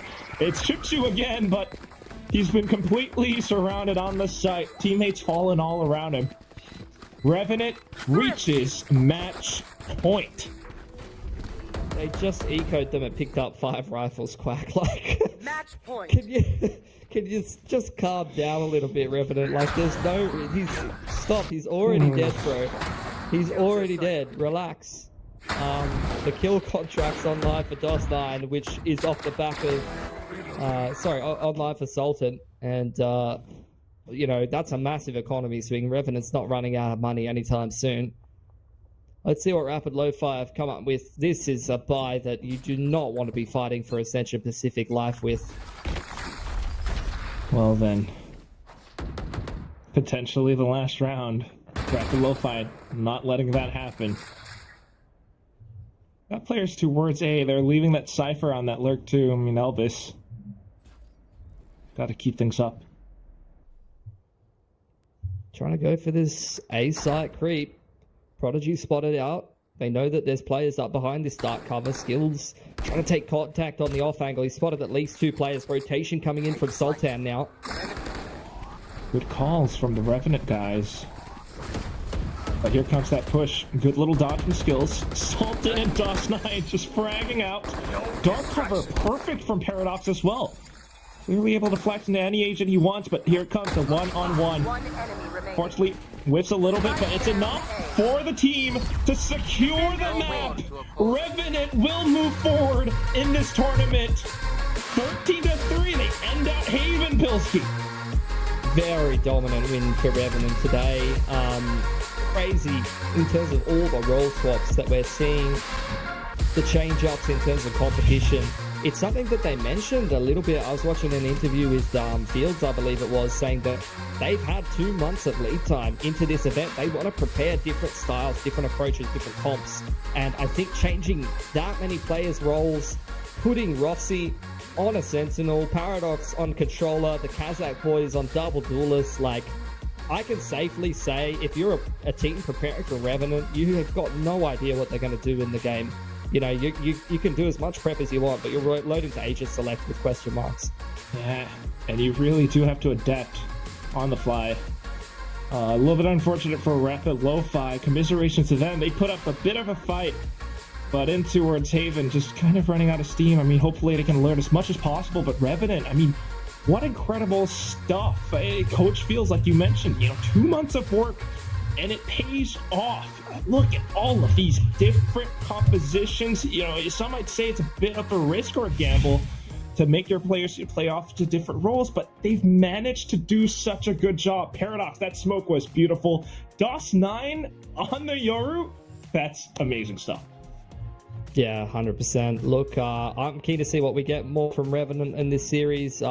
Commiserations to the Vietnamese boys. They did a great job getting here, but didn't show up the best that we could have seen from this tournament. So hope to see more of some of them in the future for sure.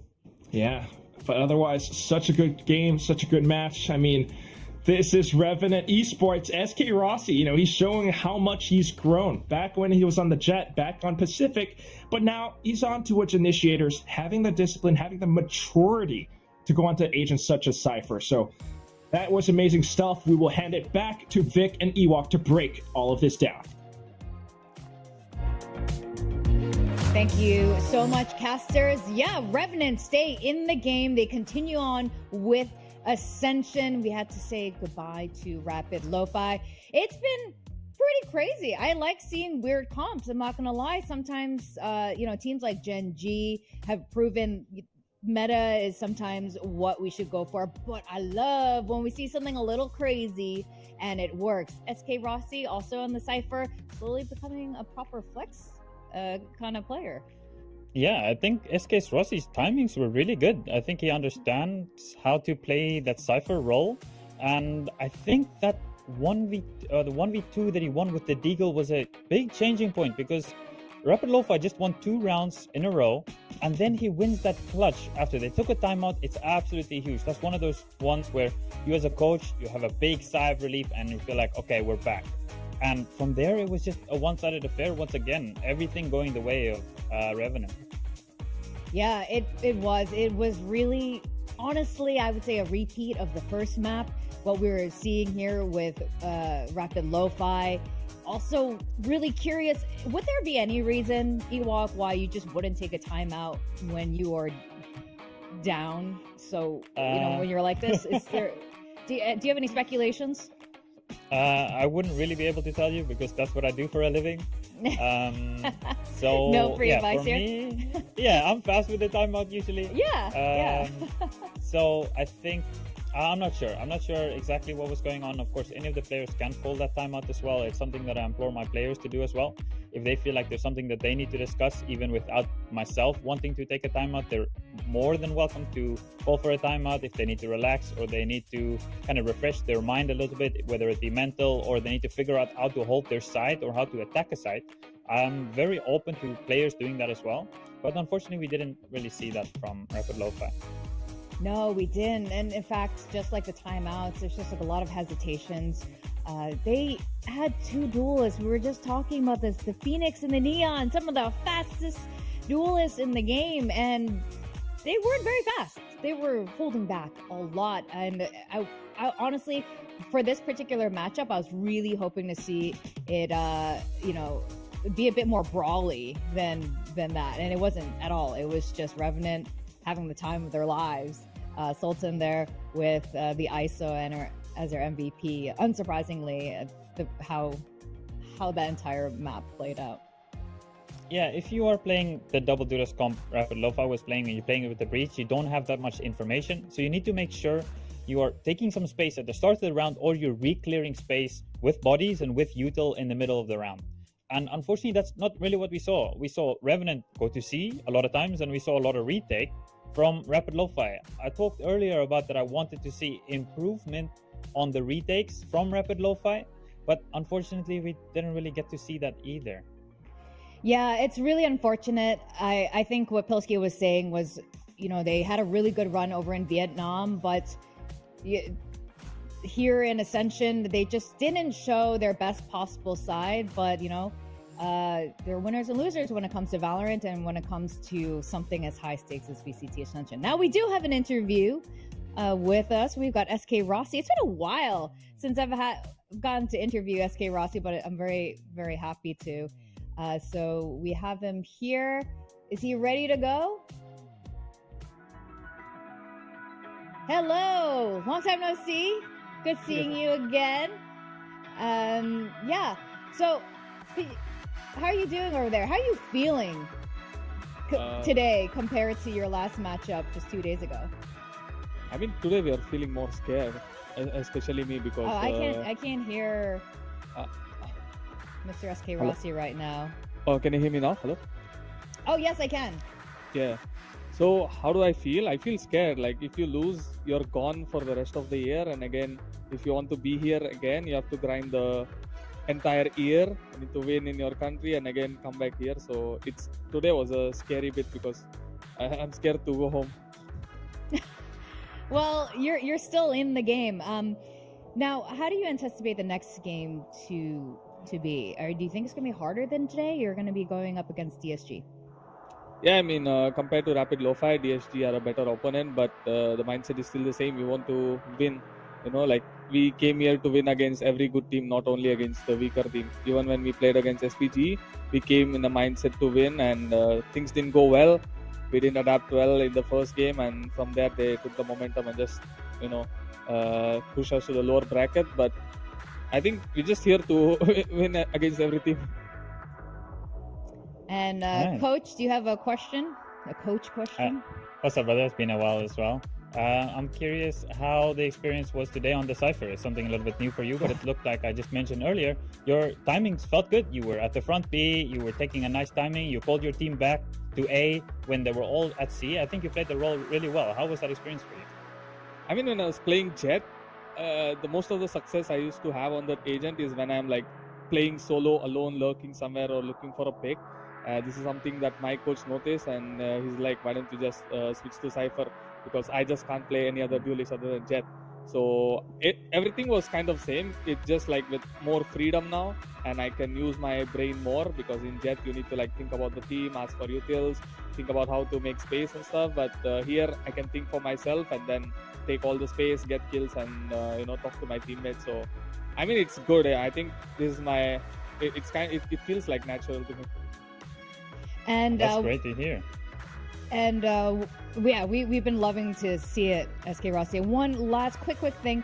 You will be facing against Juicy on DSG. You guys have faced off before when he was on Bleed. Do you have any friendly rivalry words or message you like to give him before you go into your next elimination match? I think we defeated them once in LAN. It was a best of one, but again, when it was an online best of 3 or something, we lose. So I think it's 1-1 or 1-2. I don't remember, but yeah. I mean, if you're not careful, we're gonna snatch the game. All right. Well, thank you so much, SK Rossi, and congratulations on today for your win. Thank you. Thanks a lot, guys. All right. That was very polite. I'm not gonna lie. Expecting something a little juicy. No pun intended. I'm wondering if we maybe see, from that answer of his, we maybe see a little bit more of that Cypher, right? Maybe we see a little bit more of Sentinel in the future. He did say it felt kind of comfortable, right? It's kind of what he was doing on the Jet already. But of course, them having DOS9 or Sultan, and also Paradox, of course, right? They have these guys that are not scared to go in. So maybe he can play this role a little bit more. Yeah, I think this is all what we want to see from SK Rossi. We did see some cool plays when he was the Jet primarily, but this is great that he's slowly becoming a lot more flexible. We are going to go on a quick break, and when we come back, it's going to be a really good one. It's going to be Korea's SPG versus Indonesia's Boom Esports contending for the top 4 spot. So guys, don't go away.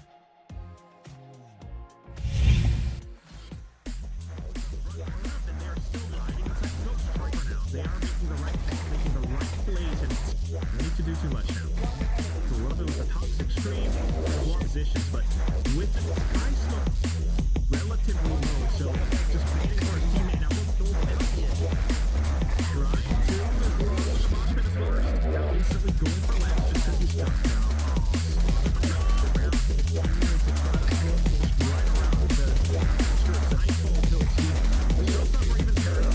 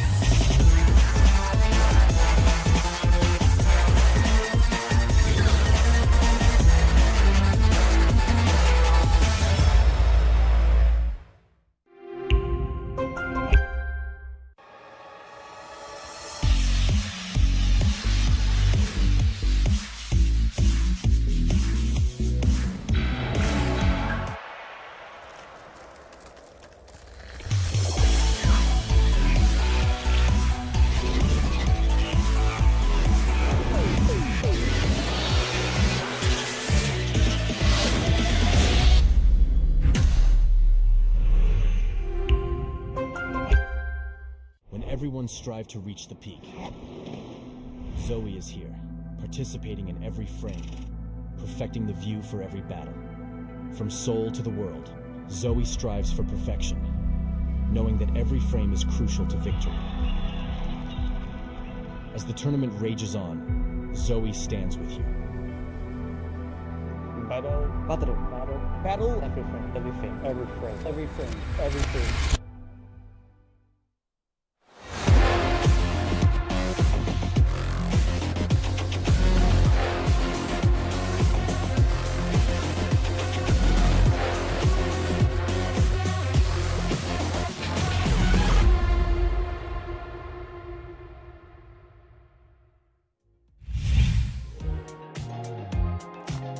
What's up, guys? Welcome back to VALORANT Champions Tour Ascension Pacific. It's day 3 where we said goodbye to the first 2 of 10 teams.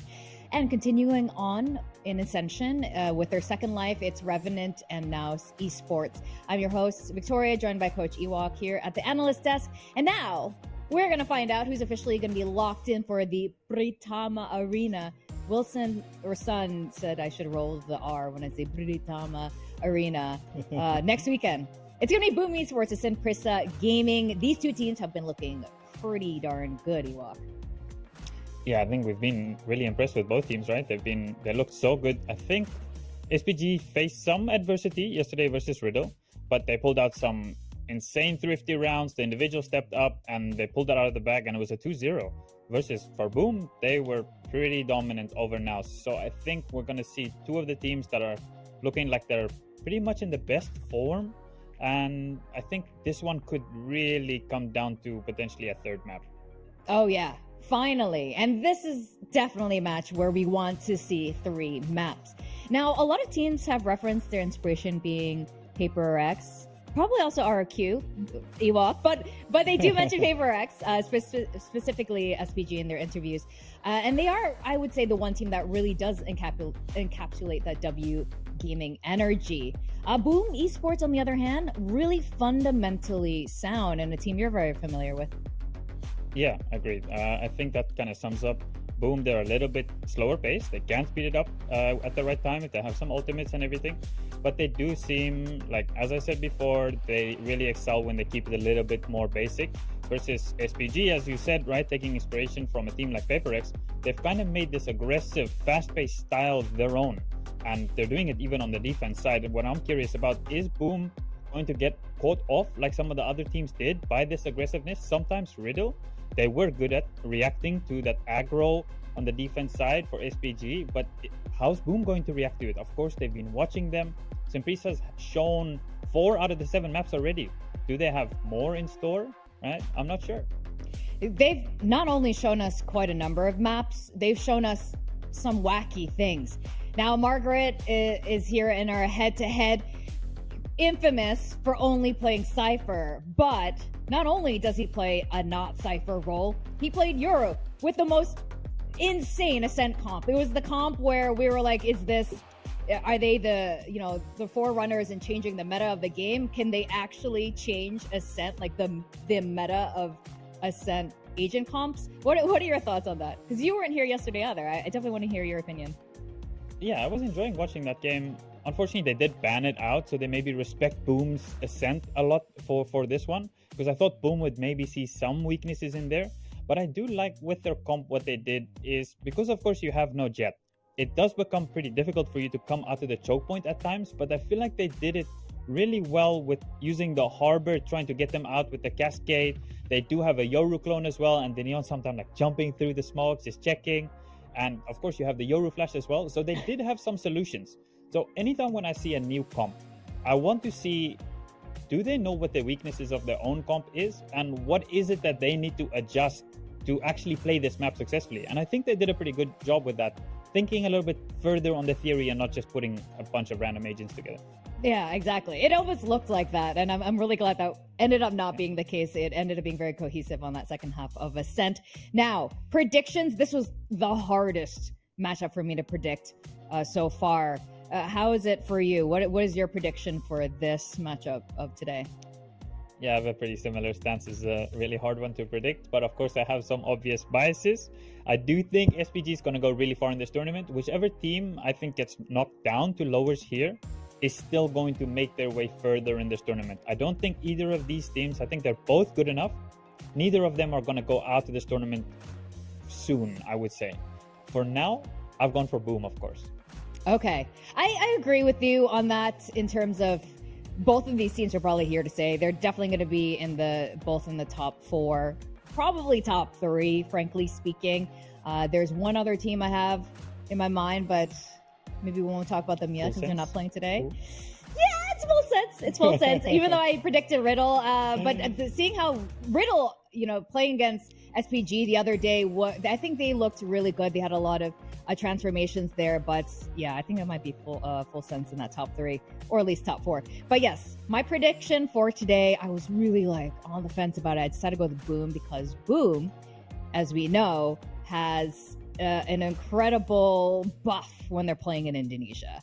They never lose their lands, apparently. This is the word on the street. They're just so good whenever they're playing on their home ground. It's that delicious sambal. It's like the sambal, the local sambal power.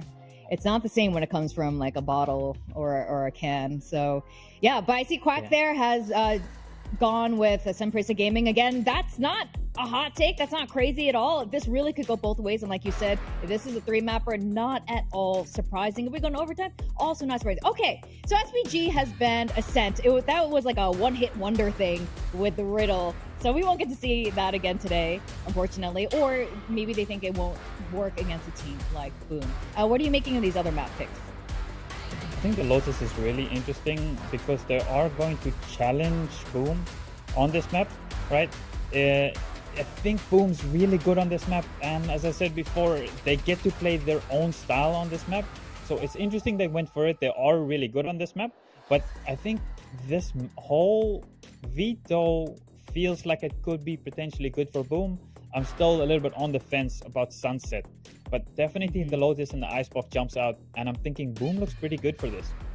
Yeah, I think this still could swing either way, but yes, on paper, this could be more in Boom's favor. Now, Lotus is going to be our first map. I think we're almost certainly going to see a Neon from SPG's side. But again, they surprised us before, so maybe... okay, so we do have that Neon from Semprisa Gaming because, they want to get in there fast. They want to have a lot of movement here on a giant map like Lotus. Boom Esports, sticking to, the old guns, the classic Lotus comp that they've been working through all through challengers. How are you feeling about it now you're seeing this official lineup? Yeah, I think it's smart from Boom. They haven't changed. It seems like they haven't changed too much in the period since challenges ended coming into Ascension. But I do like that from them. They just seem so comfortable, so I don't really see a reason to change it. Right? If it's not broke, don't fix. Right? So I think the Lotus here, it's really right up their alley. And Semprisa is going to have to challenge them with that aggro playstyle. So I'm curious to see if they can handle it. Yeah, this is going to be a really exciting matchup. And to kick it off, we are going to start on Lotus. We're going to go over to our casters, Quack and Pilsky. Thank you very much, Vic and Ewok. That's right. Ladies and gents, watching this, you need to be strapped in. You do not want to miss this matchup between these two giants, Boom Esports as well as Semprisa Gaming. I mean, this could be a preview of our grand finals right now. And the question is, how does their form look? Both have been great before, but are they keeping on top of it? And are they able to be consistent with it? Pilsky. We'll find out. I think we already see an exchange of map control between both of these teams. Pressuring in towards C here for SPG. Boom have taken all of A main and are regressing into B main where they'll find naught but a cam, but they've firmly got the middle of the map right now. Yeah, firmly planted down, making use of the rotating doors for a bit of visibility as well. Margaret, though, peeking out, thinking it might be clear. NC Slasher, an obstacle in front of him. I mean, both teams sticking to the same agent compositions. But the fact that SPG picking this, like Ewok said, they are challenging Boom. Boom has been winning this map for the past 6 times that they've played it. Yeah, SPG's on a good streak since Split 2 finished as well. Beating a lot of teams in Korean challenges. Nongshim Red Force were definitely a strong team I had my eye on. But SPG was able to best them, and they continue that good form into this tournament, sliding into the side. Danby dealt with Berserks, trying to get a little bit more out of it. They can't. Great trades from Margaret, and SPG now getting that spike down nice and open. Yeah, just a ledge around the site of C is still kind of paper thin, and you might be able to shoot through. Little wink. But that said, now it's down to the Boom players for the retake. They don't have a lot of space. They're pushing out of Waterfall. It's a little bit clear for SPG what they need to mark right now. Ivy even waiting for a potential hunt being sent out. Clears it. The Sheriff shots firing through, but unfortunately whiffs all around. It's going to be Persia gathering shots. It's Francis getting the final headshot on towards Zespew for that pistol win SPG picks up. Yeah, very tactical pistol from both teams, kind of trading map control back and forth. You could see SPG, even right till the last couple of seconds of that round, still feeling out the map control. Boom, holding on to that C site with the utility mostly and shoving through the middle of the map, but SPG comes out ahead.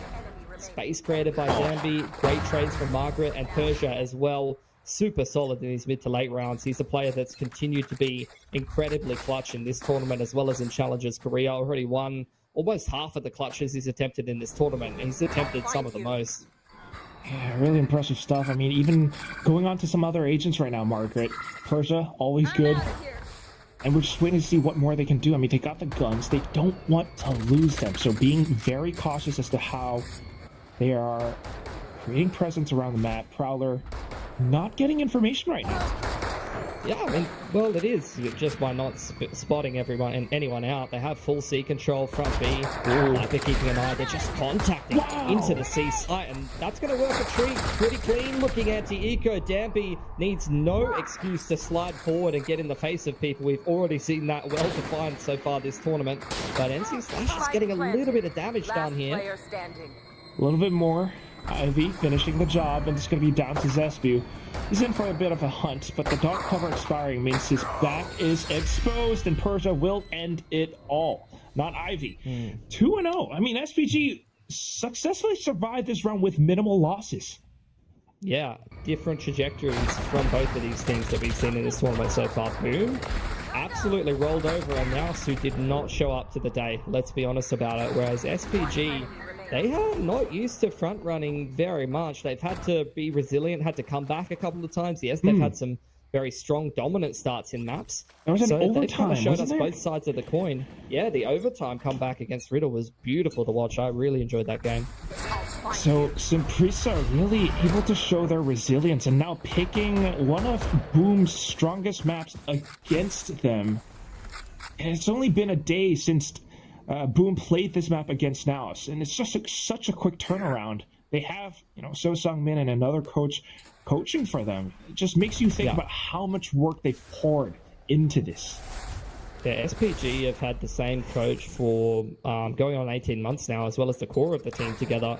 And then Sung-min coming across from one of the other strong teams in the Korean Challengers scene. Definitely contributing to the win.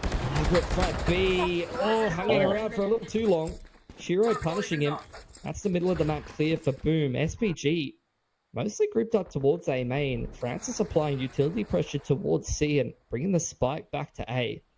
See if they can get any value out of this bonus round, because it hasn't started well. Yeah, a little bit of a loss. Toxic screen still possibly available. Does come up, but then again, Danby makes a lot of noise into the B side. Persia, quick contact. Ivy shot through the poison cloud, catches onto Famous. That is the site for SPG. It's just such a quick turnaround. That round was going horribly for them, and they just delete two of the Boom players and get into an A side after plant within seconds. Boom are kind of left reeling as well, trying to rotate into position. See if they can find the right angle of approach to attempt this retake late through A link here, and coming in with the fade eye. They've spotted out Persia at least, Quack. Just a little bit. Paranoia, though, will be able to push off a little bit. Persia stays in his position. And you gotta love what SPG are doing. Look at how they're holding this spike plant all the way from tree. You've got a couple more players from the other side of the door as well if they need to support Persia's position. So that's a great way to hold off Link. And then, of course, you got players are up around stairs, already onto site. They're sticking it down. NC Slash with the ult and doing so much work. Ivy, though, in for the double. But then, all that time is being burned away. Berserks can't do much. Ivy might die to the spike, but SPG laughs at the victory with their battle. Yeah, bonus one there by SPG. Beautiful result for them. Starting things off 3-0. One gun saved over, retained for Boom, but that's not what they wanted from their first gun round. And those are the shots that changed everything. Through the side of the wall, Persia, and then sliding out onto the angle, catching that player playing retake A. That is not what Boom wanted out of that 5-on-4, that's for sure. No, not one bit. It's amazing how SPG turned that around so quickly with 2 kills. And then the post plant making use of that door for cover. It's amazing stuff. With that now, Boom. I mean, huge loss in momentum. They don't have the economy. They're backing up a lot. Yeah, this is where they need to show their resilience. This game has started horribly for them. You know, they were front running against NAOS, playing with confidence and momentum on home soil.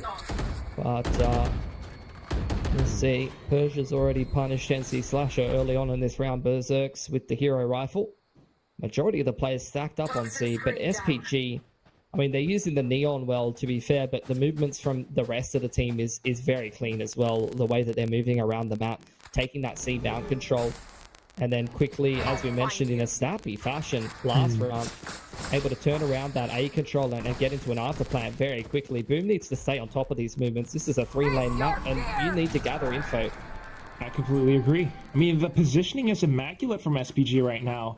Dabby might be the scout, but the rest of them follow suit really quickly. And they knew that they didn't have to commit to Mound. After that kill on towards NC Slasher, quick rotations, it's good. They got the spike down, but good damage from Zespew right now. Holds his position. Paranoia, if he sends it out, will be huge. Team rotating just on time. They're thinking about the push down from heaven, seeing if they can have any angles. Zespew, unfortunately, Paranoia not released, will be shut down by Ivy. Danby now swings out along his teammates for the quick cleanup. Berserk's only good for 1, but the Vandal will not be a hero for the day. SPG reigns supreme. Yeah, very clean from SPG. I love the way they maneuver around, not only in terms of just flipping map control, but even in the post plants, the heads-up approach to recognize that Boom's mostly coming in for the retake through heaven there, and the way that both the Neon and the Fade just scale into sight through main after they've already taken the site through the Viper wall here. It's like all of them are fighting together. There's no lack of coordination in the post plant. They're all on the same page, and it's what these Korean teams are known for. So Boom, love this timeout. Love that already they're recognizing this game is quickly slipping out of their control. Need to get back on top of things, and it's going to take a good 1 or 2 gun rounds because SPG's done a great job building their economy. Yeah, so a lot of discussions being had right now for Boom, of course, but looking at the ultimates, they are a couple of points, maybe 3 away. Coach Meow definitely giving them a lot to think about. Because SPG, like you mentioned, it's that cohesion, the structure. Because Margaret was positioned up around stairs, he knew that there wasn't anyone approaching from the spot. Everyone just trained their fire up towards heaven. It's so quick, it's so precise, and Boom needs to find different openings. They need to find a gap in between Simprisa's players. Yeah, they need to recognize the patterns that Simprisa's presenting to them. You know, it's been C mount control quite heavily. The Cypher lurking in towards B main and the Viper outside of A. There's patterns to recognize for Boom. They're a good enough team to know how to abuse them. But this is where we wonder whether Simprisa will change things up. That's talking about things on a macro perspective. To go back down onto the one-head micro level, I mean, Famous is 9-2 in opening duels heading into this game. He was dominating against NAOS, and it's only early days here. You know, a couple of unlucky rounds here or there, but he definitely needs to get rolling. He's a player that is very, very key for Boom. Need to keep his hands hot. They are starting things out with that rebel control, but look at SPG, not anywhere to be found. When Boom started this off against NAOS, they were on the attacking side. On the defense, it's a little bit trickier. Trying to poke and prod towards where your opponents are pushing. Information is key. And right now they're getting quite a bit. But that means that C player, Berserks, has to work around this as well. He unfortunately has to relegate the site over to SPG. I want to see how SPG approaches this though, and it's exactly this. They recognize that Boom is playing retake. Push from Danby over towards spawn side. Pit goes up. Are they going to flip the map or play from Mound? Because the flank's going to be coming in from Boom here. Oh boy. I mean, timing is a little bit of a key factor as well. Danby, instant shot. I mean, look at that crosshair placement. So tight. No chance for Shiro to escape back there. It's the Viper's pit down now, and you're talking about Mound. Margaret has it covered. Good little split play from Boom, though. They split up around both sides of the mound, left and right. Takes down Margaret. Still working up against time. Danby with the laser beam fires it off. Looking for berserks. Good little double. Takes down Danby, but running out of time. The spike, unfortunately, it seems, will go off. Persia and Ivy, they've secured the site long enough for SPG to come in with a 5-round win streak. And that's terrible news, because Boom, they just took a timeout, guys. You know, like, they just discussed exactly what SPG did to them. SPG doing the exact same thing. Seeing mount control into an afterplant on C, changing up very little, maybe working the map a little bit less, but going for the same general approach. And Boom, time after time, round after round, are coming way too late into these retakes and not gathering info in the early to mid round fast enough, not adapting fast enough. And that was the exact same issue post timeout. Yeah, it just almost feels as though SPG are 2 steps ahead. And taking a look at this, yes, the toxic screen is up. Danby toying with it. Earlier on before, love that. The stack was over onto A, but now SPG has spread things thin. Boom has as well. They're just messing with them. They're just faking a bit fast B, trying to pull and push the rotations, taking the A space back, and Boom, again, have got very little info. They're set up quite heavily towards that A side of the map. Again, here's the pressure in from the Prowler, trying to break utility. Margaret trying to take a 1v1 duel versus Berserks and take the Sentinel out of the round, but that is, again, exactly as I said, towards front B. Fake pressure. Now SPG regrouping into a 1-4, but the Nightfall is actually going to gather a lot of info there. Spots at least 2. Fantastic. Good enough of a tell for Boom to pick up on. Robbing the sound away as well, so they might be able to throw rotations over, but look at SPG, not really caring about any of this whatsoever. Danby just dancing around all of it. He slides into the side, going in for the other one. It's great transfer, big double, 2 headshots on Dancy, Slasher, and Shiro. Now looking for even more. He's over onto the next side. The team, it's on the C side. What is going on, Famous? Boom is completely lost and rudderless in this round, in this fight. Danby goes in for the right swing. It doesn't even matter. He's already done his job. He just wanted to send himself on a kamikaze mission into the A site, just trying to sell the fake. That's all it was the whole time for SPG. The late round players, Persia and Margaret, were just walking up C into a free C site. And SPG had that round won a million different ways. That is a tremendous fake. We have to see that replay again, and if possible in slow-mo.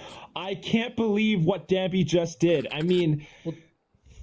That was just layers, dude. That was layers on layers on layers. The front B, fake execute, into the C pressure, clearing the util with the progression smoke, into the fake A hit while they're all walking up C. I mean, how could Boom be ready for all those different layers of pressure?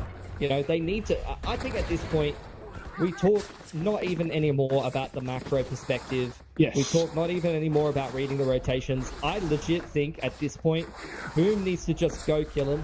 They just need to go and get that space. They need to go and take the duels. Stop trying to make the right reads, because SPG is running them around the map, making them look a little bit silly. How do you read that? I mean, with so much pressure, like you're talking about those layers, B, and then a lot of pressure around C's, Insight's tree as well. You're not quite sure if Danby's about to spring against you at any time. So this is the big fight that we're talking about. But look at the SPG players. So many of them providing fire support for their fallen teammate. It's a big exchange that favors SPG. Now with this possible spike plant onto A site and Margaret on the lurk. They've been spreading the map so much. This time they just 5-man. They all commit to the same side. Boom, now trying to clear through Link, trying to walk their way downstairs. Lockdown goes down, trying to flush the rest of SPG out of the site. Oh, but I'm not too worried. Margaret has this covered night and day. First one goes down. And we've seen how SPG plays around the spike, around the doors as well. Persia, clutch player, just doing normal stuff. It's another day in the office for the man. SPG up to 7 rounds. But they're playing the macros so well, there's no panic. Like, keep in mind, Quack, most of these SPG players, they didn't even qualify for Split 1 and Challengers KR. These guys, they came in qualifying, I think winning Premier into Split 2, and then win the whole thing over some pretty well-established teams, you know, D Plus Kia, Non-Stream Red Force. These are some great Tier 2 Korean teams. Those guys, that's ice cold to leave Persia controlling the rotation over on main side while 2 of them get detained because they just know, hey, there's no way they clear out Tree and Heaven. Like, I can just get detained here. That is so much experience for such a young roster being showcased. A lot of work was done throughout the year, I can tell you that much. But look at this as well, Pilski. I mean, boom. They're stacking things up. They're playing into some different positions now. Ones that SPG might not expect. Dabby lets it go. Berserk's able to take down at least one. Persia in for the trade. And all that, he's going from the shadows play as well. Okay. This is just a mess. This is just a mess. Like, Shiro, he had the trigger discipline. Overplayed his hand a little bit. I think it was a bit of a whiffage on the Sheriff. Please don't replay that. Don't do my man dirty. On the off angle, NC Slasher going into this match was the top-rated player at this tournament after destroying NAOS, and Francis has just made him look second-rate. That was so fast. On paper, Pilski, I mean, by all means, Boom are the more experienced team. These guys have been around the block for the longest time. Zespew, Famous, a lot of them since the inception of Valorant. The core, been on the team for quite a while too, but this is a different opponent now, a different beast that they're facing off against, and they need to figure this out quick. Famous, the last one alive. He can make it happen with a showstopper now into play. Looking, hunting for Persia, stays hidden, evades the explosion, and sends out the paranoia, robbing his sight. It's not quite connecting. Bursts through now. Trying to play with time. Famous needs to stick it, needs to get it at least halfway, get the kill, but Persia too slick for it, keeping SPG up on top there, building bricks on top of bricks. There's a reason why they've got stairs in their logo, Quack. They just keep climbing these guys all the way through Tier 2 Korea, first split qualifying for this core this year. And they just keep climbing over bigger and bigger obstacles, and they're making this climb over Boom look easy. Persia winning another clutch. Dude winning a quarter of his clutches in Challenger KR from like over 100 clutches. That's crazy. And now in this tournament, again, he's over like a 40%, 50% clutch rate from like more than 10 already. And that's only in a couple of games. Just Impresa, they're making such quick work, and Boom buying back up again, trying to change things up. Dabby, what is this, a judge? He gets burned up by the snakebite of Shiro, who deploys a Viper's Pit just to try to deter the Impresa players from sticking on the site. A lot of rotations on the other side of the map, though, but look at the positioning. Where is Ivy firing from? Boom, not quite certain. Now finally spotted him out. Berserks could double kill. Needs to come back in to secure the site. A good smoke coming out from Zespew as well. And it just blocks off Margaret. He's trying to spray desperately into the spike, into the unknown, but not quite spotting anything. The camera now coming out. Prowler able to spot a little bit of something, but the body blocks are too darn good. Boom!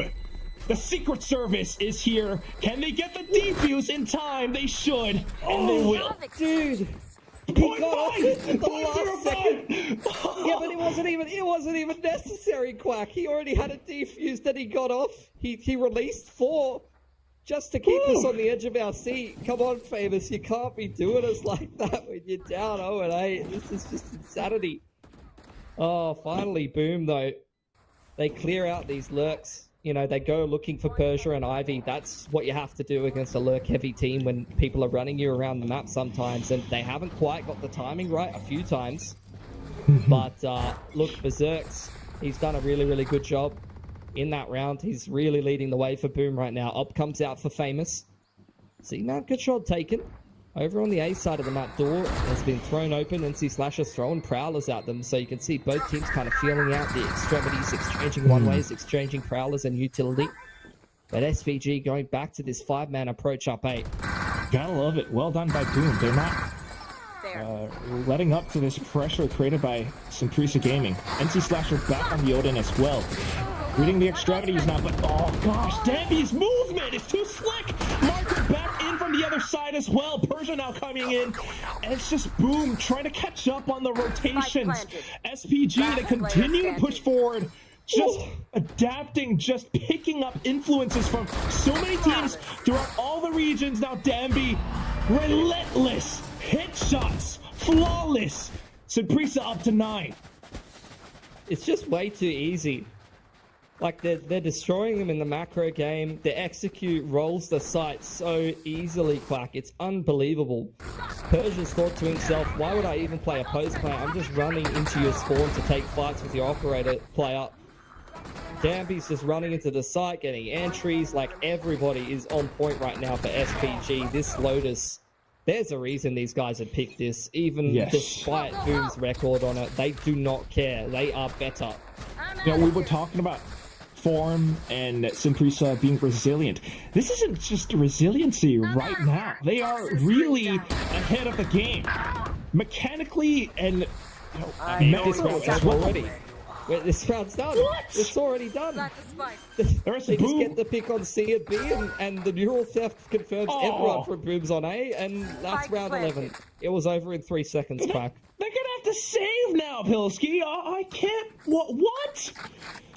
This is ridiculous. And bro, this is just brutal. Here's the thing. Brutal. Here's the thing. This is such a big matchup. Not just in terms of the teams, but the fact that this is upper semis for the group stage. Simprisa picked this to challenge Boom, and they are making such a big statement.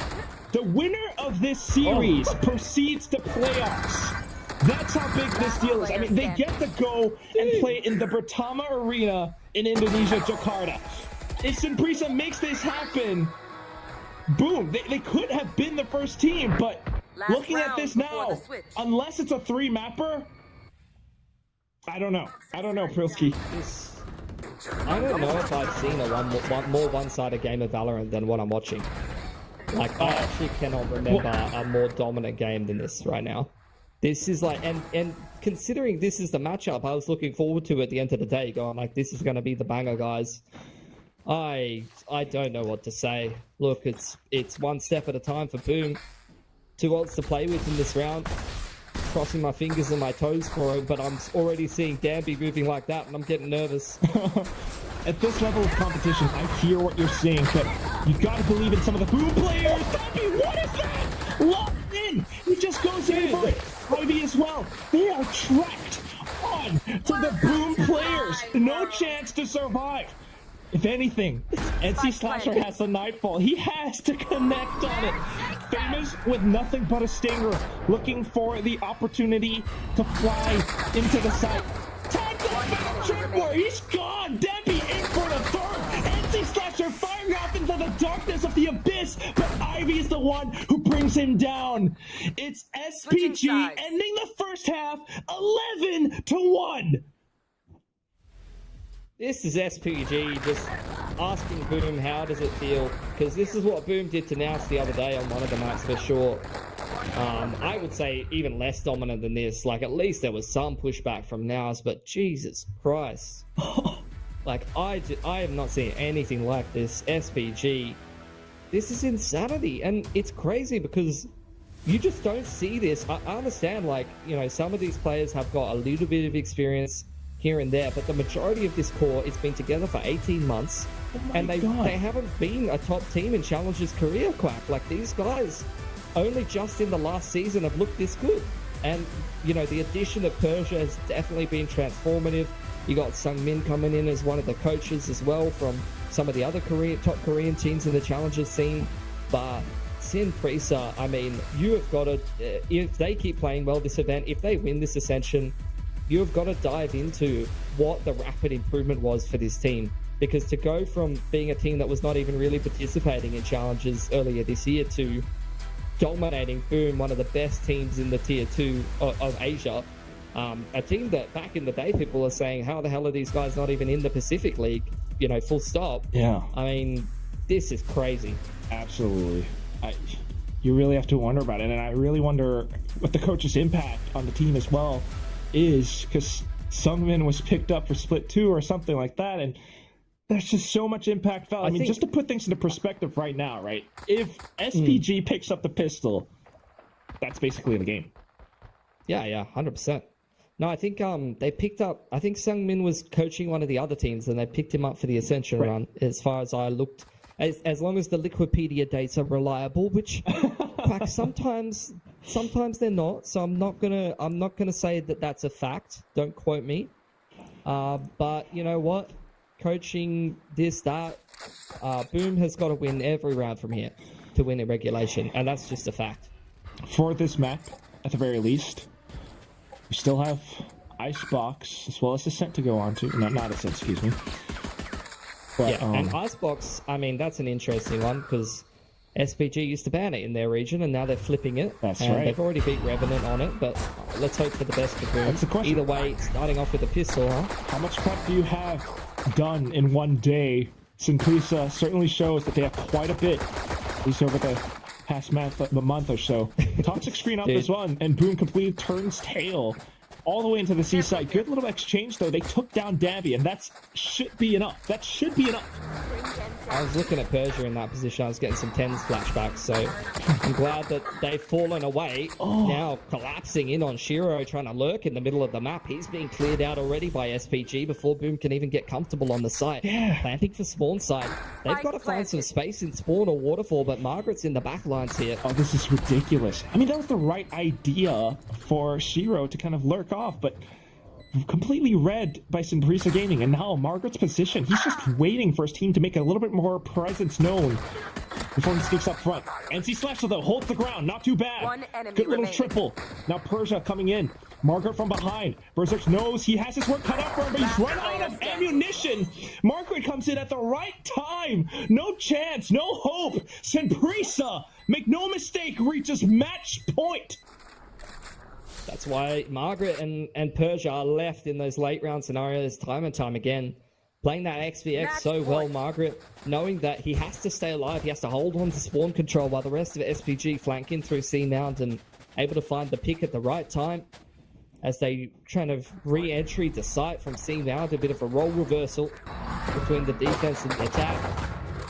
But yeah, let's see how good Boom's niche force buy strats are, because that's what this round comes down to. They've got to force Stinger's armor and they have to force. Do their best. Okay, we got an outlaw, we got a guardian, no armor. We're going for Glass Cannon, outlaw, and guardian. It's not good. what you want to be relying on. Outlaw? Oh, they're going into a judge. They're going into a judge, Quack. If you got the right line of sight with an outlaw, you just might be able to, chew down someone with light shields, and that could be something. But right now, look at Simprisa's positioning. Look at this, Pilski. Yeah, they got the jump spot, A info line. Boom's aware of it, though. They want to go and re-clear A. They don't want to let this unfair info come on through. Hey, Francis. And the wall comes up. You see the exchange of the Prowler and a follow-up one way, as well as the C's. Even though there's one player here, it feels like more for Boom. But they're not convinced. They feel like this is fake pressure. They're reading this one well. Yeah, staying tucked away. Dismissing the haunt so quickly. Beautiful. Able to take down Francis. That's a great start. They've got to move in the site just as quick, but they're obviously being cautious as to any remainder positioning. Danby right around the corner. He's the one with the sprint, of course. Blue hearing this, they might be able to tell that he's the only one here so far. So, still being cautious as to where the rest of the team might be. Berserk's on the lurk. Stays tucked away. Yeah, I think outside of Danby with the relay bolt sliding in and the paranoia, without the fade, it's actually very difficult to attempt a retake with this comp that SPG has. Still though, they do have the guns. Heavy pickups from Boom. They've managed to shred down the initial onslaught. Margaret though with the judge. Humps away. Shiro down to 5 HP. Persia, can he clutch this one out? He's made it happen before, but he's running out of time. Shiro will be able to strike him down from behind, extending Boom's life by a round. Good stuff. So doubling up their rounds here.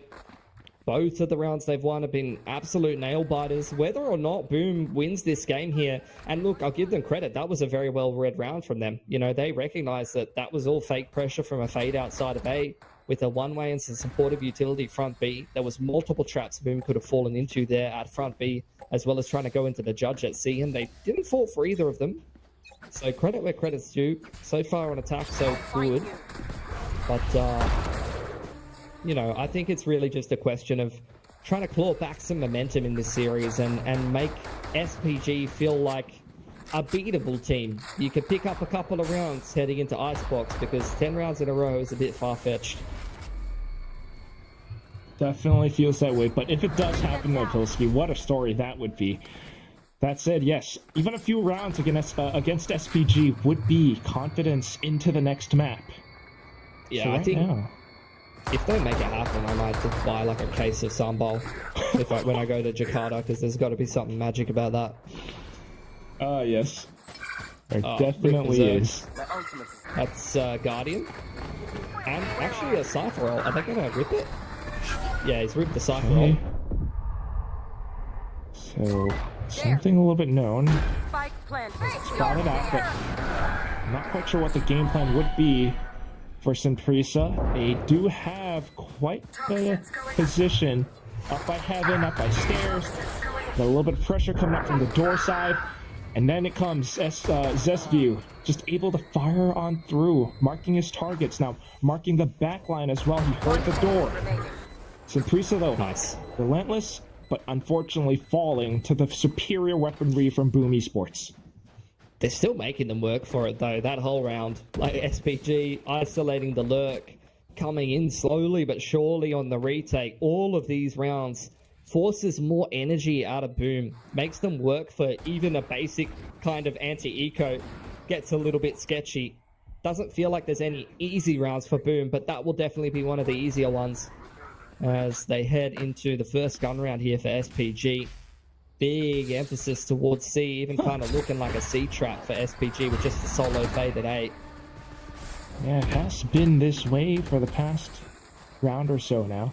Dude, Persia has no armor. Can I just point out, did SPG dart cover on the roof to counter the haunt on the radar? Oh, is that what I'm seeing there? Because if so, that is really nerdy, and I respect it. I respect it highly. Good, yeah, I think it is, because Persia has no more dark covers. That is big brain. Giga Chad. Although, is it enough to break this crossfire? That is career in a nutshell, to be honest. True that. Is it enough to break this crossfire, though? That's the thing. Paranoia sent out. Zesview, amazing stuff. Now going in against them. SPG, just instantly dismissing the attack positions from Boom. I can't believe it. That's the power of the Cypher on this map. You can have the little camp traps in a second, just off a sliver of info from the camp, instant paranoia and relay bolt, and everyone's dead. Oh, this could be the round. This could be it for Boom for this map. The map on which SPG challenged Boom Esports, the Indonesian representative, in their home ground, on their home turf, looking to end it all in these final 20 seconds. They're holding the positions. Shiro not letting it out so easily, but Ivy and Margaret will shut it down. Simprisa closes out Lotus 13-3. Yeah, that C trap was filthy. And as I said, that's the value of playing a Cypher instead of a KJ on this map. You usually see those kind of set plays with a breach. You get the fault line coming in, but just as effective with the paranoia, the neon sliding in. With the relay bolt, you can see Boom, they look a little confused. They look a little worried about the prospect of this series. This is where the leadership, the experienced players and the coaching staff going to be worth its weight in gold after what SPG just did to them. But, I mean, I think the ultimate copium really for Boom is, you know, you're going into Icebox. This is a map that has been banned by SPG in their own region. They flipped it coming into this event.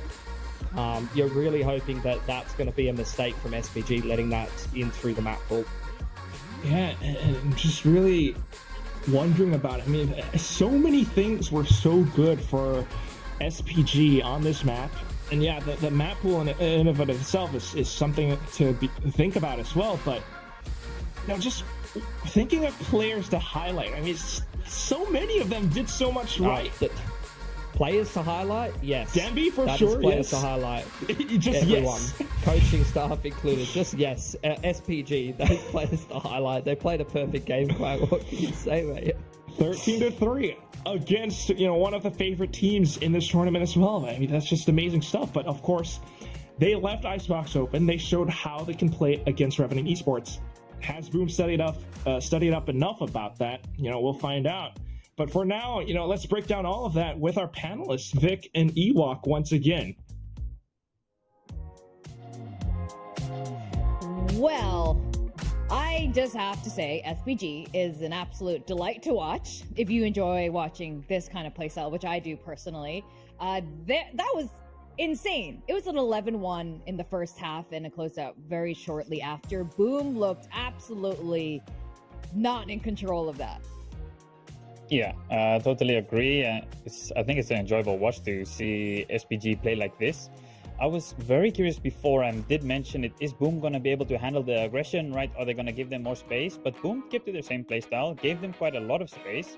But then what we saw is SPG had all this space and just took all three sections, all three lanes of the map. And then we saw that magnificent fake where Danby went into the A side. He got two. Yeah, that's just extra on top. But meanwhile, the whole team's in at C. There was a timeout, and I felt like, okay, Boom needs to fight more. They need to take a little bit more map control, and that's exactly what they did. But what I'm concerned about is that was the wrong round to do it. Because them taking the aggro on A meant that they had to full retake to C, and this is the round where SPG had the Viper ult. They put down the Viper ult, Boom come from the flank, but there's nothing they can really do about it anymore. So I feel like that was the right idea, but at the wrong time, unfortunately. And then second part of the first half, I think SPG was kind of disrespecting them, to be honest. Yeah, that's what it really looked like at that point. Boom seemed very uncharacteristically reactive. They had no way to counteract against Danby. Danby could just roll or slide into any site that he wanted to. Francis was fantastic as well, just setting up all of it perfectly for Danby there. And our MVP is going to be Ivy. But honestly, the whole team just looked perfect, as Toski was saying. Yeah, I think Ivy was great. The boys had it right. The whole team could have been a player to watch. And for Boom, unfortunately, they kind of got it wrong, in my opinion.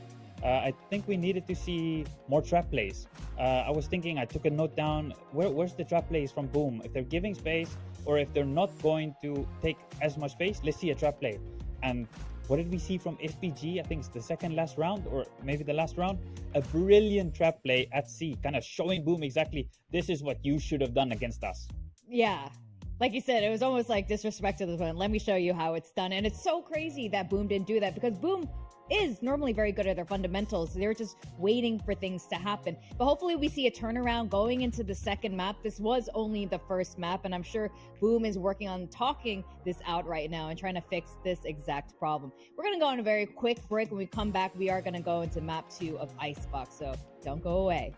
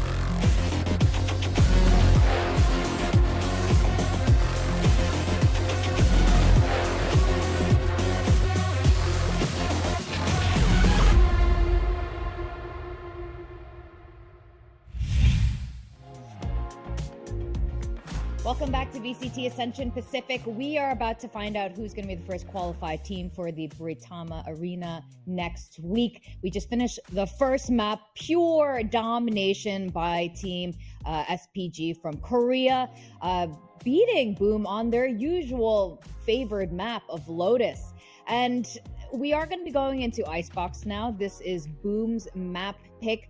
And after seeing what happened on Lotus Ewok, Boom should know SPG's style by now. They are aggressive. They should definitely know that. Get a knob, set up some traps, have that util in your hand, slow them down. And I hope they have some of these things in mind as we go into the map 2.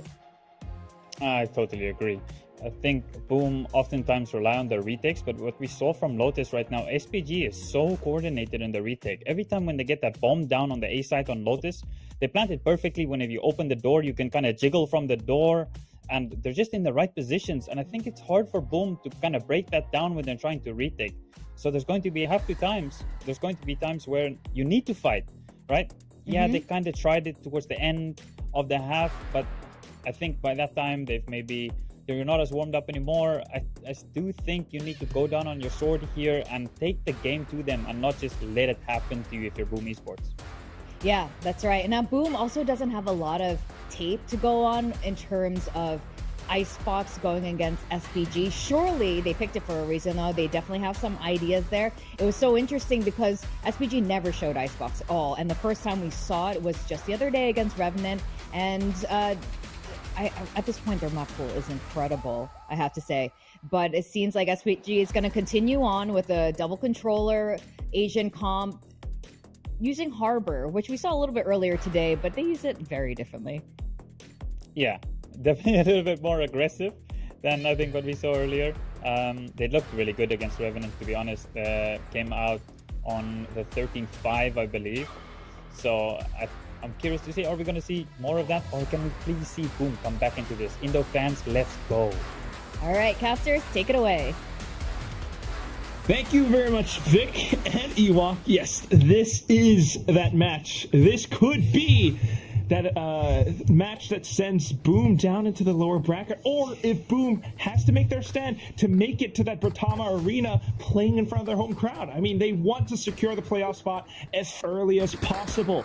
But SPG stands in their way. They left this icebox on purpose. Open. Pilsky. What is this? Okay, man, right off the bat, guard up the top, Cascade, gonna push Boom back, but exactly like Ewok said, they got to do this for the Indo fans, because they're gonna be wanting to see them in the arena. Wasn't initially meant to be in Jakarta, but I'm damn sure that Boom are happy about that, and they'd love to be there in the arena. So let's see what kind of fight they've come up with in the break. Yeah, only one map of game footage for Boom to study on as to how Simprisa plays this, and right now just picking off some of these fights. Unfortunately, Famous taking the hit. It's going to be down to Simprisa getting the sight, but Shiro just right around the corners. What you don't know, though, is where Persia could be. He hasn't been spotted yet. That is why Zespio is taking his time, slowly traversing across. Now spotted, takes down Persia, but 1-on-2. What he does have going for him, though, is that Simprisa are pretty low. Yeah, he's got the wall to work with as well. Francis on top of 410 catches a whiff of him. He'll join up with his teammate in Margaret so they can play this post plant together.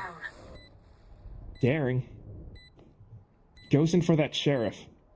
They are trying to stack up with the high-low. Through the high tide, though, his foot, the boot, it was spotted a little bit early. Francis, the IGL, takes the clean shot. Simprisa picks up the pistol. I mean, I seen some Sheriff clips from Francis on Twitter the other day. Also heard a loud Australian man screaming about it as well, which is a good combination. I'm not going to lie. I thought that Sheriff highlight was going the way of Famous, and to be fair, he connected pretty much every shot that round, but it still wasn't enough, was it? Heartbreaking. It just shows that, again, how much their form carries forward, how consistent these players are from Simprisa Gaming right now. I mean, from yesterday to today, even from day one, they are here, and they're not letting up. Well, we'll have a little bit more time to talk about that got a classic technical pause. Classic. Be working our way through. I mean, We were Icebox good is an so far interesting today. one. Without the tech pauses. For sure, for sure. I think like this is an interesting map for me, because SPG, you know, it's not something they played in their region. They flipped it specifically for this tournament of Ascension.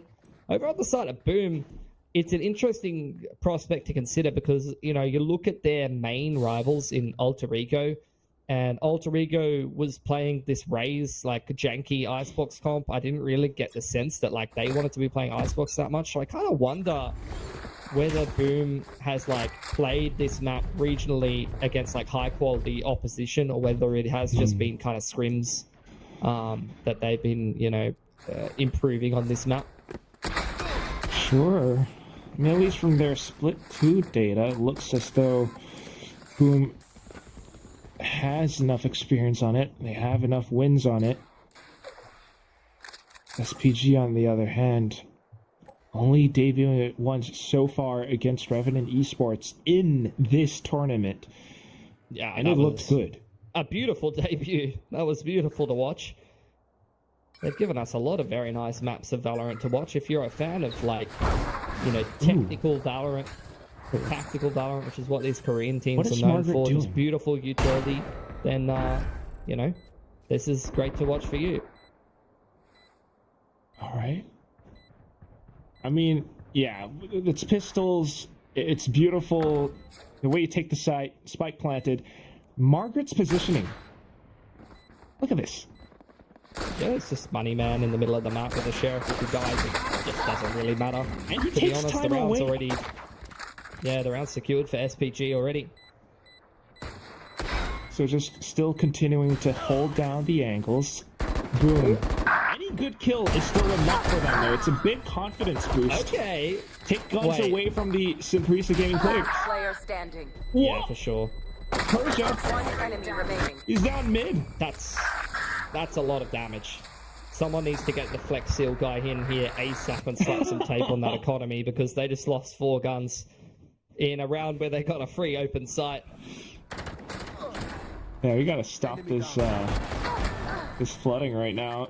But good job from Boom Esports being able to take them down with just pistols. They took down Margaret initially, and then with the Sheriff continued to hunt down bit by bit the Simprisa players. So on to the next round. Simprisa approaches this with a slight disadvantage in economy. Yeah, just a half bite, going for a bonus. There's a rifle or 2 in there, though, and Danby's got a shotty out, so be careful of the bucky. Danby has already shown how difficult he can be when he gets in your face with a shotgun, so Boom need to stay on top of this. Definitely just trying to get some information. Shiro popping off hypes. Margaret's on the other side as well. Francis, the Soul Vandal. Margaret has one as well. Slowly marching up front. Meanwhile, take a look at the mini-map. Persia's on the other side doing some exploring of his own. The Viper's toxic screen will hold them off for now.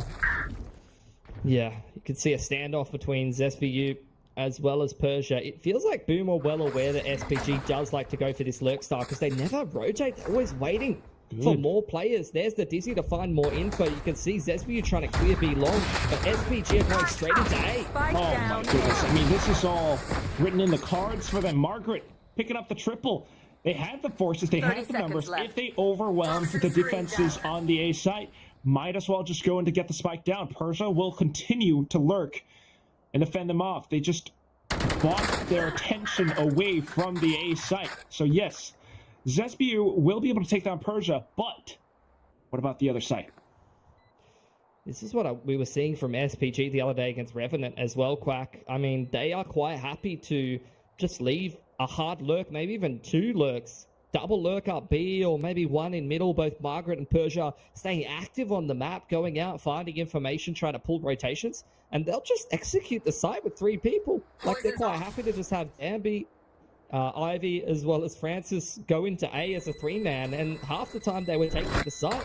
once again, they've done a very similar thing. It's not even a full commitment over to that A site, but they just slowly but surely work their way in there, feeling things out. And despite the fact that they had weaker weaponry, they've won another bonus here, Quack. Oh my goodness. Another bonus in this series. And it's a bonus where on the previous eco round, they lost 4 guns, 4 players. I mean, some of them were sheriffs, but still, if there's any consolation for Boom right now, it's the fact that they showed the awareness to, leave 2 players dueling off against Persia up around B. Yeah. I mean, yeah, they are aware, but can they stop it? So far, unfortunately, no. Whoa. Danby, a man who's hard to stop at the best of times, just completely blindsides NC Slasher, and the rest of Puma back on the site. Oh my god, Danby. Take flight. Danby. Off that 1 kill now. Setting up the positions. Look at this. Tailwind off to the right side. Margaret, the rest of them fanning out all across the other. But good job, because Boom is here and able to frag out. Shiro, not too shabby with that sheriff. Picks up the Vandal now. Even numbers, but Persia strikes from behind. Zespew spins on a dime and fires back against his counterpart. 1-on-1 now. Ivy with the spike up on the A site. Zespew has a couple of options to approach. Raptors or screens. Ivy has to deal with these angles. Zespew tries to sneak out from on top, but Ivy right underneath, able to train his crosshair across. And SPG, once again, Pilsky with the win streak. I feel bad for Zespew, like that's the second clutch he's been left in, coming back and retaking into that A site. Had to do the same thing in the pistol. But Ivy, he's won the clutch. They weren't ready for Persia on the lurk either, despite the fact that he was still alive. They were so focused on that A attack, not being cognizant of what agents, what players are alive. It's something you really need to stay on top of, and becomes harder and harder as more pressure mounts. But that pressure's not going to let up anytime soon. A lot of ults on offer here for SPG. They change up the angle of approach. Ops pulled out for Boom over towards the A side of the map, but it's only Zespew on B. Buying time for the rotates as the reckoning comes in. It's ridiculously crazy. SPG are winning on both individual fights and skills and kills, and also the macro game. And because of that, they are picking up these out points, the objectives, the spike plants. Boom now attempting a retake. You should run. A cascade in front of them. The obstacles. Attacking lockdown now deployed to secure the round. Ivy's positioning far off because he has the Hunter's Fury. Boom. There are lots of obstacles in front of them, but they are not backing down. This is what you want to see, but they are running out of time. Multiman now coming in, trying to deter these utilities, but the Hunter's Fury popped off. Margaret Persia picking up the frag. Famous with the op, tries to swing out from yellow, but shut down completely. Simprisa up to 5.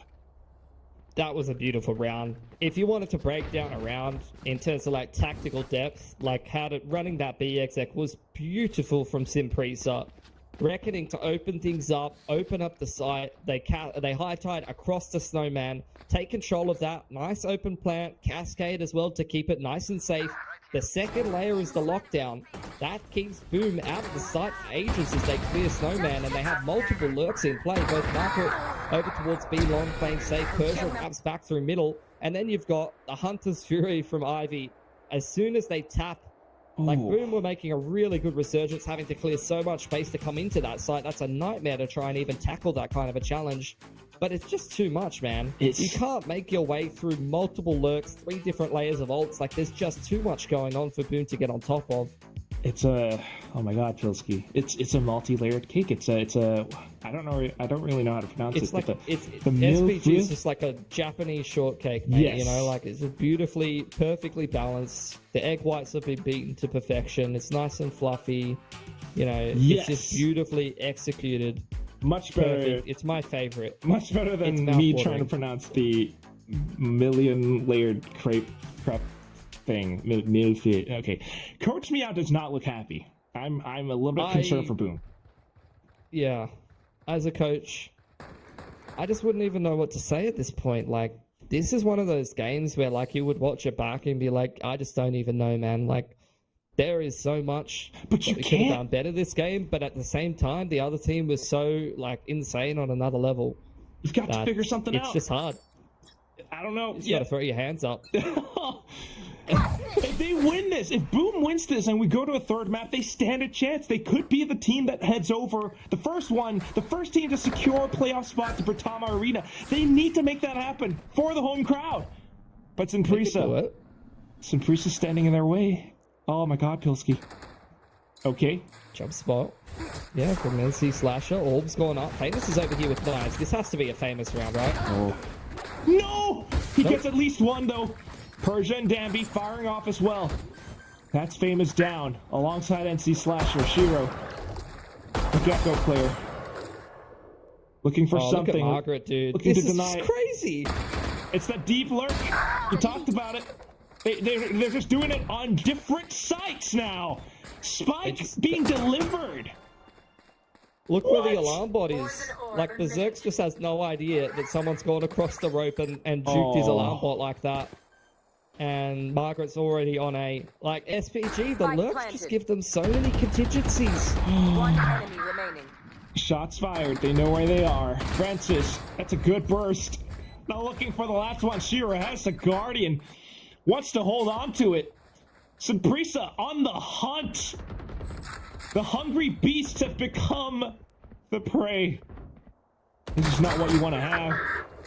Up in the upper semis. Lee Shiro bites back for the time being. A good little double. Picks up a rifle for himself. Dizzy up into the air. But doesn't spot anything out. He has to stay hidden. Here's the jump, but Margaret will put him down in chains. Simprisa, unstoppable. Another gun round back here for Boom, though.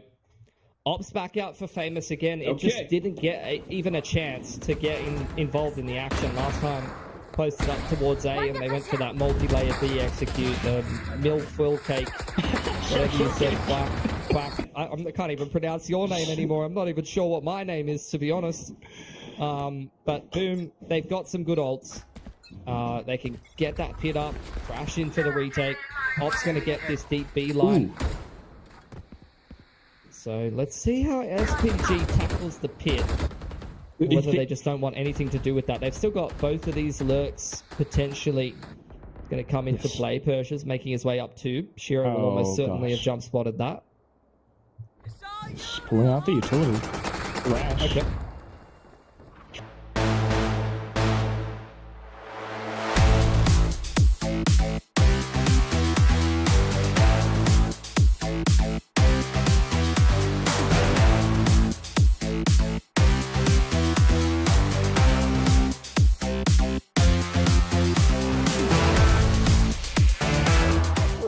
Like, what do you even do against that?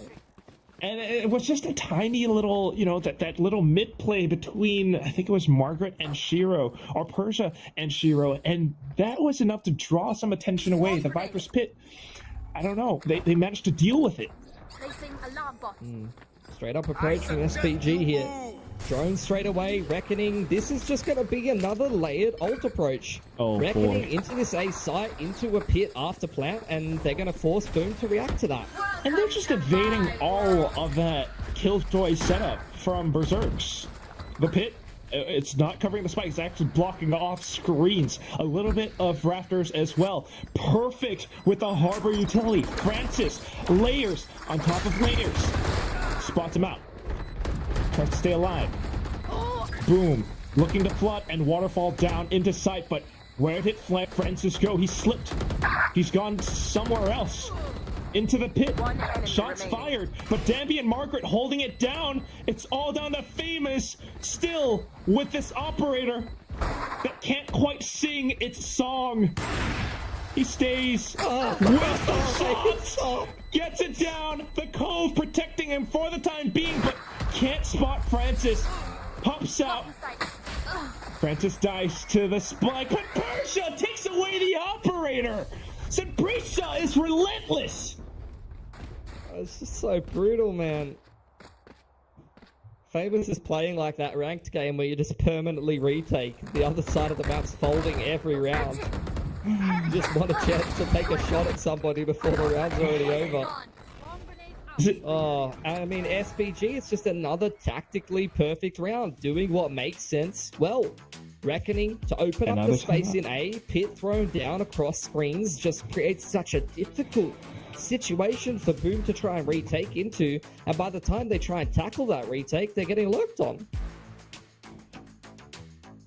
I mean, that's everything. That is everything, Pilsky.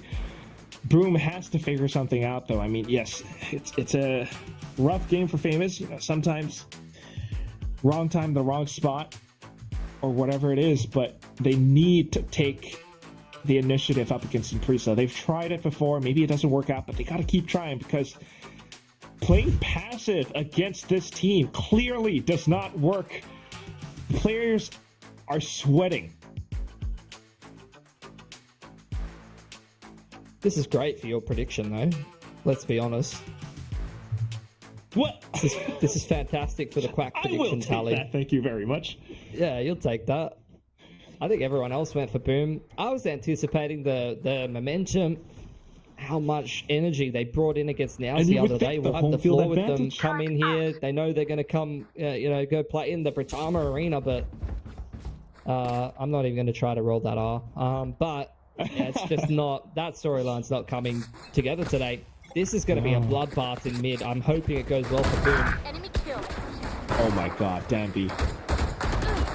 Incredible precision. Famous firing back, but shut down by Danby with the blades. Who's gone in for the next? Shiro's down. And off of that...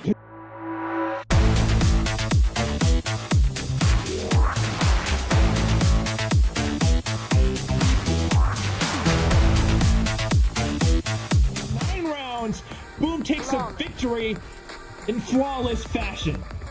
That was a very, very clean retake there. Dealt exactly with what SPG was doing. You love to see it from Boom.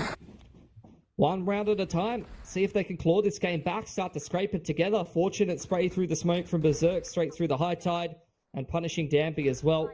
You got to highlight this man. Despite the fact that Boom's having a rough day at the office, he was putting some nice multi-frags together over on Lotus as well. I think he's kind of been the standout for me today, but let's see if he can have more impact, because it's going to need to be a whole lot more. Ops come out for Margaret, wanting to catch this player peeking under 2 perhaps. Ask the Killjoy too. I mean, wow. Boom, if they can at least make it a 3-9, that's not too shabby. Famous, here's the drop. Backs off, calls to his team. Now, what are Simprisa looking for? Margaret still hoping to catch a potential duel. And Persia, he's waiting for someone to push out of B, out of garage. They've already seen Boom's aggression in middle post-tack timeout. I think Simprisa really feeling like Boom has to throw some Hail Marys to be able to win rounds here, and they're just waiting for aggression.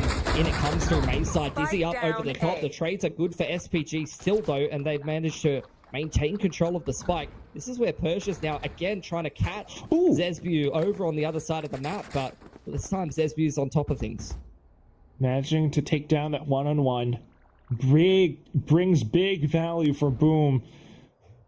Simprisa looking to get the spike down, but they know the site's not quite clear. Shiro with the off angle around screens takes down Ivy. The spike has been dropped. Margaret, work cut out for him. He's looking for the frags. Spots one out. He kind of knows where they are positioned. Has a lot of utility to work with, but running out of time. He needs to kill them all. They line up, and they are crouched high, low, all over. Zesbu will keep Boom in the game. Yeah, very nice from Boom. 2 really good rounds back to back. Starting to pick up a little bit more momentum, a little bit more confidence. 3 in a row heading into the half if they can win the pistol. That's a storyline I can try and sell you. I'm not a particularly great salesman, but I'll do my best. I mean, definitely still, we want to see what Boom has in store. The Indonesian fans want to see what Boom can do, especially if they are able to mount a comeback to take down Simprisa.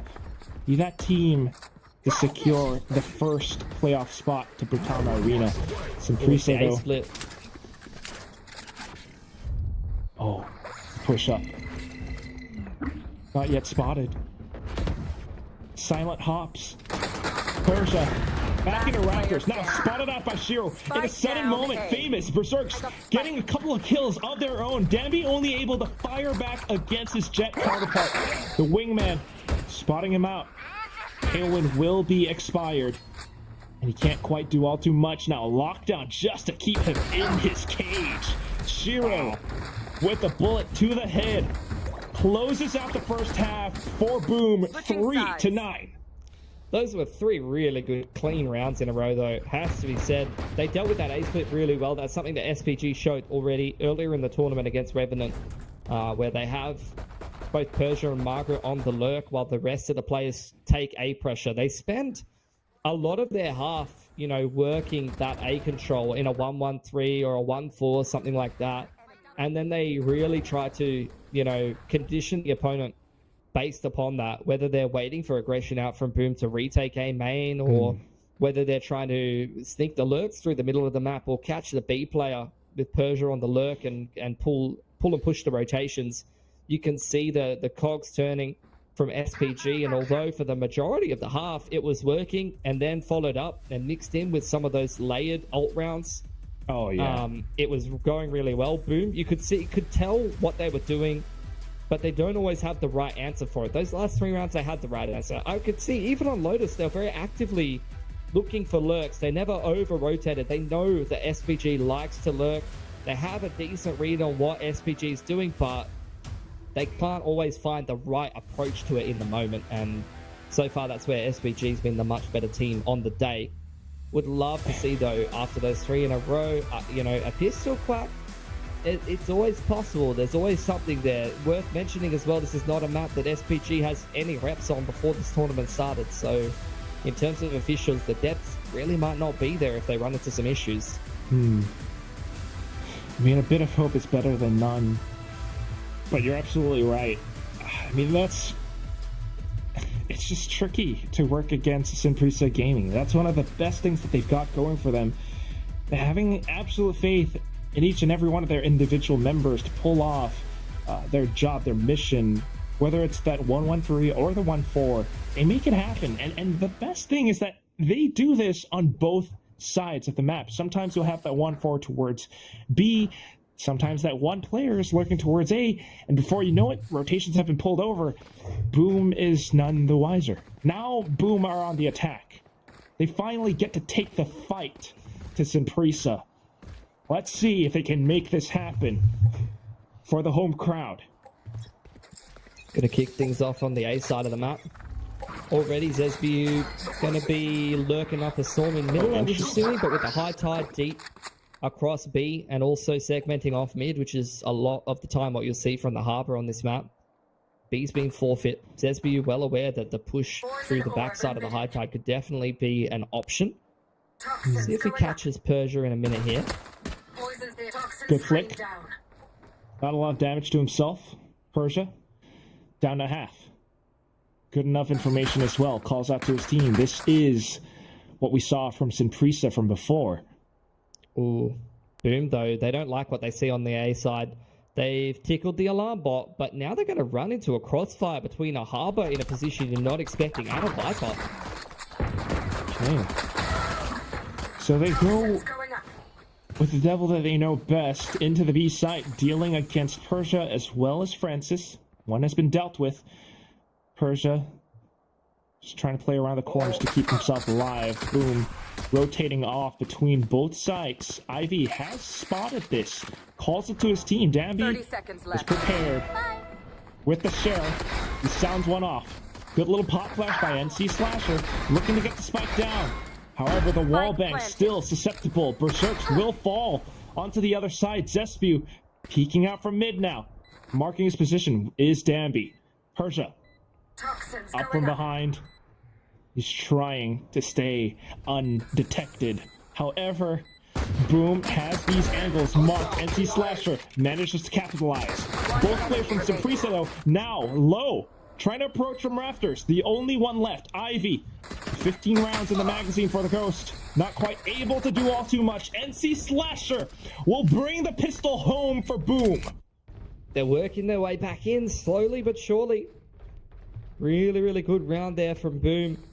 I think that Gecko util on B long did the absolute wonders for them. That's the Gen G util combo. You've seen Lakia throw a million times. The wingman into garage and the dizzy up over the top. Spotted out multiple players up close and they were ready for them. Punishing a harbor at an off angle like that, not going to be something you almost ever see. But the fact that Boom managed to do that and also avoided losing the spike on the cross. I had my breath held when I was watching Shiro with 2 or 3 players staring down middle from SPG. Cross back to A, but they made it work. It was a tight round, and now they'll potentially have a moment of reprieve if they could just close out this anti-eco.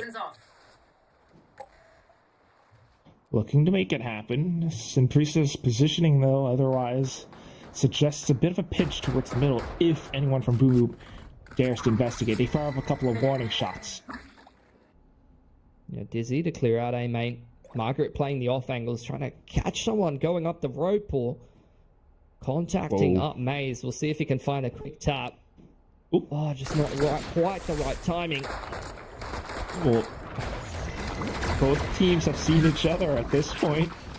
Boom recognizes that it's only Margaret here. They will press the issue. Margaret, though, able to take down at least one. Famous, though, able to spin all over with the angles, taking down Margaret, and then the next player. A 3rd kill for now, and he's looking for the next for his belt. Danby, looking to shut things down, steps into the realm. 30 seconds. With that sheriff, he's looking for something from an elevated angle, but Famous will be able to snipe him down from top, and then on towards Francis. He brings it again for Boom with an ace. His name up in lights once more. Yeah, but they lost 4 guns. Oh, it's like the worst ace you can get. Barely scraping an anti-eco across the line and ruining your economy. They're down to sheriffs.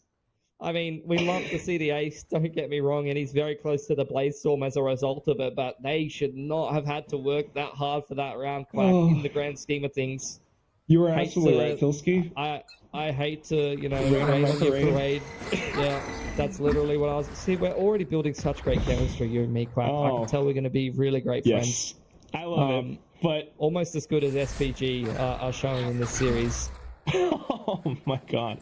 If anything, Famous has been such a consistent performer for Boom. If he keeps this up, he just might inspire the rest of his teammates, and that's what we want to see. Yes, it's a lot to ask for, but it's not impossible. Simprisa, they've got a bit of a bye. Danby with the Outlaw. Off angle from Francis in middle. Here's the orb go up, anticipating someone to be heading over there. Spotted out, though. He's going to throw forward a cascade and give up the space. Danby's playing the off angles over here. There's 1 or 2, 3 players with light armor. One of them being NC Slasher. Hits the deck already. Just a bit of that 1-1-3 that Boom was trying to execute, but it's dismissed by Danby with an Outlaw. So now Famous, perhaps you are calling a team over, looking to make something happen, but Simprisa, they've got these angles marked. A little bit of a jump peek from Francis as well. He doesn't really see all too much, but Margaret on the other side just anchors it down. Simprisa looking for double digits right now. Zesbu looking to deny it, but it's not gonna be. Simprisa with a flawless win to put themselves up on top. Very, very clean round from Simprisa. Keeping 5 guns up. Dealing with the bonus from Boom very easily. Boom now going into the first gun round. We'll see what they come up with. They've got very little room for error. Already losing that first map and finding themselves at a big deficit at the half. They need every round that they can get. So probably 2 gun rounds back to back. They're going to have to win against an SPG who is very close to both a Reckoning and a Hunter's Fury here. Start off with some mid pressure. Izzy goes up. With the turret, toxic screen, and you see the effect that has on the rotations from SPG. Both Margaret and Francis pulled over to Boiler, and now Boom will route back to A. This is what they want, so it pulls some of the reinforcements away from the A site. Keeping in mind, though, there is an Outlaw in play, so being cautious of that. They are checking a lot of these elevated angles. Now, 0 point just to check the site will be evaded by Ivy. So Boom, carefully peeking back in. A little bit of presence known to SPG. They clear the alarm bot. Ivy just one-tapping people at range, sneaking back into the site in front of the KO dagger. They were not ready for that, Quack. You can't do this, Ivy! Now, it's going to be the Nanoswarm from Berserks that tries to burn away, but it only flushes Margaret out of position! Francis and Ivy fragging on both sides! It's all down to Shiro. He's on the site, able to frag out, peeks really quickly. Wingman in front of the plant, checks out towards the back, but Dizzy does not mark anything, and Margaret springs at the right time. Simprisa up to 11. And Boom is broke. Oh no! Right against anti-eco into series point. Zero room for error. How are they so dominant this early on in the tournament? Koreans. It's the Koreans. They're just too good.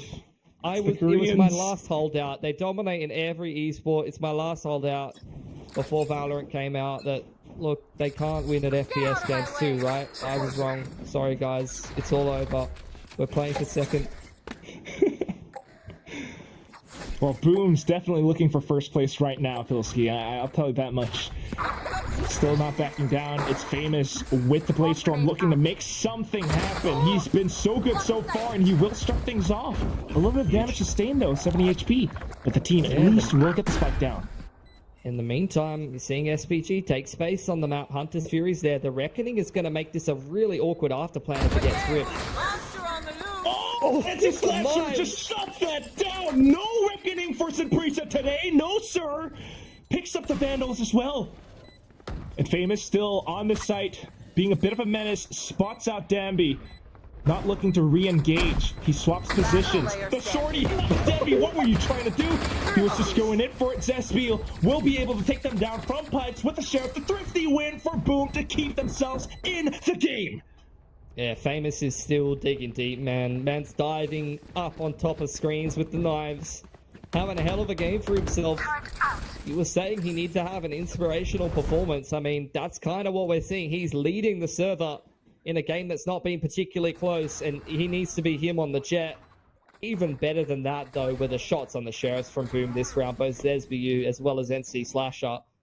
Winning on the half fight, avoiding series point, and picking up a handful of rifles to boost the economy. Not to mention the fact they got an old command ready to go in this next gun round.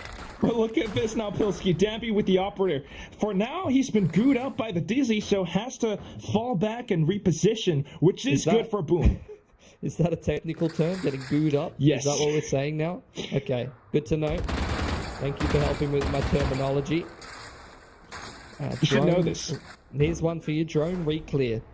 Having a little bit of a look. Only saw the KO, but that's info in and of itself. Once again, on the other side of the map, the Vipers sizing each other up, trying to catch that lurk timing. Margaret again. Francis is all the way down mid on the harbor. I don't. He just seems to always have that space. I mean, he's a human turret, and he's getting information if Boom is rotating around. But right now, it's a bit of a stalemate between both teams. If Zespi can pick up that kill against Persia, that would be huge. But they also have to deal with Francis. So at the very least, Zespi... And dodged the dart so perfectly there. Oh, they're just going to go for the execute. Never mind, they're not creeping up. Straight on in here, Quack. Okay. Well, they need some kills to go along with this execute. Wingman has been dealt with. Danby good for the first shot. NC Slasher just runs and guns in towards Margaret, but Francis fights right back. Zespu now finally arriving on scene. Berserks on the site. They've shut down Simprisa's defenses and brought themselves up to 7. This is so doable. They just broke SPG's money, Quack. This is so doable. They could come back into this one for sure. Timeout for SPG. It's the first time they've been asked to question this whole series. They're going, I think we actually need to call a timeout. That was huge from ZSBU. It's been him and Persia head-to-head this whole series on the other side of the map while everyone's fighting World War VII on one side. It's a bit of a Cold War situation over on the other side. Little bit of an info game, little bit of a sneaky sidestep here and there, and ZSBU is really starting to read that one. But this is what I'm talking about. I mean, the greatest games, the greatest players, they happen through, trials like this. They want to make it through to that Britama arena for the home crowd. And, you know, a little bit more so for Zespu as well. Famous consistently performing. He's inspiring his teammates to step up now. NC Slasher with that run and gun, that speaks volumes. Shiro as well, he's doing what he can. And then Zespi, you know, being able to be that cautious, taking down that 1v1, impactful for Boom Esports. They need more rounds like this. I want to see a third map. SPG's just taking a timeout, and let's be real, let's just set the table here, Quack. They're just 2 rounds away from closing this series, and it hasn't been a particularly close one until the last couple of rounds, and I, more than anything, want to see Boom continuing to steam ahead, and it looks like already they're starting off with a pretty good call here. It's going to be B control. Zesbu left on the lurk in the middle. SPG are anticipating some kind of A hit, and they have lesser weaponry heading into this one. However, it's just knives for Danby. Yes, it's Danby. I'm a little bit nervous. Yeah. Just like that damn smile, it's like that Danby with his knives. Danby. Saprissa have been climbing this mountain. They are looking to ascend to greatness, and it all starts with this matchup as well. They are right at the very cusp. Just a few more steps is all they need up this flight of stairs. Boom are blocking them. Boom are looking to Bloom on this site. A shot off from Debbie. What did I tell you? All the way from the back of Snowman. Now with the toxic screen. Boom, they've gotten the spike down. All they need to do is back up, but here comes the Hunter's Fury. Ivy taking down Zesbu. Persia firing down at the Shiro. Oh, with the high tide, Francis, you've done so much. Famous down to 5 HP. The tap, the cove, the lockdown, invested. Famous tries to stay tucked away. Peeking out a little bit, but still the jump peeks out. SPG trying to fire off all onto them, and it's gonna be Francis with a Sheriff, the thrifty round to bring SPG back to the top of the stairs. It's 12-7 match point. Oh, you just got a feel for Boom. That was meant to be the easier rounds, but they kind of got dunked on from downtown. It was the Hunter's Fury across the map from Ivy, and then Danby just hitting them with this updraft into the air. Oh, that's rough, man. You know, they really threw everything at that round, but losing against Sheriffs, that's not how you want to go down. At least it won't break their economy. Dude, Francis is so nasty with the Sheriff. I've seen so many clips of it. Like, he is really one to watch with that weapon, and it gives a different edge to SPG. That's what they're trying to do in this round, though. Approach it with a little bit of edge. 3-man push down B long, defended beautifully by Zesbu. I mean, SPG can't afford rounds like this, but of course, Boom Esports will take them welcomingly. Snakebite down at their feet, but Saprissa fires back, repeating Zesby's successes, and this could be it. He's looking for 2 more targets. Viper's Pit to expand his domain, and he's pushing up front. Unbeknownst to him, to his left, Berserks will strike back. It is time to go berserk. It is time to let that hungry beast out of its cage. Where to now, though? Things slow down. SPG, no idea where Boom are. Last spotted at B long. They know the spike was over there. Killjoy's alive. That could be the A site open for business. And SPG just tucking themselves in safe positions. Putting their bum in a corner. Making sure that no one's going to catch them off guard. But that's giving a lot of space and time for Boom to get into this A site for an easy after plan. Both the nanos actually both popped over there on the Gen side. So turret posted up on the flank. It's going to be Boom planting default. So that's really going to limit where they can play this after plant from. Yeah, they're going to have to think about it. Also having to be aware of Margaret's lockdown. It could be the difference maker in this standoff. Possibly for Saprissa to make it through, but Berserk starts things and ends things with his Vandal going Berserk, taking the round for Boom Esports. 4 more. It's been a massive, mammoth comeback effort from Boom. Saprissa just getting their licks in. You can see it from the timeline there. Round in, round out, just chipping away at that scoreline. Knocking on the door of that spot at the Britama Arena. All it's going to take is one more good round from SPG, but Boom are doing a hell of a mammoth comeback attempt. They've got the pit online in this round, and it's just another half by Quack. Just relax, bro. It's just a few sheriffs and a hero rifle, right? Yeah, right? Who cares if, you know, they got one ultimate? Okay, yep, it's good. We're good. Berserk's able to shut them down. Elevated angles don't matter. Boom are in for the resurgence. Make no mistake, they have found a surge of confidence. Now sticking together, stacking together, they have a lot of options all across the map. Berserk's just continues to step up, continues to find these huge multi-frags. Underarm flash going to be heard by Persia, preparing himself for the massive flood of players that are about to head his way. He's going to fall off the line, touches the knife and gets back onto yellow. Oh, and it's the Dizzy as well. He has no idea, he can't see anything. Just right up on top of him as well. Famous now got some of the angles. Francis tries to flick upwards. Famous still able to keep his team in the game. Ivy, the sole survivor. You want to see Berserk's hunt for this kill for sure. Try to get that lockdown online. These are the kind of small edges in a game like this that keeping track of ults, making sure that you hit the right timings to win the gun rounds that you need to. That will be another soft reset on SPG, but Ivy's just quite happy to save the Vandal armor, not give away that lockdown to Berserk's. Can see Berserk's is looking for it. He's making his way through middle. I don't think he's going to find Ivy though. So still a little bit of a potential, but that's it. We started off the second half 3-9. This is now 9-12. Boom, looking to push things into overtime. This is incredible. I'd love to see it. I would love to see this comeback come to fruition, because this would be definitely one of the best series I've cast in a while. But 3 in a row, it's going to be very difficult. Dampy's got the operator out. Reckoning and Lockdown are fantastic retake tools to be able to deal with a pit. And it's going to be all starting off here on A. They need to avoid losing this first pick to the operator. Oh, gosh. Wall goes up. Dizzy is beautiful counter util for Boom, and they just continue picking up the pace here. All right, forces Danby to dance back off the site as well. Now Famous comfortable in place. The alt orb was picked up, so both lockdowns into play right now. Danby just denies that initial spike plant, and they've also dealt with that lockdown. So counter lockdown going off, Viper's Pit into play, the Reckoning now deployed. Persia up from behind, and he's not alone.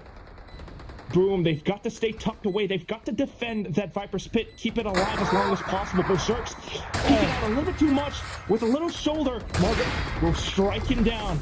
Shiro just up around the corner looking for that op player. A little bit of a barrel, and he will be able to take down Margaret. Now Snakebite just to protect the spike. Zesbu has to stay alive. Shuts down Ivy. Here's the Hobbs. Tries to spray it down, but unfortunately falls short. Shiro tries to do what he can. Is it enough time for Simprisa to stick the defuse to close it out? They are trying to make it happen, and I think they've got it. Simprisa, the first team to secure the playoff spot to the Pratama Arena Ascension Pacific 2024. Beautiful game from Simprisa today. Unbelievable that they show up to this tournament with this level of form, that they play this well against the hometown favorites of Boom. Definitely one of the favorites for this whole tournament. I mean, that was a dominant 2 maps. That last half really had us questioning though, like Boom, you got to give your hats off to them. They really attempted a massive comeback coming into this series, but I mean, SPG, they just did way too much in the first 3 halves of this game. I think Quack, at the end of the day, you know, they are definitely the better team for the majority of the series, and I'm really keen to see what they can do once they make it through to the stadium as well, because they've played well in that studio environment. They've showed just how much depth they've undoubtedly shown that they could play some insane Valorant, but this is where they're going to face their next test, especially as a majority rookie roster. Can they perform in that stadium, in that arena environment, especially when they don't have the home crowd behind them? Oh, yes. I mean, absolutely. For the fact that they are rookies, being able to perform like this is an impressive feat, but then to play it on a stage is a whole different thing. Crowds screaming in your ears. Yes, you might have headset, but you will feel that energy, those vibrations. So this is impressive stuff, but can they keep this up? And meanwhile, for Boom, they still got a bit more games to go there in the lower bracket. It's not over yet. Yeah, they got to grind their way through the lower bracket. It's not the way they would have envisioned things. It's not the way the Indonesian fans would have envisioned things either, but we know that they're a quality team, and I think Ewok put it perfectly on the desk when he said whoever goes into the lower bracket is probably going to make the run back through the tournament. I got full faith we're going to see Boom in the arena. Entirely possible. I mean, this Icebox playbook has been revealed, so that's it for us now. I've been Quack, that is Pilsky, my good pal, and we will hand it back over to Vic and Ewok to break all of this amazing SPG versus BME action down. Thank you, casters. And yes, Sinpresa Gaming is the first team to qualify for the Britama Arena. We're going to be seeing them live next week, so congratulations to them. But this isn't the end of the road for Boom. They were, I have to say, Ewok, this was not their usual form. We did see some of it coming back here on Icebox, especially on that second half. But SPG, they are such an incredible team. Yeah, these guys were amazing. Once again, I feel like I'm saying it every time when they're playing, but these guys, they do look like they have what it takes to play against almost any team in this tournament, and at the moment you can't doubt that because of the form that they're in. These guys, it's just different guys that are willing to step up. I'm going to put up my hand. I'm going to be the difference maker in this map, and every time I feel like there's someone that steps up. Yeah, Dambi's been amazing, Persia's been amazing, Ivy's been amazing, but I can name all of them, and that's something that I think is really special about this team. Yeah, it's absolutely fantastic. I think they just got a lot of things really well oiled. On the Korean broadcast yesterday, Chopra helped share, they interviewed Margaret, and Margaret has credited their coach, Silkanon, for coming up with a lot of the comps. He does a lot of theory crafting, innovating new meta. So I think what I also really like about this team is not only they're just so mechanically good amongst the Ascension teams, they just have such interesting ideas. And Persia here, the uncle, he's almost like the uncle of Ascension. He is not just the clutch master. You can just really feel how impactful he is every single map. Yeah, this guy, he's been so clean as well. I loved seeing that 3K that he had on in B main, now on Icebox that we just saw. He maybe overextended a little bit with his Viper ult and everything, but it was so clean, and I feel like I see it so many times. He's in a clutch scenario, and I just feel like I can close my eyes and believe he's going to clutch it, because there's so many times when he brings his team across the line. Oh, yes. And it's absolutely thrilling to watch these moments by this team. It's so much fun to watch SPG. I have enjoyed every single one of their matchups so far, and I can't wait to see more of it. We are going to be interviewing one of the players from SPG. I'm very excited to have a chat with them about their play style in general. It's just not like how any of the other Korean teams play. With that, let's go over to that interview right now.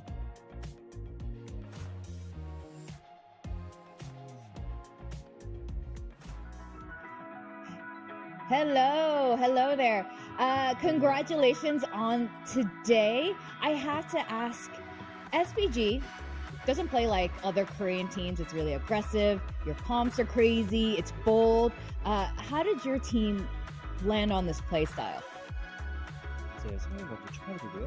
SPG는 다른 팀과는 다르게 굉장히 공격적이고 조합도 굉장히 신박한 조합을 갖고 있는데 어쩌다가 이제 이런 조합을 선택하고 공격적인 스타일을 추구하게 됐나요? 저희 팀원도 어리고 이제 공격적으로 하면은 이제 장점을 더 발휘할 수 있기 때문에 저희 코치님이 좀 더 저희에 맞는 조합을 좀 연구해 주시고 그래가지고 저희가 그 조합을 좀 잘 쓰는 것 같습니다. It says that as the players are relatively young and has a more of an aggressive individual style, their coach has implemented a more of an aggressive and more of a various kind of different kind of styles, and they tended to implement it into it to get the good results.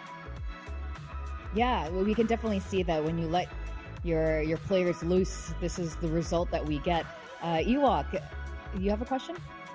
Yeah, I'm curious, Dambi, when you do go for some of these aggressive plays, is it something where you guys do talk a lot about it in the moment? Is there a lot of comms flying, or is it something where you guys kind of feel natural of each other, minimal comms? Because I feel like every team does it a little bit different. Some teams kind of do it a little bit more on the fly, and some teams a little bit more everything planned out. How is it for you guys? 이제 굉장히 공격적인 플레이를 할 때 그때 당시에 바로바로 이제 보이스로 소통을 하면서 이걸 하자라고 하는지, 아니면 좀 더 자연스럽게 뭐 이제 커뮤니케이션이 좀 적은 상태에서 좀 즉흥적으로 하는 스타일인지. 첫 번째가 제일 그거인 것 같아요. 첫 번째로 말하신 게 저희가 추구하는 스타일이어서 제가 팀원들한테 말하고 이제 바로 실행하는 그런 느낌이어서. He says that it's more of a moment to moment where they actually communicate faster, not actually just believing in themselves, but they just say that they're going to do this and do that, and they trust each other in their lives. All right, and Dambi, you're looking like you could be potentially the best Neon in Asia right now. What's it take to be the greatest Neon? 이제 아시아의 최고의 네온이라고 평가를 받게 된 자리가 되었는데, 그 이제 네온을 어떻게 하면 그렇게 잘하게 되실까요? 네온 계속 그냥 상대방을 괴롭힌다는 식으로 무빙을 치게 되면은 상대방도 짜증날 거고, 이제 좀 짜증나게 하면은 네온을 잘하는 것 같습니다. He says that one of his main focus when playing Neon is to annoy the opponent and try to punish them with the bunny hops and different kind of movements, and try to make them more confused every single time. All right, well, you definitely are doing that, and your Neon looks absolutely scary as heck. But congratulations again, Dambi. Thank you so much for your time. Congrats, thanks. Thank you. Thank you. All right. I think they're so much fun to watch. I can't wait to see them move on through the brackets here and carry forth. Well, tomorrow we are going to have more.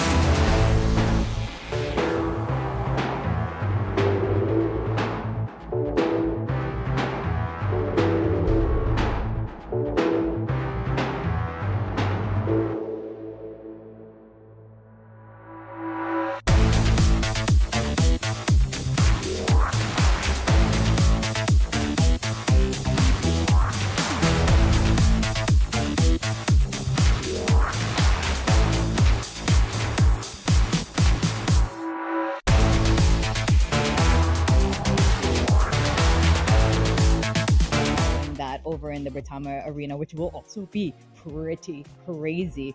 Ewok, are you looking forward to anything tomorrow in particular?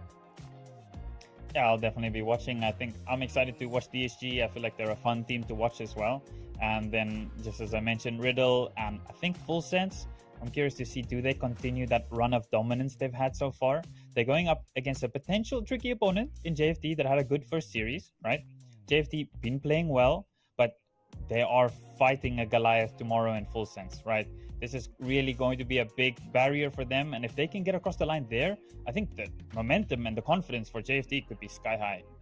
Absolutely. Things are going to be overall extremely heated tomorrow. It's going to be very exciting, guys. You don't want to miss it. With that, we're going to close off VCT Ascension Day 3. Guys, tune in for Day 4 tomorrow. I'm Victoria. This is Ewok. Have a great evening, everyone. Thank you. Bye-bye.